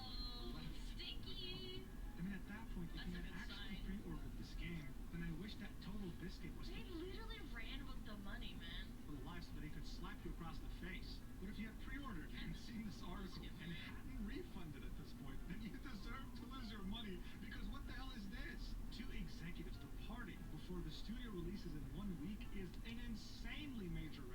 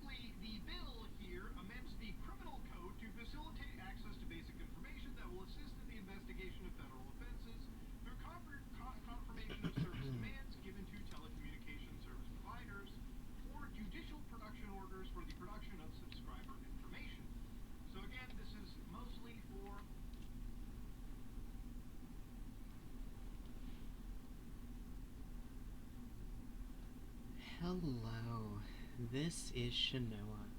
Now, regarding your question, you're wanting to know, are you and Brandon going to really work as a couple? Going by your cards, Wheel of Fortune does show that things haven't been the best between the two of you, but there is an opportunity for things to improve. Four of Wands is showing that the main problem that you're going to be running into is the ability to not let stressors from the outside world affect the dynamic between the two of you. So I do think this is pretty important because most relationships, they usually end up not working because one or both people end up having a lot of issues rain down on them, like work, family, other like friendships. And Five of Wands actually points to that by showing that the main stressor that could affect your relationship with him would involve outside parties. So your friend network, your family, or just the general opinions of other people around you in life. So I would be mindful of that being a problem. Now, if you want to know how things will look between the two of you for summertime, as well as your compatibility with each other, you can give me a call or send me a message.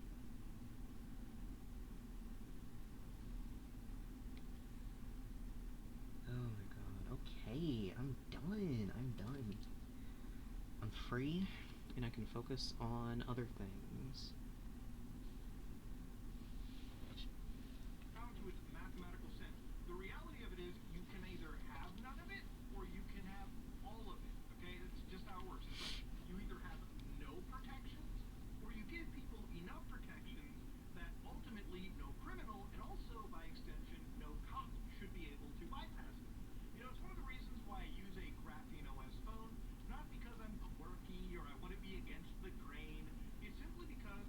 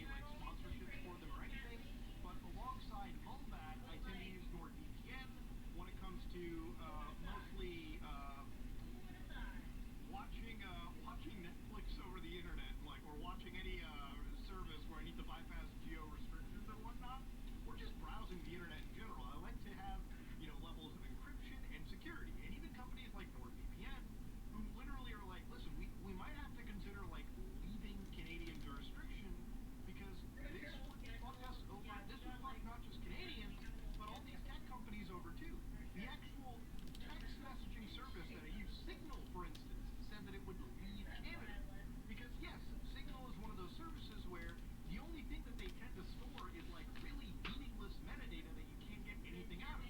Requiring these individuals to break the very fundamental thing that they are selling to the audience, that they are pushing to people, is fucking insanity, okay? And again, this is not just a Canadian problem, okay? This is a problem that's going to be pushed all over the European Union, and don't doubt for a second that Americans will push some aspect of this into their country because they have to fight the evil, spooky terrorism and criminals and pedos in some way. There's ways to fight these people without throwing the baby out with the bathwater. You know what I mean? Like, we should not, as a society, give up our basic protections so Big Brother can come in and go see us anytime they fucking want, you know? It's getting real spooky to the point where we have to use, like, the dark web or things like I2P, which is way more better for privacy than just using Tor. Like, for instance, in Canada, right, what's really funny for a lot of people is that when you try to access our premier news service, which is like CTV, because of another bill which forced a lot of these companies to pay up to journalism, and it's not necessarily one-to-one the same story, because, you know, obviously for Canadians, we can't even access our own Canadian journalist website on their own page through Facebook. However, if you go to the Tor browser, you can access all of this stuff. Not that they're posting anything, because why the fuck would a Canadian company post on a service that Canadians can't even see? Just pointless shit. But it's getting to a point where, again, a lot of these guys want to put a backstory to everything, right? So, and this is one of the reasons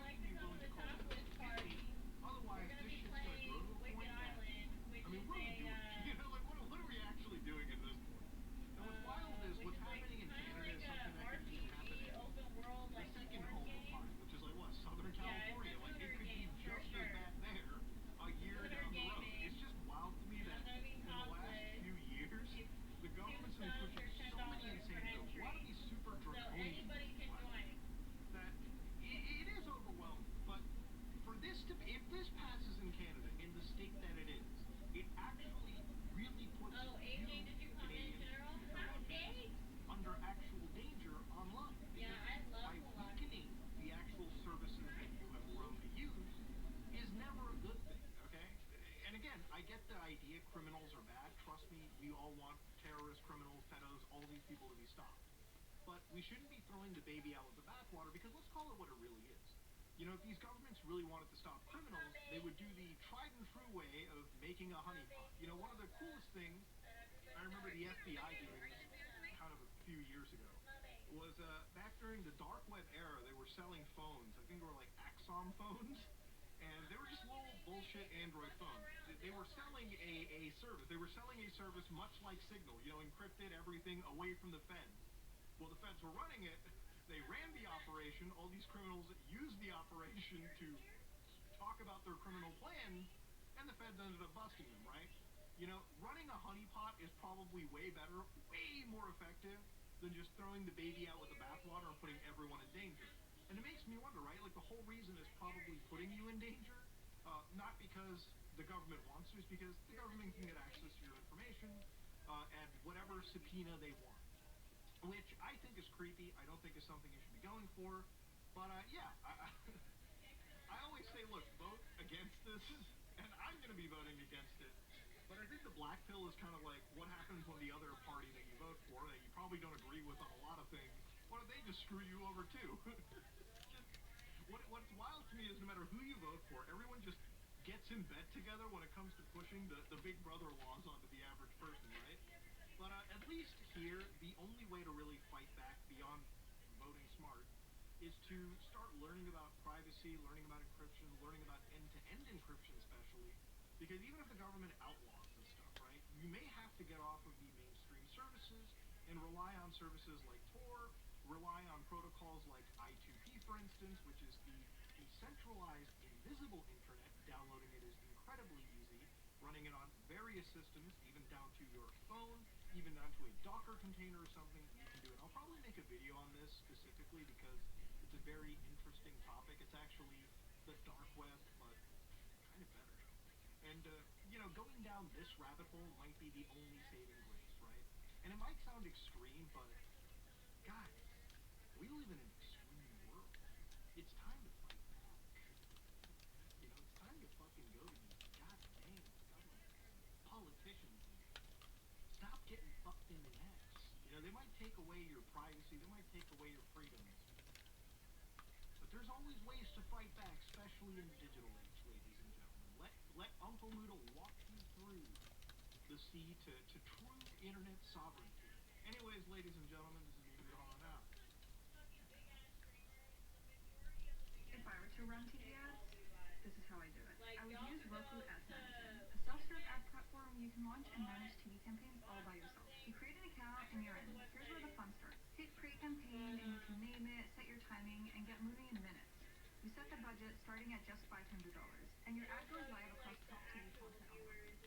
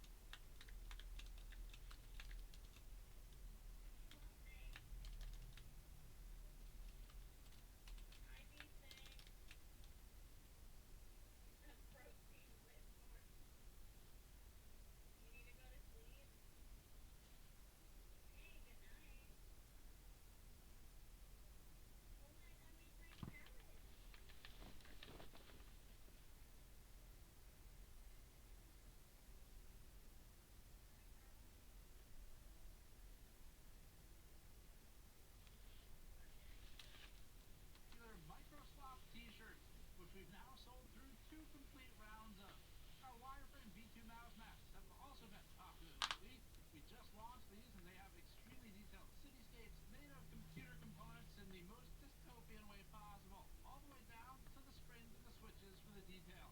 If you're into tabletop gaming, consider our e-waste inductor tabletop gaming dice made of sharp edge resin, complete with wooden box, roll tray, and card. Or our snowflake cat dice.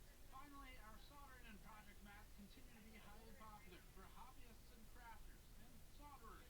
Find all of that and more on store.gamersnexus.net. And remember, Puck Gamers Nexus for 10% off. So AMD has got some new action going on with lobbying, and it actually has some ties indirectly to Palantir and Flock, kind of like Lisa Sue's cousin, for example, Jensen Huang.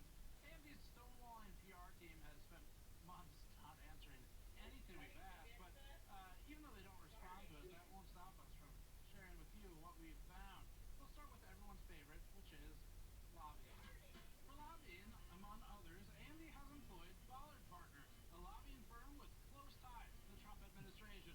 Ballard Partners' clients include surveillance companies like Block Safety and Palantir, putting AMD in great company.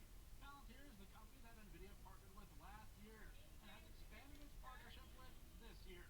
If you'd forgotten, here's what Palantir does. Our product is used on occasion to kill people. And here's Palantir's CEO explaining a completely normal ideology. Well, I love the idea of getting a drone and having light fentanyl-laced urine spraying on analysts who tried to screw us. Yeah, the company that's represented that guy's company is representing AMD. Ballard Partners also previously employed Pam Bondi, recently evicted Attorney General, who, playing the new hit game, dodged the deposition when she avoided the Epstein Files depositions shortly after boasting the Dow was 50,000. The Dow is over $50,000. I don't know why you're laughing. Bondi is stated by Senate.gov to have experience with, quote, expensive lobbying for wealthy special interests and foreign governments, quote, and for lobbying on behalf of private prisons alongside lobbying on behalf of Amazon and Uber. Some of these while working for Ballard Partners. So this is the firm that AMD hired for its lobbying efforts. One of them, anyway. As for Block Safety, they're probably best known to our audience for expanding what appears to be a surveillance network around the United States. This includes, quote, using AI to report us to police if it thinks our movement patterns are suspicious, end quote. Per the ACLU, part of a growing concern around pre-crime arrests. In other words, Minority Report. Look, I'm not so you on this, Jeff. Driving Let's not without a kid ourselves. license. We are arresting individuals who've broken no law. But they will. That's what we're using AI for. And AMD's got a lot of AI that it wants to sell. Block was partnered with Ring Cameras briefly. We reported on that in a special report on our GNCA channel in depth, if you're curious. And both work directly with law enforcement agencies in some capacity.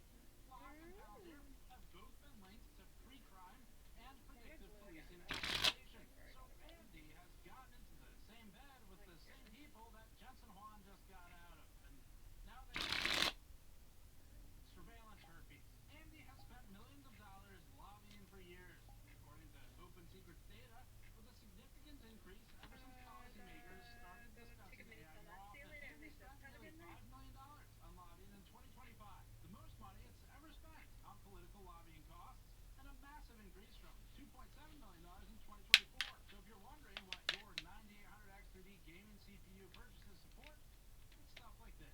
AMD also lobbied to the tune of $4.45 million in 2021 under the Biden administration, which included money to lobby on the CHIPS Act. Now, the CHIPS Act would benefit AMD, like a lot of these other companies, in the form of taxpayer money to the tune of billions of dollars, which somehow doesn't seem to really go directly back to benefiting the very taxpayers who are funding them.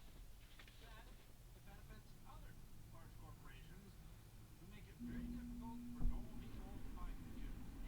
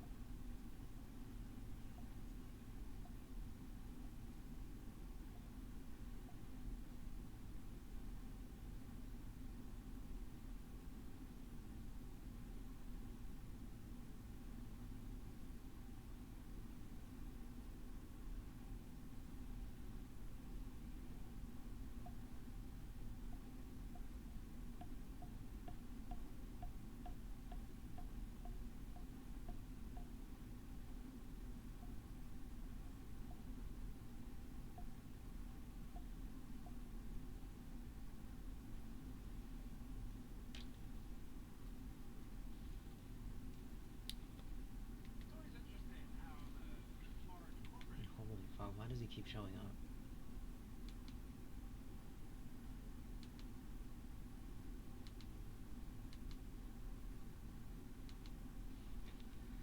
Oh my god, fire in the booth.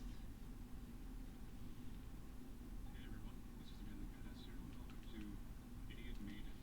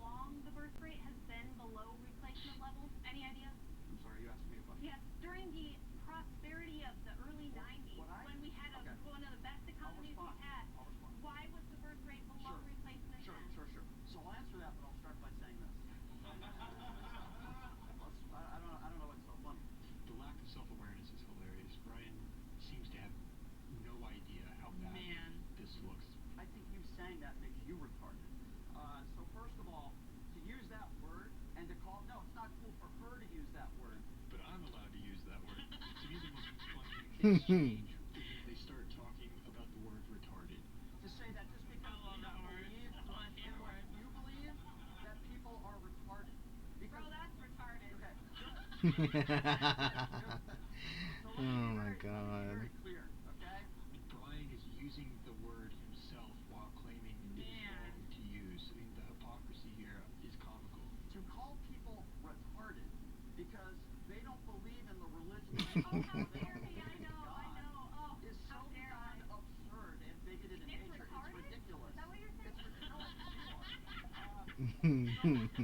Where's your argument? Do you have an argument? Yeah, where is it? Make Andrew a sandwich and be quiet.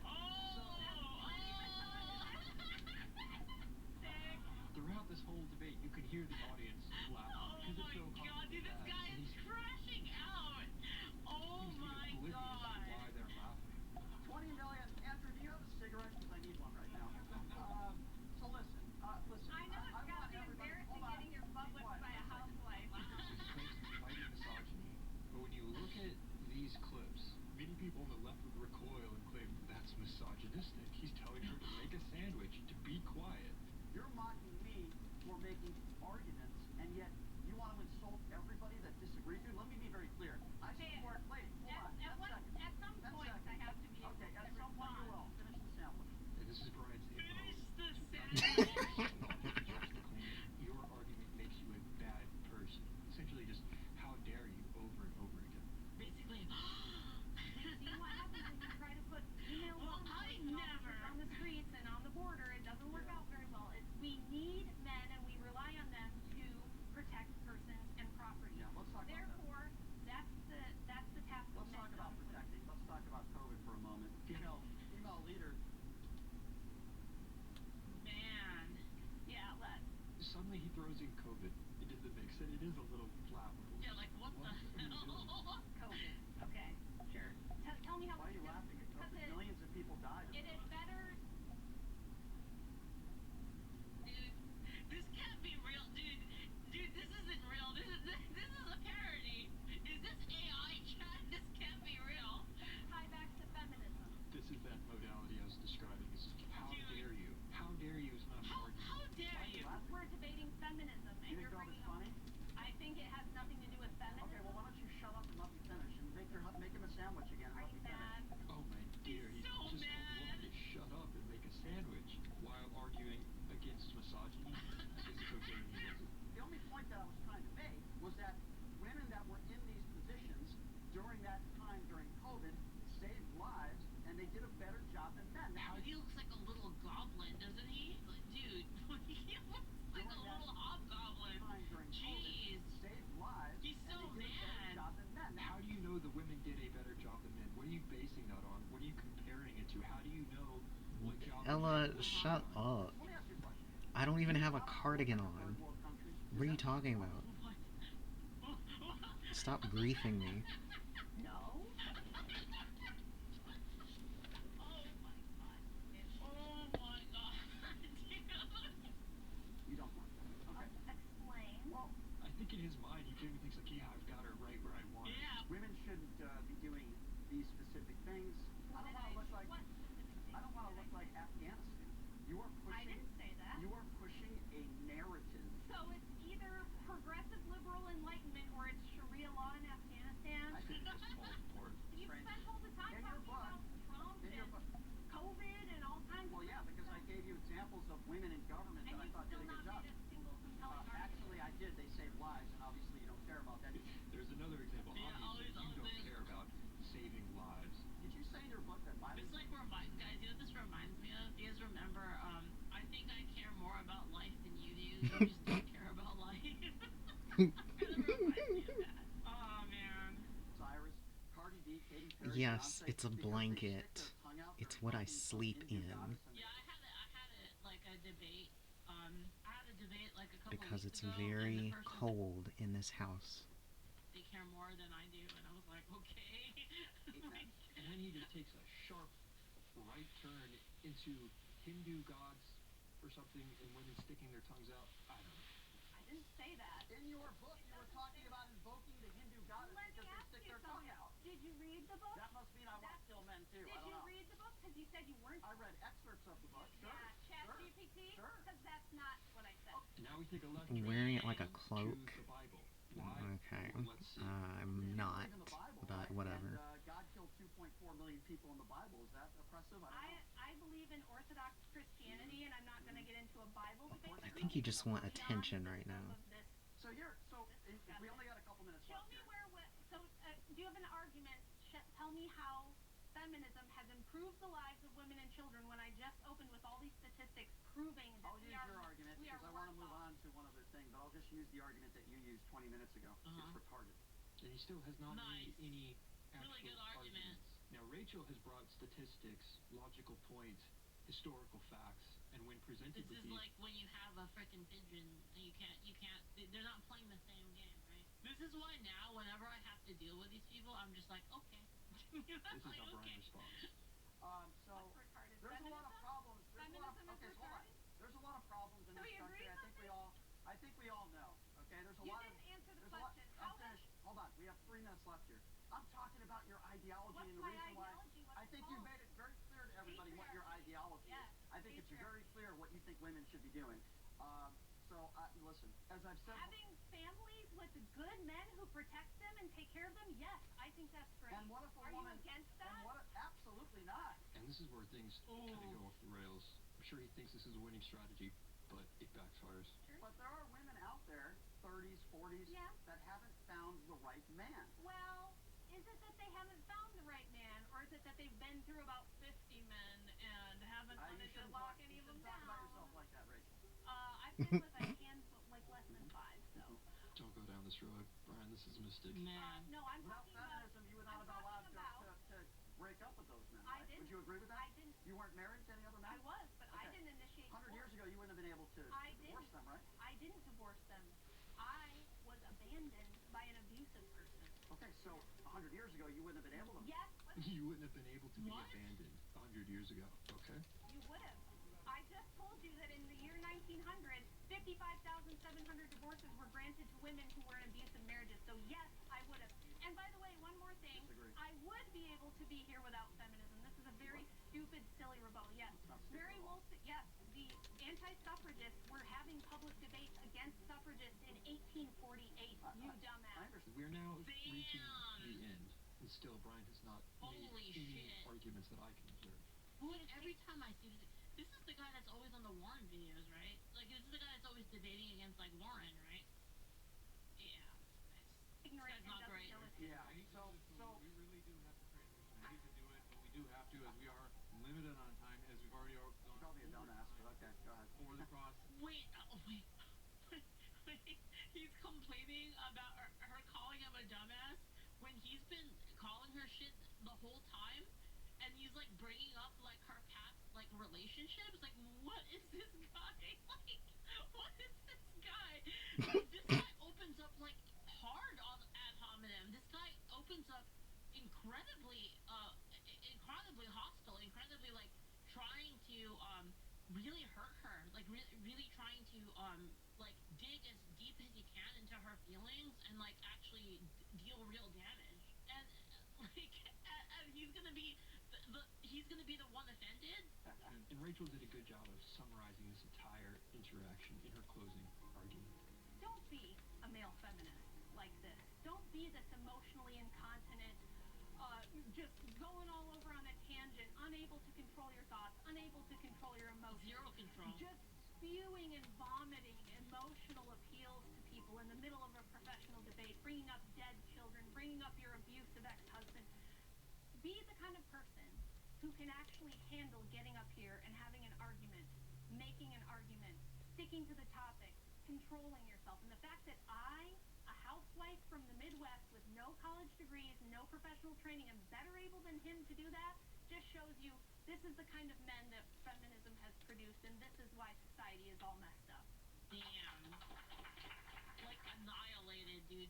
That was actually one of the biggest debate owns I've seen. Like that was rough. That was brutal. You're telling me there's more to this?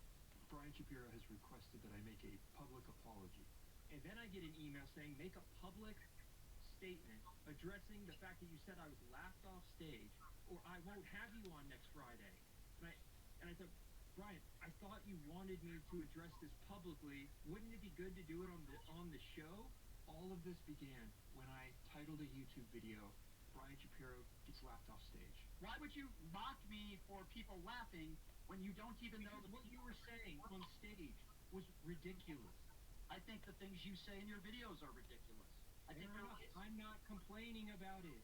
Okay, that's fine. I'm telling you why I am, because I think you're very dishonest. Because Brian claims, no, I wasn't laughed off the stage physically. I was laughed at while on stage. What am I watching? I'm watching a VTuber watch debate stuff. You know what? He's right. Fair enough. Leaflet and Asari. Physically laughed off the stage. He was laughed at while on stage. There you go. Now play. You ready? Critics arguing is got is. Lick your daddy, Dave. Give a hint what's coming to you.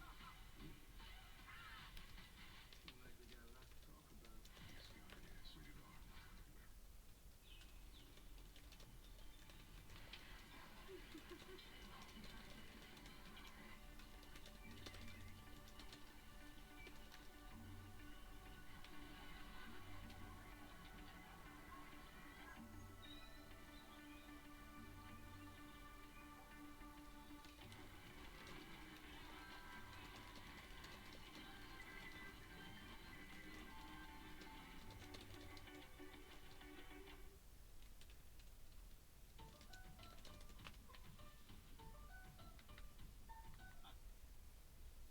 And I've never had this conversation with anybody before. It came to my attention that I was It's not chud shit. and that's exactly what I was. I don't regret it. I made money, and in fact, I've never been. Hold on. So you got paid going there to play the villain? You were playing a role for money? He claims he knew he was going to lose. This was all... Wait, did he literally pull the, well, I wasn't really trying? This is like when you're losing, like you're playing like a game of like Dota or League, and like you're about to get racks, and you're like, I wasn't even trying, bro. Calculated, and he did so because he was paid to play the villain. Yeah. You're calling me manipulative and dishonest for my YouTube title. You think that's manipulative? I didn't say I anything. think, dude, you can do whatever you want. If you want to make money doing it, that's fine. I just a little hypocritical. Hold on. It's not hypocritical at all, and I'll tell you why. He claims I told them I couldn't debate feminism. They offered me money, so I accepted it. He described himself as low-hanging fruit. But she goes after low-hanging fruit. She goes after people that are not professional debaters, not people that are professionals when it comes to the feminism She's a housewife that didn't go to college. debate. Before the debate. If you literally were to I say was happy to go out there and still do my best. you'd be instantly hard. Come on, let's be real here. No, I'm not. No, I'm not. No, I'm not. I make you instantly hard virtually. I'll definitely get that from the hard 100%. Okay, so let me, before you become more condescending and knee-jerk. Not even the fuck if she's absolutely intrigued here. He's a Mr. Loyalty over here. It's just being offended. Like professional, actually being offended. Keep shaking like that, and I slap it. Yep. Part of that I understand, so let me just put it in context to you, because again, you're not smart enough to understand this. It's strangely Next mod babysitting adventures. He said what my dick does and what I do are separate. You need more lotion?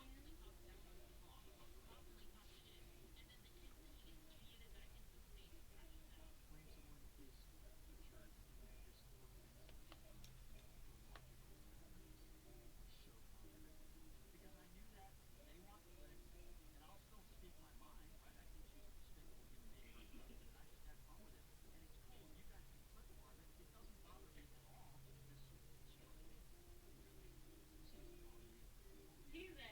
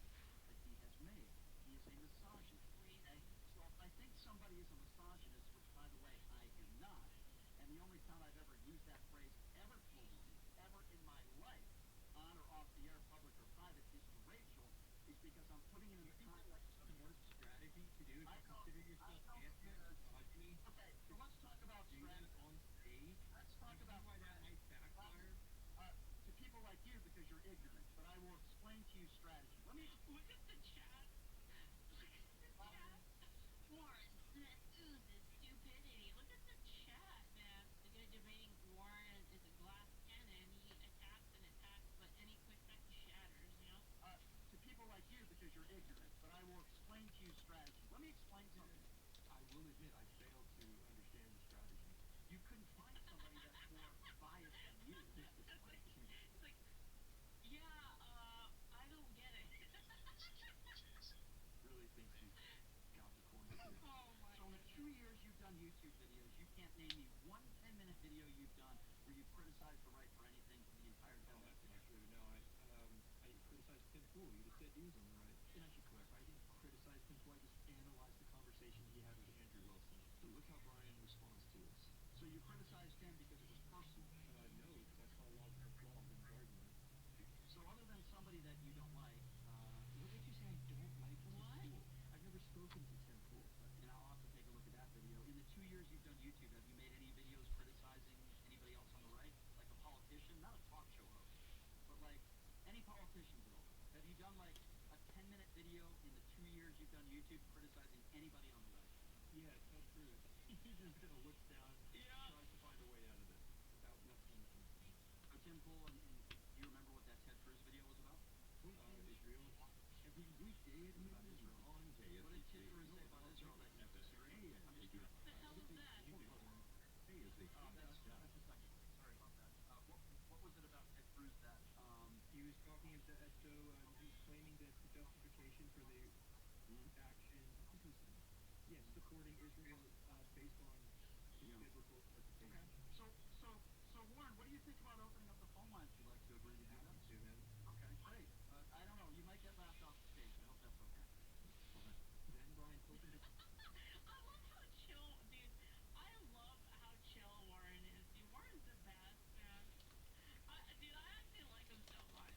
Honestly, I have to say, I think Warren's my favorite. I think Warren is like my top favorite, like kind of logical thinker, debater, like of all time. Like he's just fucking best. He's just like so chill. I don't know. You might get laughed off He's the like, stage. yeah. Then Brian opened up the phone line as though he was expecting this would be some kind of gotcha. This part back. And I want people to call into the show and ask Warren a free-for-all. So that's what we're going to do. Warren has agreed to it. I asked him first because I'm trying to be as respectful as I can. But please don't laugh him off the stage. Again, that number to call is All over your laugh. don't laugh him off the stage because he might get banned and you might put his I video know, clearly bothered by that. Don't act like you're not bothered by that. Well, no, it's not that it's bothered. It's that you just say things that are just factually inaccurate and you don't care. You keep it up. You already made a public apology. You weren't literally laughed off the stage. You were laughed while on stage. You were laughed at while on stage. It just doesn't quite have the same ring to it for a YouTube channel. This is so, That's what this it is so petty, man. Like, this, like, distinction is so petty. Thank you so much. I own that. He was not laughed off the stage. He was laughed at while on stage. Got me, everybody. I've been really wanting to watch this show, and everybody's got their own style. Okay, so but I've been wanting to watch the show all week, and Brian's been talking about how he's gonna rip you a good one, you know, like a new one and all that, all week long, and then you're gonna be done with all this. I gotta tell you, man, you never know. I mean, you know, when people are angry, they control you, and I think that's what's happening here, you know, and you held your own. So that's all I want to say to you, bud. You have a fan, Warren. You have a Warren.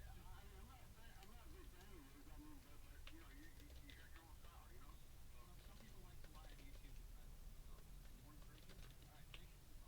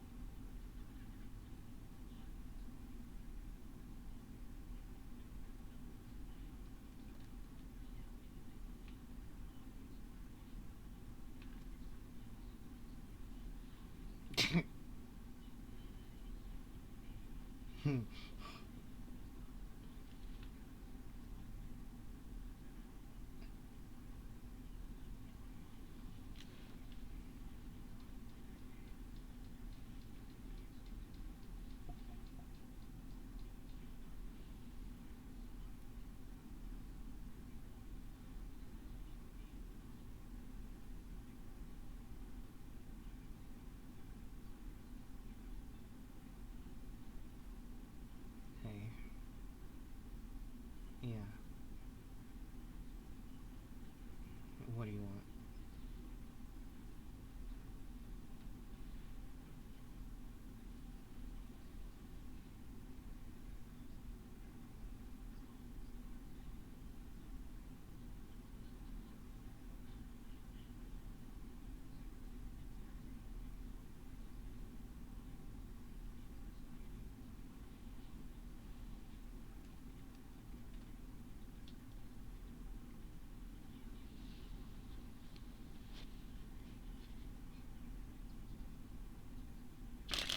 No, you're in my headphones.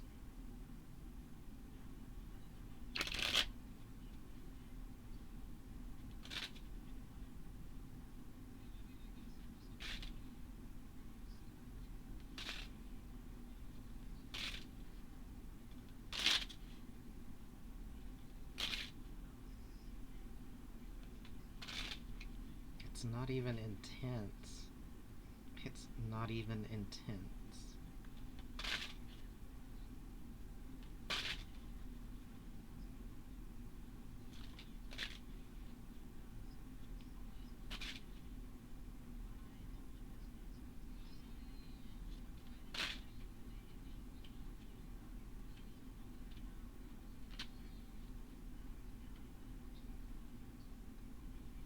Yes.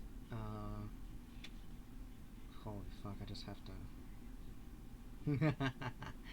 Oh my god, I have to mute her. But yes, it's what I already talked about. Just me trying to decipher where the intent lies in fucking lying about Notif hitting me. What about now?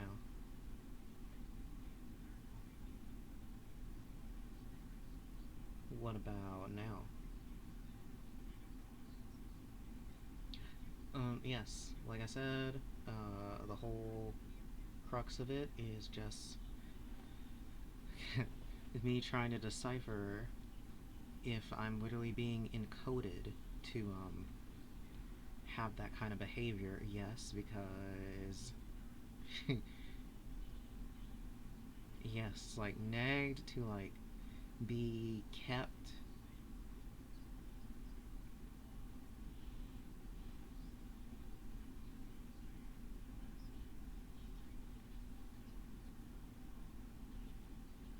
Yes, because it's only one of few things. I mean, because one, there's so many ways to go about it, because the easiest thing in an easy and honest world would be to just say, yeah, I accidentally sent you something, ignore it. It's so easy to just say that, which already opens the can of worms. It's like, okay, so why is the bitch lying? Why do we have to lie about it then?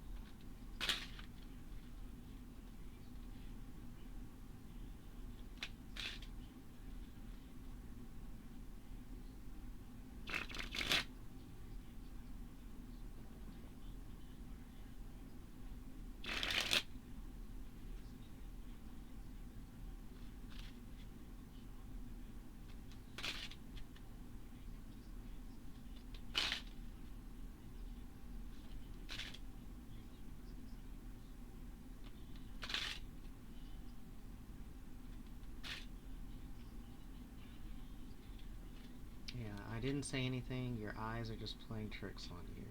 Wonderful.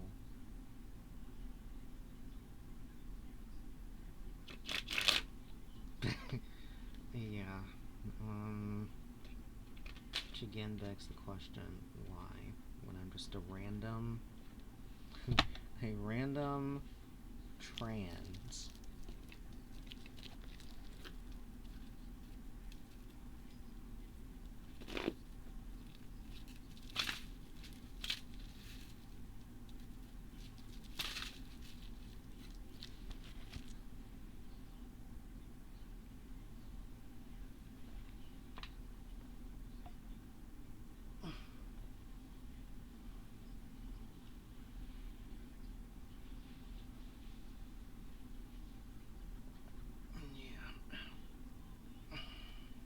Yeah, how much you do that?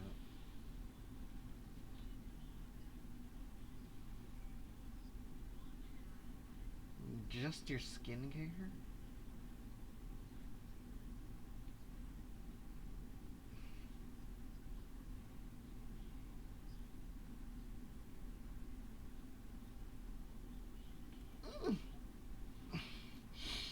Whatever, I'm just detoxing. I'll literally be normal after one more day. It's just, there's also a spiritual element going on, too, with all of this. 'Cause she already died.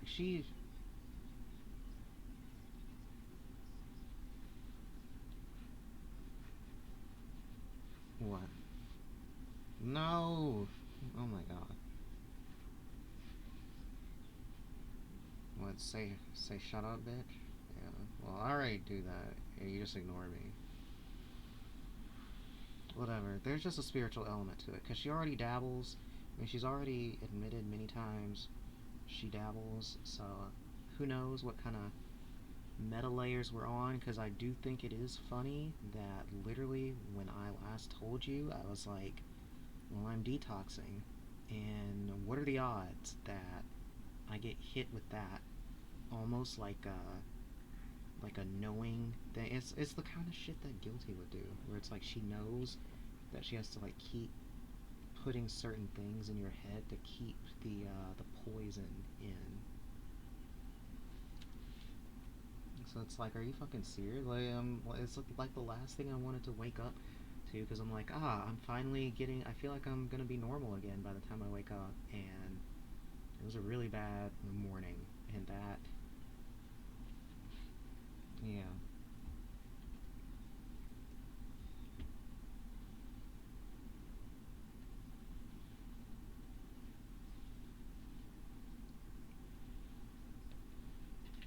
It's not a good feeling. I mean, I acted out. I mean, it's helping me write. I mean, I usually use my frustration to do some AI stuff, make some art, whatever. I get it out that way. But yes, it's not a good feeling to always have to worry if the next woman you're interacting with, like, secretly has some kind of, like, dark shadow self that just wants to, like, farm you. I mean, because the same thing happened with Allie. The same thing happened with her. Where? No. Where, oh my god. I just had to make sure there was no monitoring spirits. But the same thing happened with Allie, where that was a long-running thing with us, was I wasn't sure if our whole thing was just an intricate psyop to, like, get control of me by proxy, because Guilty's literally done it. Because the point is, Guilty's literally done it. That was the whole point of Junie. Junie was supposed to be the one that, like, collars me, so she ends up getting control of me through some other woman, since she knows that she can never really get her fangs into me like that again. So yeah, that was a long running thing with me and Allie. Was what?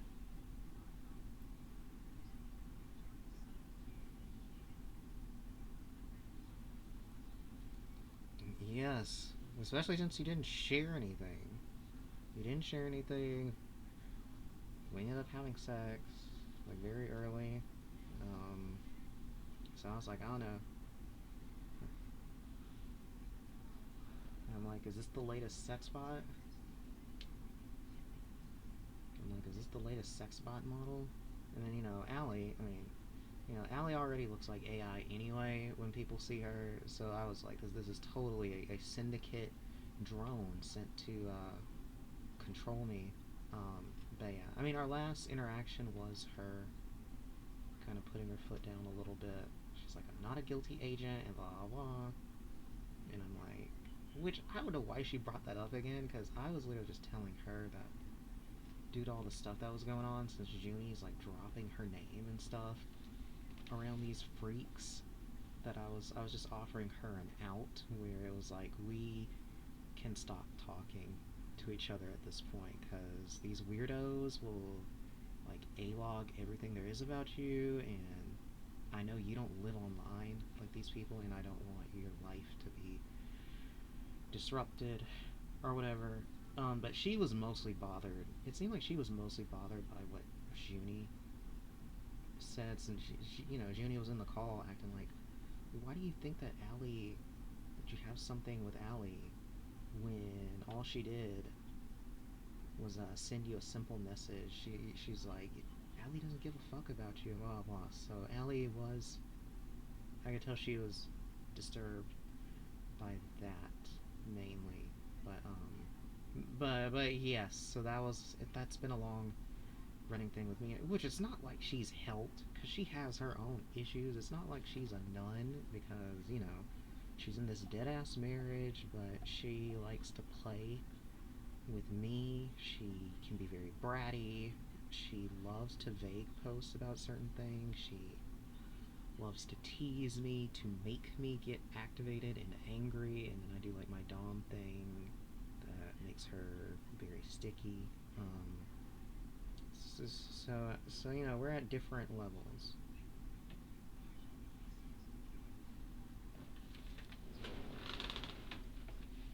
Yeah, I'm getting that image from you people.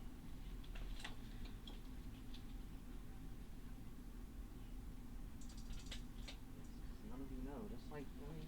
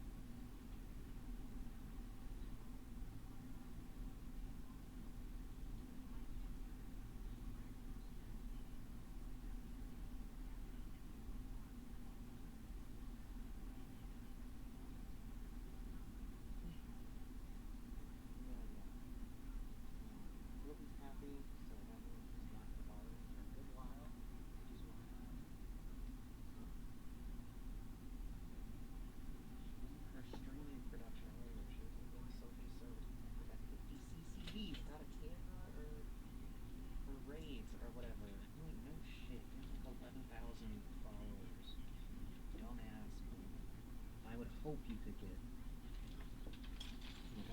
I hope you could get 50 viewers watching you clip your toenails at that point.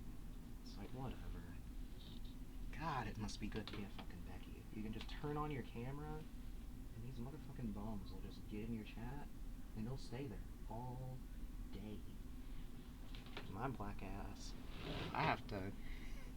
my black ass has to be on like my P's and Q's, and I have to like look perfect. It's literally in the math. You literally see it play out.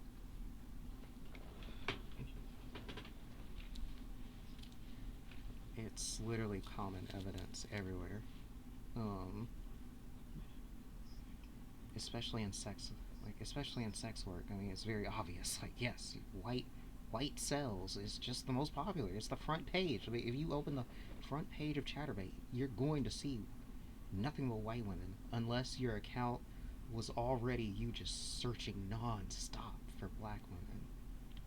Like, that's just how, I mean, it's not even like a bitter thing, which is my thing, because I was trying to kind of educate Sonic on this kind of, because Sonic still can't understand some of the metric tricks about the site, is just understanding there's a certain range you're going to be in depending on what you look like, you know, which includes your skin color. In Sonic Soul, you know, if you're a black guy on Twitch,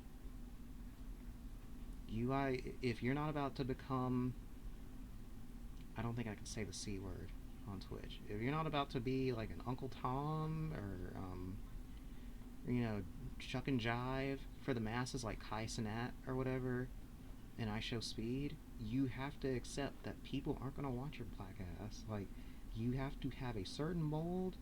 You need to be like a Fabioso maybe, or something like a workout god or something. There's very specific stereotypes you need to fit, like Low Tier God, which is why Low Tier God still makes tons of money, regardless of what anyone says about it. He obviously plays into things that people want to see from black men. I mean, so yeah, that's like the difference. So it can be, it's just different.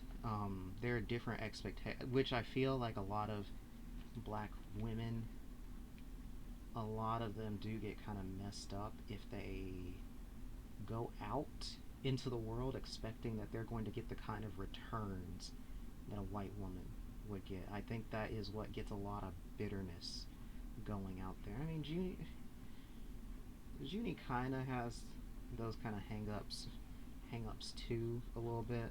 Because I mean, if Junie was white, she'd have her own house by now. If Junie was white doing the things that she does, she'd be off the streets by now. But I don't know.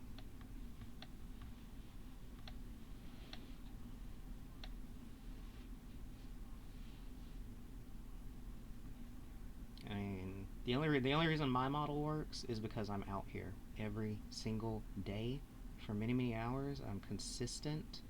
So even though my metrics look really bad and people are gonna make fun of them all the time, like they do in Sophie's server, like, there's a reason I still get my money, and there's a reason that my charts, I'm always growing as long as I'm somewhere. Because at the end of the day, these platforms will still reward you if you just hold on.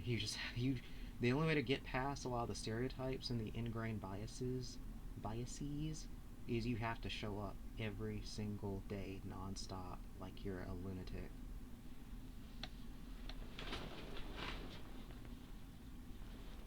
I mean, you've seen my stream. Like, nothing's happening here. I mean, I still get some people coming in. I've added some stuff.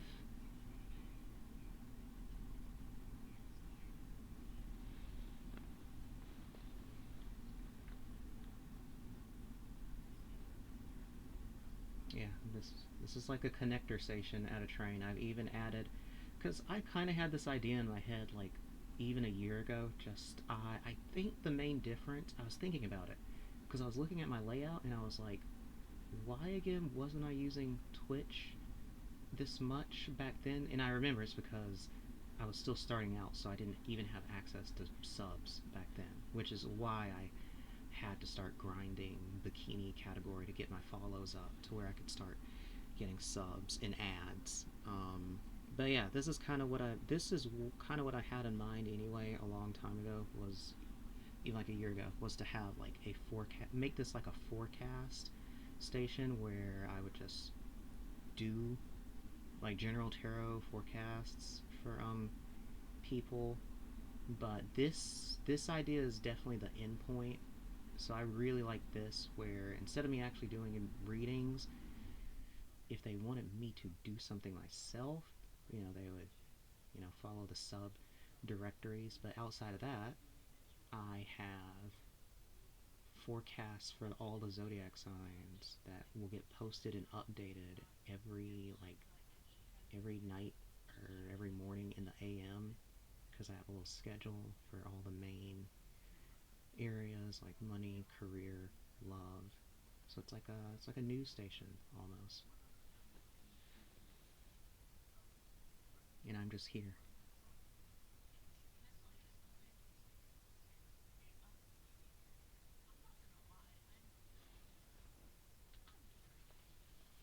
Yes, obviously.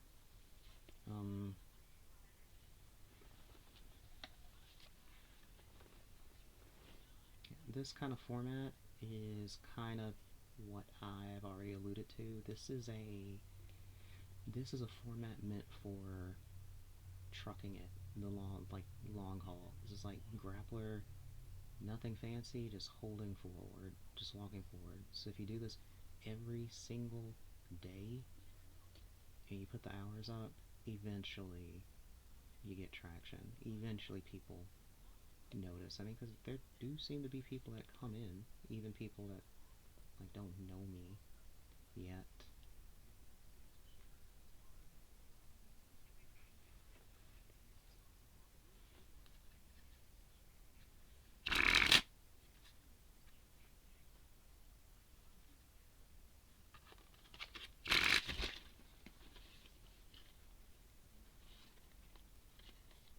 Yeah.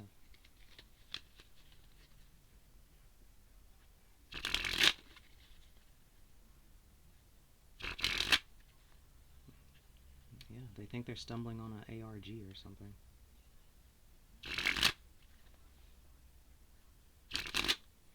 Especially when I'm asleep.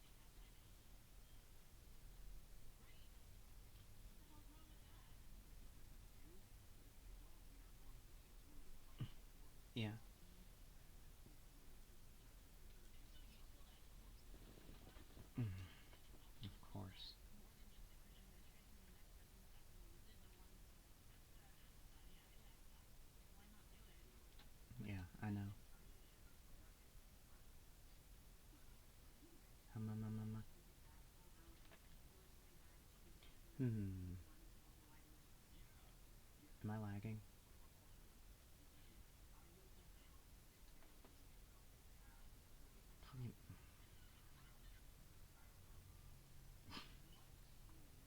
You're really annoying.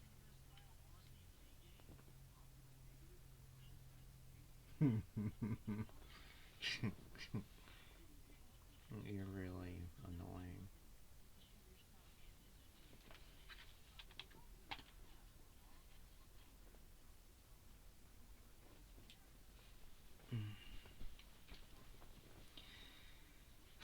Fuck, it's already midnight. I know I need to do my other work eventually. I'm not working out. I wonder if Net will play with me tonight. Neptune.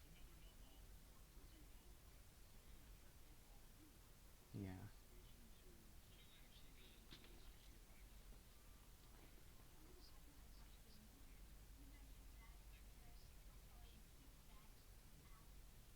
Sounds like you could handle some KOF.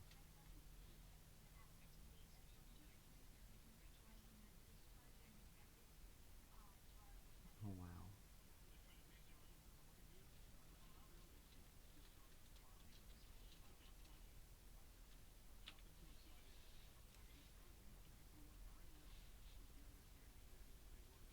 I mean, how much is it on Steam? Like $20?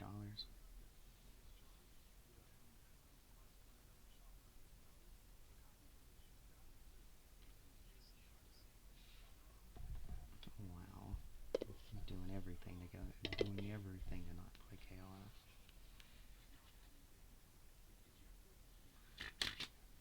It's actually insane. Everyone literally dodged me in KOF.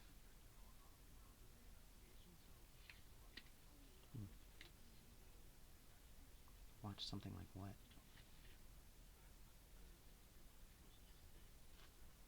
What? I have to eventually work tonight. What do you mean, so what? It's already midnight. It's already midnight. It's midnight here. You're ahead of me. What's insane?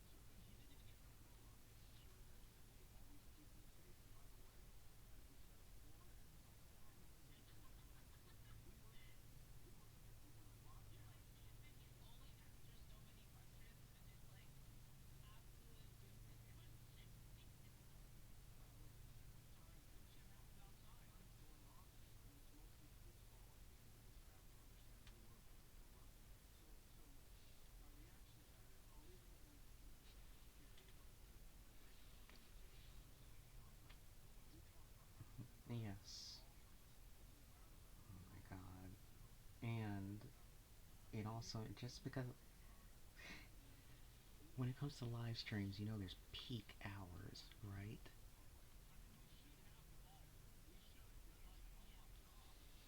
What do you want to watch? What do you want to watch? What do you want to watch? What do you want to watch? What do you want to watch? Hello? Hello? Hello? Hello? Am I speaking? Are you listening? What do you want to watch? Like? Yes, I watched Death Note.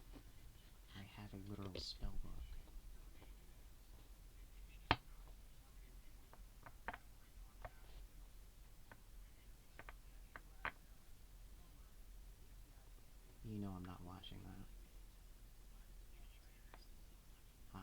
watched it for like 7 years. It got old. Okay, can we watch something relevant? Can we watch something relevant? Let's watch KLF. Yeah, let's watch... What? No, let's watch KLF replays. Yes, every single thing you can name, I've probably already watched it. Yes. Oh my god. Why are you being crazy? Why are you trying to, like... Why are you trying to, like, make us watch a love movie?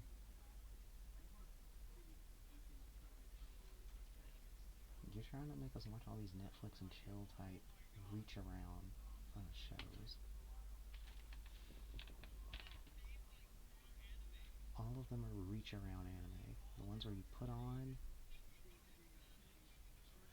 It's where you just put some shit on and eventually someone gives the other person a reach around. And the movie ain't getting watched. Oh my god, can we just watch KLF for... Oh my god.